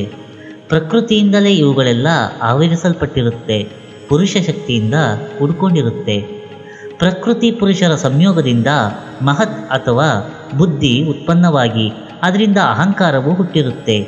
ಅಹಂಕಾರದಿಂದ ಮನಸ್ಸು, ಪಂಚಕರ್ಮೇಂದ್ರಿಯಗಳು ಅಂದರೆ ಬಾಯಿ, ಕೈ, ಕಾಲು, ಉದ ಮತ್ತು ಲೈಂಗಿಕ ಇಂದ್ರಿಯಗಳು, ಪಂಚಜ್ಞಾನೇಂದ್ರಿಯಗಳು ಅಂದರೆ ಕಣ್ಣು, ಕಿವಿ, ಮೂಗು, ನಾಲಗೆ ಮತ್ತು ಚರ್ಮ, ಪಂಚತನ್ಮಾತ್ರಗಳು ರೂಪ, ರಸ, ಗಂಧ, ಸ್ಪರ್ಶ ಮತ್ತು ಶಬ್ದ, ಪಂಚಭೂತಗಳು ಪೃಥ್ವಿ, ನೀರು, ತೇಜಸ್ಸು, ವಾಯು, ಆಕಾಶ ಇವೆಲ್ಲವೂ ಕೂಡ ಹುಟ್ಕೊಂಡವು. ಈ 25 ತತ್ವಗಳೇ ಜಗತ್ತು, ಜೀವನ, ಜನ್ಮ ಇವುಗಳಿಗೆ ಆಧಾರ ಅಂತ ಸಾಂಖ್ಯ ದರ್ಶನ ಹೇಳುತ್ತೆ. ಮೋಕ್ಷ ಮಾರ್ಗ. ಪ್ರಕೃತಿ ಮತ್ತು ಪುರುಷರ ಸಂಯೋಗದಿಂದ ಹುಟ್ಕೊಂಡಂಥ ಈ ಪರಿಣಾಮಾತ್ಮಕವಾದಂಥ ಜೀವ ಜಗತ್ತುಗಳ ಸರಿಯಾದ ತಿಳುವಳಿಕೆನೇ ಮೋಕ್ಷಕ್ಕೆ ಹಾದಿಯಾಗಿರುತ್ತೆ. ಈ ತಿಳುವಳಿಕೆಗಳಿಗೆ ಸಹಾಯವಾಗಿ ಸಾಂಖ್ಯವು 3 ಪ್ರಮಾಣಗಳನ್ನು ಮಾತ್ರ ಒಪ್ಪುತ್ತೆ. ಅದು ಯಾವ್ಯಾವುದು ಅಂದರೆ ಪ್ರತ್ಯಕ್ಷ, ಅನುಮಾನ ಹಾಗೆ ಶಬ್ದ. ಜೀವನದಲ್ಲಿ ಸುಖ ದುಃಖಗಳಿದ್ದು ದುಃಖಗಳನ್ನು 3 ವಿಭಾಗಗಳಾಗಿ ಸಾಂಖ್ಯ ದರ್ಶನದಲ್ಲಿ ವಿಂಗಡಣೆ ಮಾಡಿದ್ದಾರೆ. ಅವುಗಳನ್ನ ತಾಪತ್ರಯ ಅಂತ ಕರೀತಾರೆ. ಆ ತಾಪತ್ರಯಗಳು ಯಾವ್ಯಾವುದು ಅಂದರೆ ಆಧ್ಯಾತ್ಮಿಕ ದುಃಖ, ಅಧಿಭೌತಿಕ ಹಾಗೆ ಅಧಿದೈವಿಕ. ಆಧ್ಯಾತ್ಮಿಕ ದುಃಖ ಶಾರೀರಿಕವಾದ ಮತ್ತು ಮಾನಸಿಕವಾದಂಥ ದುಃಖಗಳೇ ಆಧ್ಯಾತ್ಮಿಕ ದುಃಖ. ಇವುಗಳಲ್ಲಿ ಜ್ವರ, ಶಿರೋವೇದನೆ, ಮಾನಸಿಕ ಚಿಂತೆ, ರೋಷ ಇನ್ನೂ ಮುಂತಾದವುಗಳು ಸೇರ್ಕೊಂಡಿರುತ್ತೆ. ಆದಿಭೌತಿಕ ಇತರ ಮನುಷ್ಯರು, ಪ್ರಾಣಿಗಳು, ಮುಳ್ಳು, ಕಲ್ಲು ಇತ್ಯಾದಿಗಳಿಂದ ಬರುವಂಥ ದುಃಖಗಳೇ ಆದಿಭೌತಿಕ ಆಗಿರುತ್ತೆ. ಉದಾಹರಣೆಗೆ ಕೊಲೆ, ಹಾವು ಕಡಿತ, ಮುಳ್ಳು ಚುಚ್ಚೋದು ಇನ್ನೂ ಮುಂತಾದವು. ಆದಿದೈವಿಕ ಭೂತ, ಪ್ರೇತ ಇತ್ಯಾದಿ ಅತಿ ಪ್ರಾಕೃತಿಕ ಶಕ್ತಿಗಳಿಂದ ಬರುವಂಥ ತೊಂದರೆಗಳು, ದುಃಖಗಳು ಆದಿದೈವಿಕ ದುಃಖಗಳಾಗಿರ್ತವೆ. ಈ 3 ವಿಧದ ದುಃಖಗಳಿಂದ ವಿಮುಕ್ತನಾಗೋದೇ ಸಾಂಖ್ಯದರ್ಶನವು ಕರೆಯುವಂಥ ಮೋಕ್ಷ ಅಥವಾ ಮುಕ್ತಿಯಾಗಿರುತ್ತೆ. ವಿವೇಕದಿಂದ ಆತ್ಮ ಅನಾತ್ಮಗಳನ್ನು ತಿಳ್ಕೊಂಡು ವಿವೇಕ ಜ್ಞಾನವಂತನಾಗಬೇಕು ಅಂತ ಹೇಳುತ್ತೆ. ಈ ವಿವೇಕವನ್ನು ಬೆಳೆಸಿ ವಿವೇಕ ಜ್ಞಾನವನ್ನು ಪಡೆಯೋದಕ್ಕೆ ಸತತವಾದಂಥ ಅಭ್ಯಾಸ, ಪರಿಶ್ರಮ ಅಗತ್ಯ ಆಗಿರುತ್ತೆ ಅಂತ ಸಾಂಖ್ಯದರ್ಶನದಲ್ಲಿ ಹೇಳಲಾಗಿದೆ. ಮುಕ್ತಿಗಳಲ್ಲಿ 2 ವಿಧ, ಜೀವನ್ಮುಕ್ತಿ ಮತ್ತು ವಿದೇಹ ಮುಕ್ತಿ. ಆತ್ಮನು ಜೀವನದಲ್ಲಿ ಈ ಶರೀರದಲ್ಲಿ ಇರುವಾಗಲೇ ವಿವೇಕ ಜ್ಞಾನವನ್ನು ಹೊಂದಿ ಮುಕ್ತಿಯನ್ನು ಅಂದರೆ ದುಃಖ ತೊಂದರೆಗಳಿಂದ ಬಿಡುಗಡೆಯನ್ನು ಹೊಂದೋದೇ ಜೀವನ್ಮುಕ್ತಿ. ನರ್ತಕಿಯು ಪ್ರೇಕ್ಷಕರ ಮನತಣಿಸುವಂತೆ ನರ್ತಿಸಿ ಆನಂತರ ನಿಂತಾಗ ಆಕೆ ನರ್ತಕಿಯಾಗಿದ್ದರೂ ನರ್ತಿಸದೆ ಹೇಗೆ ನಿಂತಿರ್ತಾಳೋ ಹಾಗೆಯೇ ಜೀವನು ಮುಕ್ತನಾದರೆ ಶರೀರದಲ್ಲಿರುವ ಅವಸ್ಥೆಯೇ ಜೀವನ್ಮುಕ್ತಾವಸ್ಥೆಯಾಗಿರುತ್ತೆ. ಶರೀರ ತ್ಯಾಗದ ಅಥವಾ ದೇಹಾವಸಾನದ ನಂತರ ಆತ್ಮನು ಶರೀರದ ಎಲ್ಲ ಬಂಧನಗಳಿಂದ ಮುಕ್ತನಾಗೋದೇ ವಿದೇಹ ಮುಕ್ತಿ. ನರ್ತಕಿಯು ನರ್ತನದ ಪೋಷಾಕು ಬಿಚ್ಚಿ ಸ್ವಯಂ ಸ್ವರೂಪದಲ್ಲಿ ಇರುವಂಥ ಸ್ಥಿತಿಗೆ ಇದನ್ನ ಹೋಲಿಸ್ಬೋದು. ಹೀಗೆ ದುಃಖತ್ರಯಗಳಿಂದ ಮುಕ್ತನಾಗೋದೇ ಮೋಕ್ಷ ಅಂತ ಸಾಂಖ್ಯದರ್ಶನದಲ್ಲಿ ಸವಿಸ್ತಾರವಾಗಿ ಹೇಳಿದ್ದಾರೆ. ಪ್ರಕೃತಿ ಮತ್ತು ಪುರುಷರೇ ಪರಮೋನ್ನತವಾದಂಥ ತತ್ವ ಅಂತ ಹೇಳಿರುವಂಥ ಸಾಂಖ್ಯದರ್ಶನದಲ್ಲಿ ದೇವರು ಅಂತ ಬೇರೆ ಹೇಳಿರೋದಿಲ್ಲ. ಪ್ರಕೃತಿ ಪುರುಷರ ಸಂಯೋಗದಿಂದ ಈ ಸರ್ವ ಚರಾಚರ ಸೃಷ್ಟಿಯಾಯಿತು ಅಂತ ಹೇಳಿರುವಂಥ ಸಾಂಖ್ಯದರ್ಶನವು ಪ್ರಕೃತಿ ಮತ್ತು ಪುರುಷರ ಸಂಯೋಗಕ್ಕೆ ಯಾವುದು ಕಾರಣವಾಯಿತು ಅಂತ ನಿಶ್ಚಯವಾಗಿ ಹೇಳಿರೋದಿಲ್ಲ. ಸಾಂಖ್ಯದರ್ಶನದ ಮುಂದಿನ ಹೆಜ್ಜೆ ಯೋಗ ದರ್ಶನವಾಗಿರುತ್ತೆ. ಇದರಲ್ಲಿ ಎಲ್ಲದಕ್ಕೂ ಕೂಡ ಉತ್ತರ ಇರುತ್ತೆ. ದೇವರ ವಿಚಾರದಲ್ಲಿ ಸಾಕಷ್ಟು ಯೋಗ ದರ್ಶನದಲ್ಲಿ ವಿವರಿಸಿದರೆ ಮಹರ್ಷಿ ಕಪಿಲರ ಸಾಂಖ್ಯ ಸೂತ್ರಗಳು ಮತ್ತು ಈಶ್ವರ ಕೃಷ್ಣರ ಸಾಂಖ್ಯಕಾರಿಕ, ಗೌಡಪಾದರ ಸಾಂಖ್ಯಕಾರಿಕಾ ಭಾಷ್ಪ, ವಿಜ್ಞಾನ ಭಿಕ್ಷುಗಳ ಸಾಂಖ್ಯ ಪ್ರವಚನ ಭಾಷ್ಯ ಇವುಗಳು ಸಾಂಖ್ಯ ದರ್ಶನದ ಅನೇಕ ಗ್ರಂಥಗಳಲ್ಲಿ ಪ್ರಸಿದ್ಧ ಹಾಗೆ ಪ್ರಮುಖವಾದವುಗಳಾಗಿವೆ. ಯೋಗ ದರ್ಶನ, ನ್ಯಾಯ, ವೈಶೇಷಿಕ ಮತ್ತು ಸಾಂಖ್ಯ ದರ್ಶನಗಳು ಜಗತ್ತು, ಜೀವ, ಜೀವನ ಸುಖ, ದುಃಖ, ಸೃಷ್ಟಿ, ಸ್ಥಿತಿ ಮತ್ತು ಲಯಗಳ ಬಗ್ಗೆ ವಿವರಣೆಗಳನ್ನ ನೀಡಿರ್ತವೆ. ಮೋಕ್ಷ ದೊರೆತಾಗಲೇ ಈ ಸಂಸಾರ ಚಕ್ರದಿಂದ ಮುಕ್ತಿ ಅಂತ ಹೇಳಿದವೆ. ಆ ಮೋಕ್ಷ ಸಿದ್ಧಿಗೆ ಅತ್ಯಂತ ಸಾಧುವು, ವೈಜ್ಞಾನಿಕವೂ ಪ್ರಾಯೋಗಿಕವೂ ಆದಂಥ ಹಾದಿಯನ್ನು ಯೋಗ ದರ್ಶನವು ತೋರಿಸ್ಕೊಟ್ಟಿರುತ್ತೆ. ಮೊದಲೇ ಹೇಳಿದಂತೆ ಸಾಂಖ್ಯ ದರ್ಶನದಲ್ಲಿ ದೇವರು ಅನ್ನೋದನ್ನ ಒಪ್ಪಿರೋದಿಲ್ಲ. ಆದರೆ ಯೋಗ ದರ್ಶನದಲ್ಲಿ ದೇವರನ್ನು ಈಶ್ವರ ಅಂತ ಕರೀತಾರೆ. ಈಶ್ವರನ ಅಸ್ತಿತ್ವವನ್ನು ಪೂರ್ಣವಾಗಿ ಒಪ್ಪಿ ದೃಢೀಕರಿಸಿದರೆ. ಹಾಗಾಗಿ ಸಾಂಖ್ಯ ದರ್ಶನದ ಪ್ರಾಯೋಗಿಕವಾದಂಥ ಮುಂದಿನ ಹೆಜ್ಜೆ ಯೋಗ ದರ್ಶನ ಅಂತ ಹೇಳಿದ್ರೆ ತಪ್ಪಾಗೋದಿಲ್ಲ. ಸಾಂಖ್ಯದಲ್ಲಿ ಹೇಳಿದಂಥ ವಿವೇಕ ಮತ್ತು ಜ್ಞಾನ ಪ್ರಾಪ್ತಿಗೆ ಯೋಗಾಭ್ಯಾಸವೇ ಸಾಧುವಾದಂಥ ಹಾದಿ ಅಂತ ಯೋಗ ದರ್ಶನದಲ್ಲಿ ಹೇಳಲಾಗಿದೆ. ಆತ್ಮ ಸಾಕ್ಷಾತ್ಕಾರದ ಸಾಧನೆಗೆ ಅನುಕೂಲಕರವಾದಂಥ ಸಾಧನಾ ಹೆಜ್ಜೆಗಳನ್ನ ಈ ದರ್ಶನದಲ್ಲಿ ನೀಡಲಾಗಿದೆ. ತತ್ವಕ್ಕಿಂತ ಹೆಚ್ಚಾಗಿ ಅನುಷ್ಠಾನಕ್ಕೆ ಪ್ರಾಧಾನ್ಯವನ್ನು ನೀಡಿರೋದು ಈ ದರ್ಶನದ ವಿಶಿಷ್ಟ ಆಗಿರುತ್ತೆ. ಜಗತ್ತಿನ ಪದಾರ್ಥಗಳು ಮತ್ತು ಜೀವ ಈ ವಿಚಾರದಲ್ಲಿ ಸಾಂಖ್ಯ ತತ್ವಗಳನ್ನ ಯೋಗ ದರ್ಶನದಲ್ಲಿ ಬಹುಮಟ್ಟಿಗೆ ಒಪ್ಪಲಾಗಿದ್ದು, ಸಾಂಖ್ಯ ಮತ್ತು ಯೋಗ ದರ್ಶನಗಳಿಗೆ ಪರಸ್ಪರ ಅಧಿಕ ಸಂಬಂಧ ಮತ್ತು ಸಾಮರಸ್ಯ ಇದೆ. ಯೋಗ ದರ್ಶನದಲ್ಲಿ ಸಾಂಖ್ಯರಂತೆ ಪ್ರತ್ಯಕ್ಷ ಮತ್ತು ಅನುಮಾನ ಹಾಗೆ ಶಬ್ದಗಳು ಅನ್ನುವಂಥ 3 ಪ್ರಮಾಣಗಳನ್ನ ಸ್ವೀಕಾರ ಮಾಡಿದರೆ. ಯೋಗ ಅನ್ನುವಂಥ ಶಬ್ದವು ಯುಜ್ ಅನ್ನುವಂಥ ಧಾತುವಿನಿಂದ ಉತ್ಪತ್ತಿಯಾಗಿದೆ. ಯುಜ್ ಅಂದರೆ ಸೇರಿಸೋದು.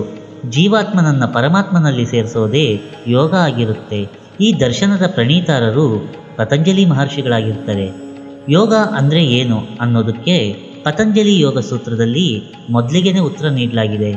ಎಲ್ಲ ಚಿತ್ತವೃತ್ತಿಗಳ ಅಂದರೆ ಮಾನಸಿಕವಾದಂಥ ಪ್ರವೃತ್ತಿಗಳ ನಿರೋಧವೇ ಯೋಗ. ವೃತ್ತಿ ಅಂದರೆ ಮನಸ್ಸಿನ ಯೋಚನಾ ಕ್ರಮ. ಮಾನಸಿಕ ಸರೋವರದಲ್ಲಿನ ಅಲೆಯೇ ವೃತ್ತಿ. ಪ್ರತಿ ವೃತ್ತಿಯು ಸಂಸ್ಕಾರವನ್ನು ಉಂಟು ಮಾಡಿ ಸಂಸ್ಕಾರದಿಂದ ವ್ಯಕ್ತಿಯ ಸ್ವಭಾವ ಮತ್ತು ಕ್ರಿಯೆಗಳನ್ನ ನಿರ್ಮಿಸುತ್ತೆ. ಮನುಷ್ಯನ ಮನಸ್ಸಿನಲ್ಲಿ ಸಾಮಾನ್ಯವಾಗಿ 5 ತರಹದ ವೃತ್ತಿಗಳಿದೆ ಅಂತ ಯೋಗ ದರ್ಶನದಲ್ಲಿ ಹೇಳಲಾಗಿದೆ.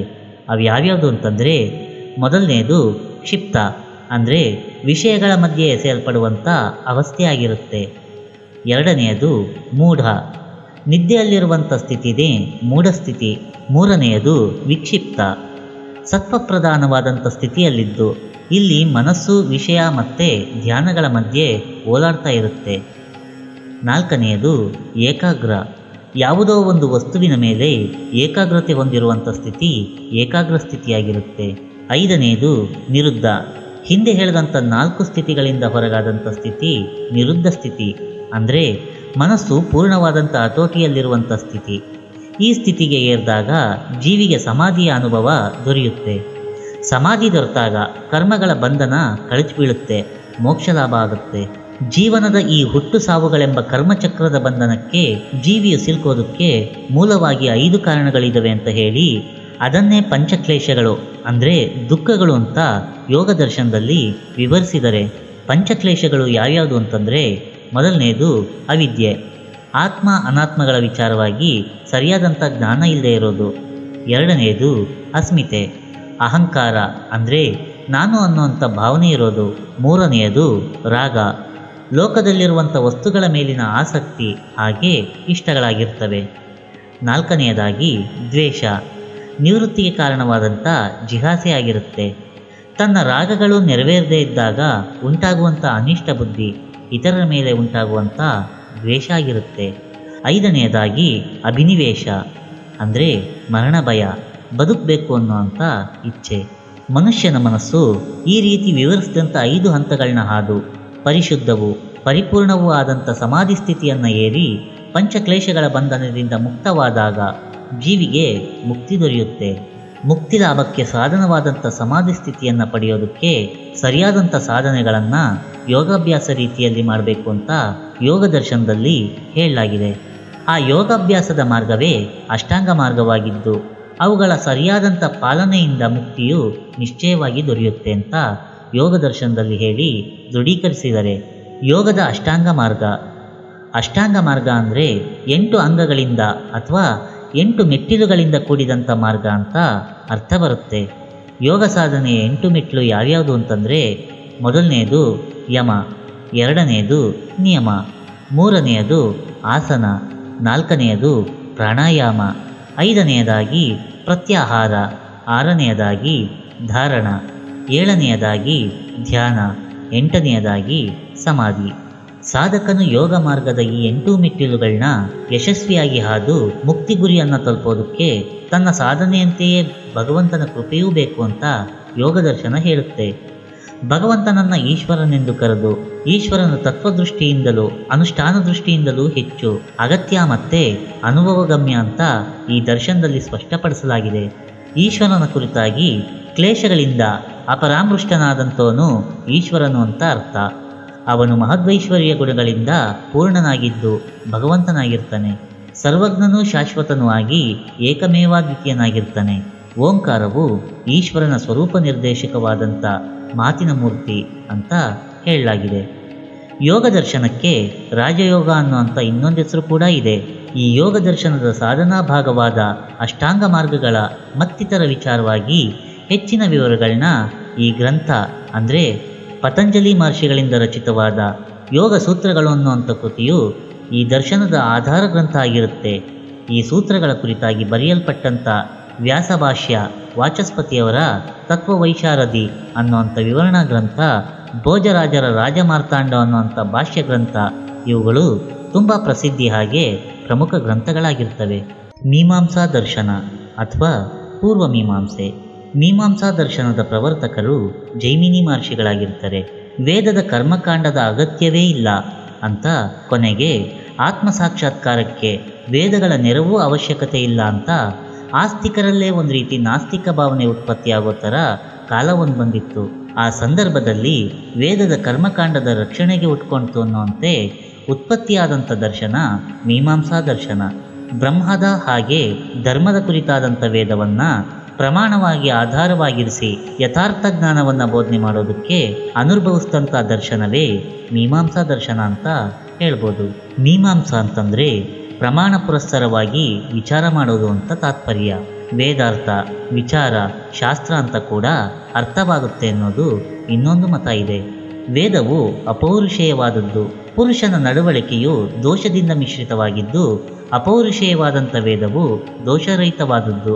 ಹಾಗಾಗಿ ಧರ್ಮ ಮತ್ತು ಅಧರ್ಮಗಳ ನಿರ್ಣಯದ ಅಧಿಕಾರಿಯು ವೇದನಾಗಿದ್ದು, ಅದು ಸ್ವಯಂವೇವ ಪ್ರಮಾಣವಾಗಿರೋದ್ರಿಂದ ವೇದೋಕ್ತವಾದಂಥ ವೈದಿಕ ಕ್ರಿಯಾನುಸರಣದಿಂದ ಮಾತ್ರ ಮುಕ್ತಿ ಲಾಭ ಅಂತ ಮೀಮಾಂಸಕಾರರು ಹೇಳ್ತಾರೆ. ಮೀಮಾಂಸಕರು ಪ್ರತ್ಯಕ್ಷ, ಅನುಮಾನ, ಶಬ್ದ ಪ್ರಮಾಣಗಳ ಜೊತೆಗೆ ಉಪಮಾನವನ್ನು ಕೂಡ ಸ್ವೀಕರಿಸಿದರೆ. ಅಷ್ಟು ಮಾತ್ರ ಅಲ್ಲದೆ ಹೊಸದಾಗಿ ಅರ್ಥಾಪತ್ತಿ ಮತ್ತು ಅನುಪಲಬ್ಧಿ ಅನ್ನುವಂಥ ಪ್ರಮಾಣಗಳನ್ನ ಸೇರಿಸಿರ್ತಾರೆ. ವೇದವೇ ಸರ್ವವಿಧದಿಂದ ಸರಿಯಾದ ಆಧಾರವಾಗಿದ್ದು, ವೇದವೇ ಸರ್ವಸ್ವ. ಅದರ ಸರಿಯಾದಂಥ ಜ್ಞಾನದಿಂದಲೇ ಧರ್ಮದ ತಿಳುವಳಿಕೆ ಉಂಟಾಗುತ್ತೆ. ಧರ್ಮ ಅಂದರೆ ಮಾನವನು ಇಹ ಮತ್ತು ಪರಲೋಕಗಳ ದೃಷ್ಟಿಯಿಂದ ಸುಖಶಾಂತಿಗಳಿಗಾಗಿ, ಮೋಕ್ಷ ಸಿದ್ಧಿಗಾಗಿ ಮಾಡಬೇಕಾದಂಥ ಕೆಲಸಗಳು. ಧರ್ಮದ ಅನುಷ್ಠಾನದಿಂದ ಸುಖಸಿದ್ಧಿಯಾಗತ್ತೆ ಅಂತ ಮೀಮಾಂಸಾ ದರ್ಶನದಲ್ಲಿ ಸ್ಪಷ್ಟಪಡಿಸಿದ್ದಾರೆ. ಮೀಮಾಂಸಾ ದರ್ಶನದಲ್ಲಿ ವೇದೋಕ್ತ ಕರ್ಮಗಳ ಅನುಷ್ಠಾನವೇ ಧರ್ಮ ಅಂತ ಹೇಳಲಾಗಿದೆ. ವೇದೋಕ್ತ ಕರ್ಮಗಳನ್ನ ಪ್ರತಿಯೊಬ್ಬನು ಕೂಡ ಮಾಡಲೇಬೇಕು. ಇವುಗಳಲ್ಲಿ ಒಟ್ಟು 4 ವಿಧಗಳಿದ್ದಾವೆ.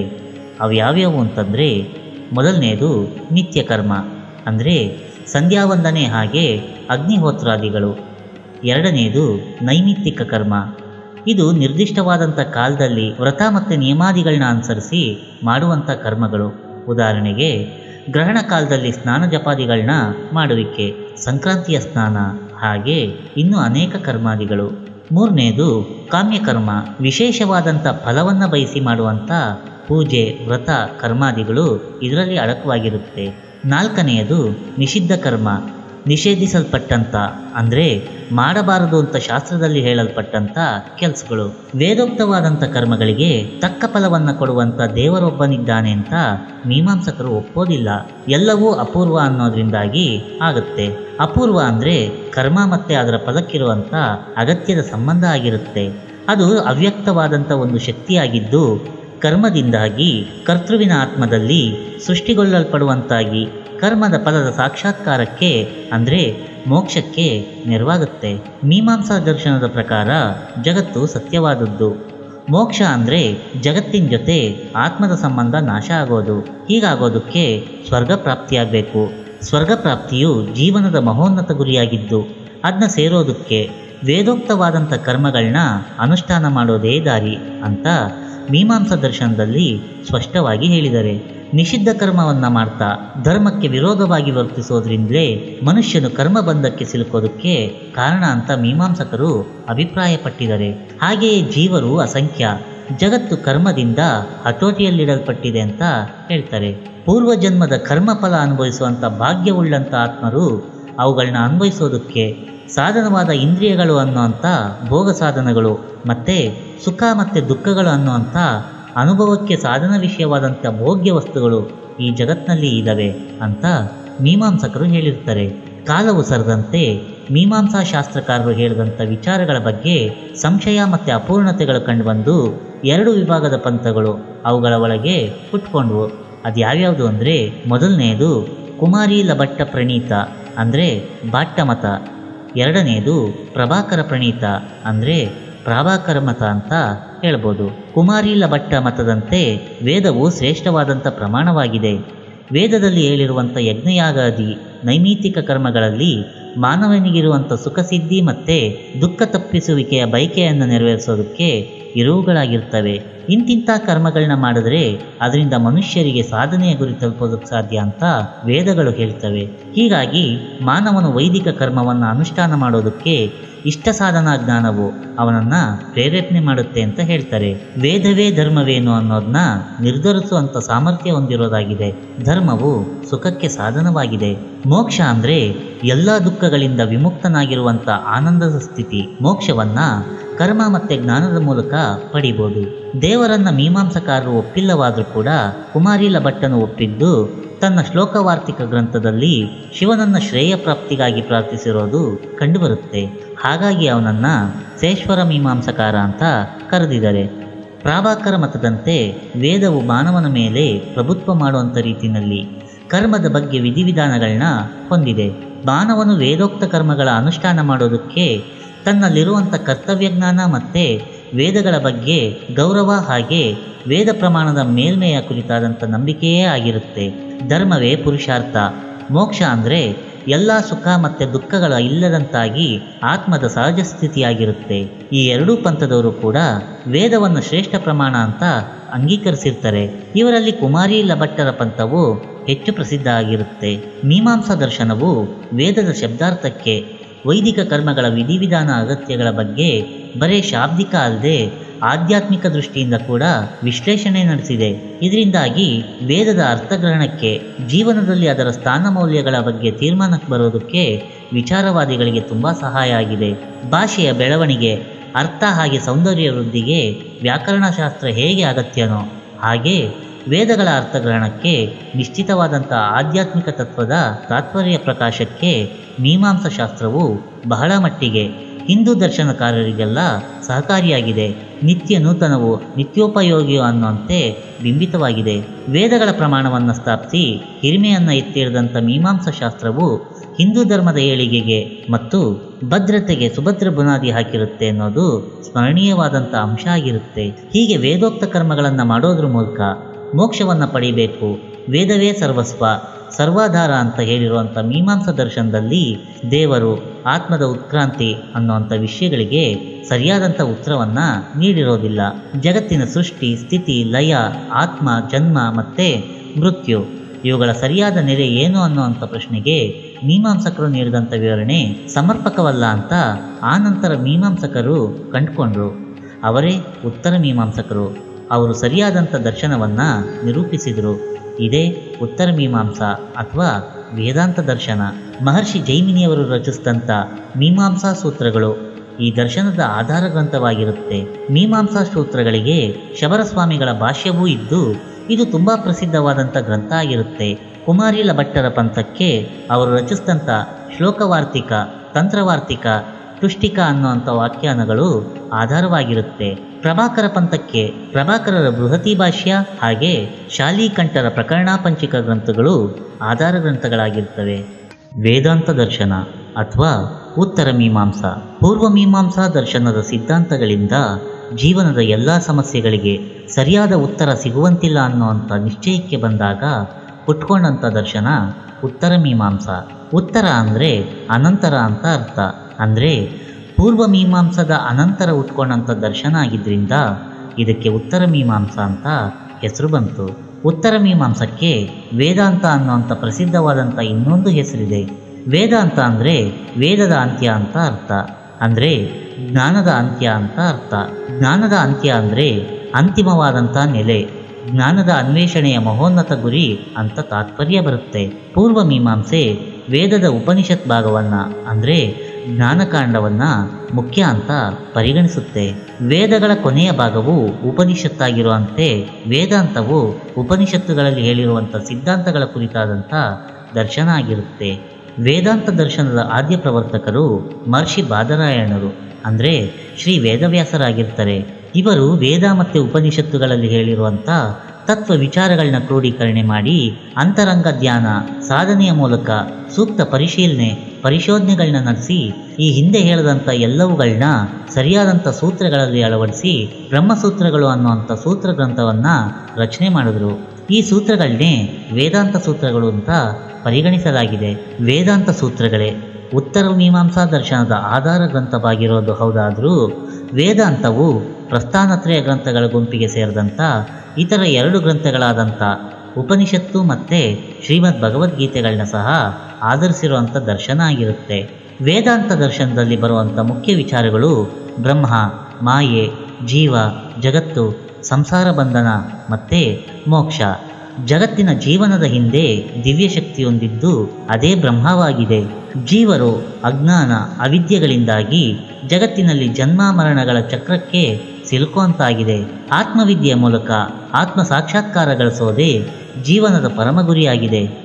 ಆತ್ಮ ಸಾಕ್ಷಾತ್ಕಾರವಾದಾಗ ಸಚ್ಚಿದಾನಂದದ ಅನುಭವವಾಗಿ ಭವಬಂಧನವು ಕಳೆಯುವುದು ಅಂತ ಹೇಳಿದಂಥ ವೇದಾಂತ ದರ್ಶನವು ಆತ್ಮ ಸಾಕ್ಷಾತ್ಕಾರವನ್ನು ಸಾಧಿಸೋದಕ್ಕೆ, ಜಗತ್ತಿನಲ್ಲಿ ಯಶಸ್ವಿಯಾಗಿ ಜೀವನವನ್ನು ನಿರ್ವಹಿಸೋದಕ್ಕೆ ಸೂಕ್ತವಾದಂಥ ಮಾರ್ಗದರ್ಶನ, ಸಾಧನಾ ಮಾರ್ಗಗಳನ್ನ ನಿರ್ದೇಶನ ಮಾಡಿರುತ್ತೆ. ವೇದಾಂತ ದರ್ಶನದ ಅನುಯಾಯಿಗಳಲ್ಲಿ ಬ್ರಹ್ಮ, ಜೀವ, ಜಗತ್ತು, ಮೋಕ್ಷ ಈ ವಿಚಾರದಲ್ಲಿ ಒಂದಕ್ಕೊಂದು ಸಂಬಂಧದ ಕುರಿತಾಗಿಯೂ ಒಂದೊಂದರ ಇರುವಿಕೆಯು ಸ್ವರೂಪಗಳ ವಿಚಾರವಾಗಿಯೂ ಮತಭೇದ ಉಂಟಾಯಿತು. ಪ್ರಸ್ಥಾನತ್ರಯ ಗ್ರಂಥಗಳಲ್ಲಿ ಹೇಳಿರುವಂಥ ಪರಮಾತ್ಮ, ಆತ್ಮ, ಪ್ರಪಂಚ, ಮೋಕ್ಷ ಸಂಬಂಧದ ಸಿದ್ಧಾಂತ ಮತ್ತು ವಿವರಣೆಗಳನ್ನ ಕಾಲಕ್ರಮದಲ್ಲಿ ಬೇರೆ ಬೇರೆ ಮತಾಚಾರ್ಯರು ವಿವಿಧ ರೀತಿಯಲ್ಲಿ ಪ್ರತಿಪಾದನೆ ಮಾಡಿ ಒಂದೊಂದು ತೀರ್ಮಾನಕ್ಕೆ ಬಂದರು. ಸತ್ಯದ ಕುರಿತಾಗಿ ಅವರು ಕಂಡಂಥ ದರ್ಶನವನ್ನ ಮತ ಅಂತ ಕರೆಯಲಾಯಿತು. ತಮ್ಮ ಮತವನ್ನು ಪ್ರತಿಪಾದನೆ ಮಾಡೋದಕ್ಕೆ ಆಯಾ ಮತದ ಆಚಾರ್ಯರು ಪ್ರಸ್ಥಾನತ್ರಯ ಗ್ರಂಥಗಳಿಗೆ ಭಾಷ್ಯ ಮತ್ತು ವಿವರಣೆಗಳನ್ನ ಬರೆದು ತಮ್ಮ ಮತದ ದೃಷ್ಟಿಯನ್ನು ಸ್ಪಷ್ಟಪಡಿಸಿದ್ರು. ಹೀಗೆ ವೇದಾಂತ ದರ್ಶನದಿಂದ ಅದ್ವೈತ, ವಿಶಿಷ್ಟಾದ್ವೈತ, ದ್ವೈತ ಅನ್ನುವಂಥ 3 ಮುಖ್ಯವಾದಂಥ ಪಂಥಗಳು ಹುಟ್ಕೊಂಡ್ವು. ಅದರಂತೆ ಮುಂದೆ ಭೇದ, ಶುದ್ಧಾದ್ವೈತ, ಅಚಿಂತ್ಯ ಭೇದ ಅನ್ನುವಂಥ ಇನ್ನೂ ಹಲವು ಮತಗಳು ಹುಟ್ಕೊಂಡ್ವು. ಷಡ್ದರ್ಶನಗಳಲ್ಲಿ ಸತ್ಯದ ಅನ್ವೇಷಣೆಯು ನ್ಯಾಯದಿಂದ ಪ್ರಾರಂಭವಾಗಿ ವೇದಾಂತ ದರ್ಶನದಲ್ಲಿ ಮುಗಿದು ಸರಿಯಾದಂಥ ಮತ್ತೆ ಸಮರ್ಪಕವಾದಂಥ ರೀತಿಯಲ್ಲಿ ಮುಕ್ತಾಯಗೊಂಡಿರುತ್ತೆ ಅಂತ ಪ್ರಜ್ಞರು ಅಭಿಪ್ರಾಯಪಟ್ಟಿರ್ತಾರೆ. ಭಾರತೀಯರ ತತ್ವದರ್ಶನಗಳ ಸಾಲಿನಲ್ಲಿ ವೇದಾಂತ ದರ್ಶನವು ತುಂಬ ಪ್ರಸಿದ್ಧಿಯಾಗಿರುತ್ತೆ. ಹಿಂದೂ ಸಮಾಜದಲ್ಲಿರುವಂಥ ಅನೇಕ ಒಳಪಂಥಗಳಿಗೆ ಈ ವೇದಾಂತ ದರ್ಶನವು ಆಧಾರವಾಗಿದ್ದು, ಈ ದರ್ಶನದ ಮೂಲ ಸಿದ್ಧಾಂತಗಳ ಮೇಲೆ ಆ ಪಂಥಗಳು ರೂಪುಗೊಂಡಿರುತ್ತವೆ.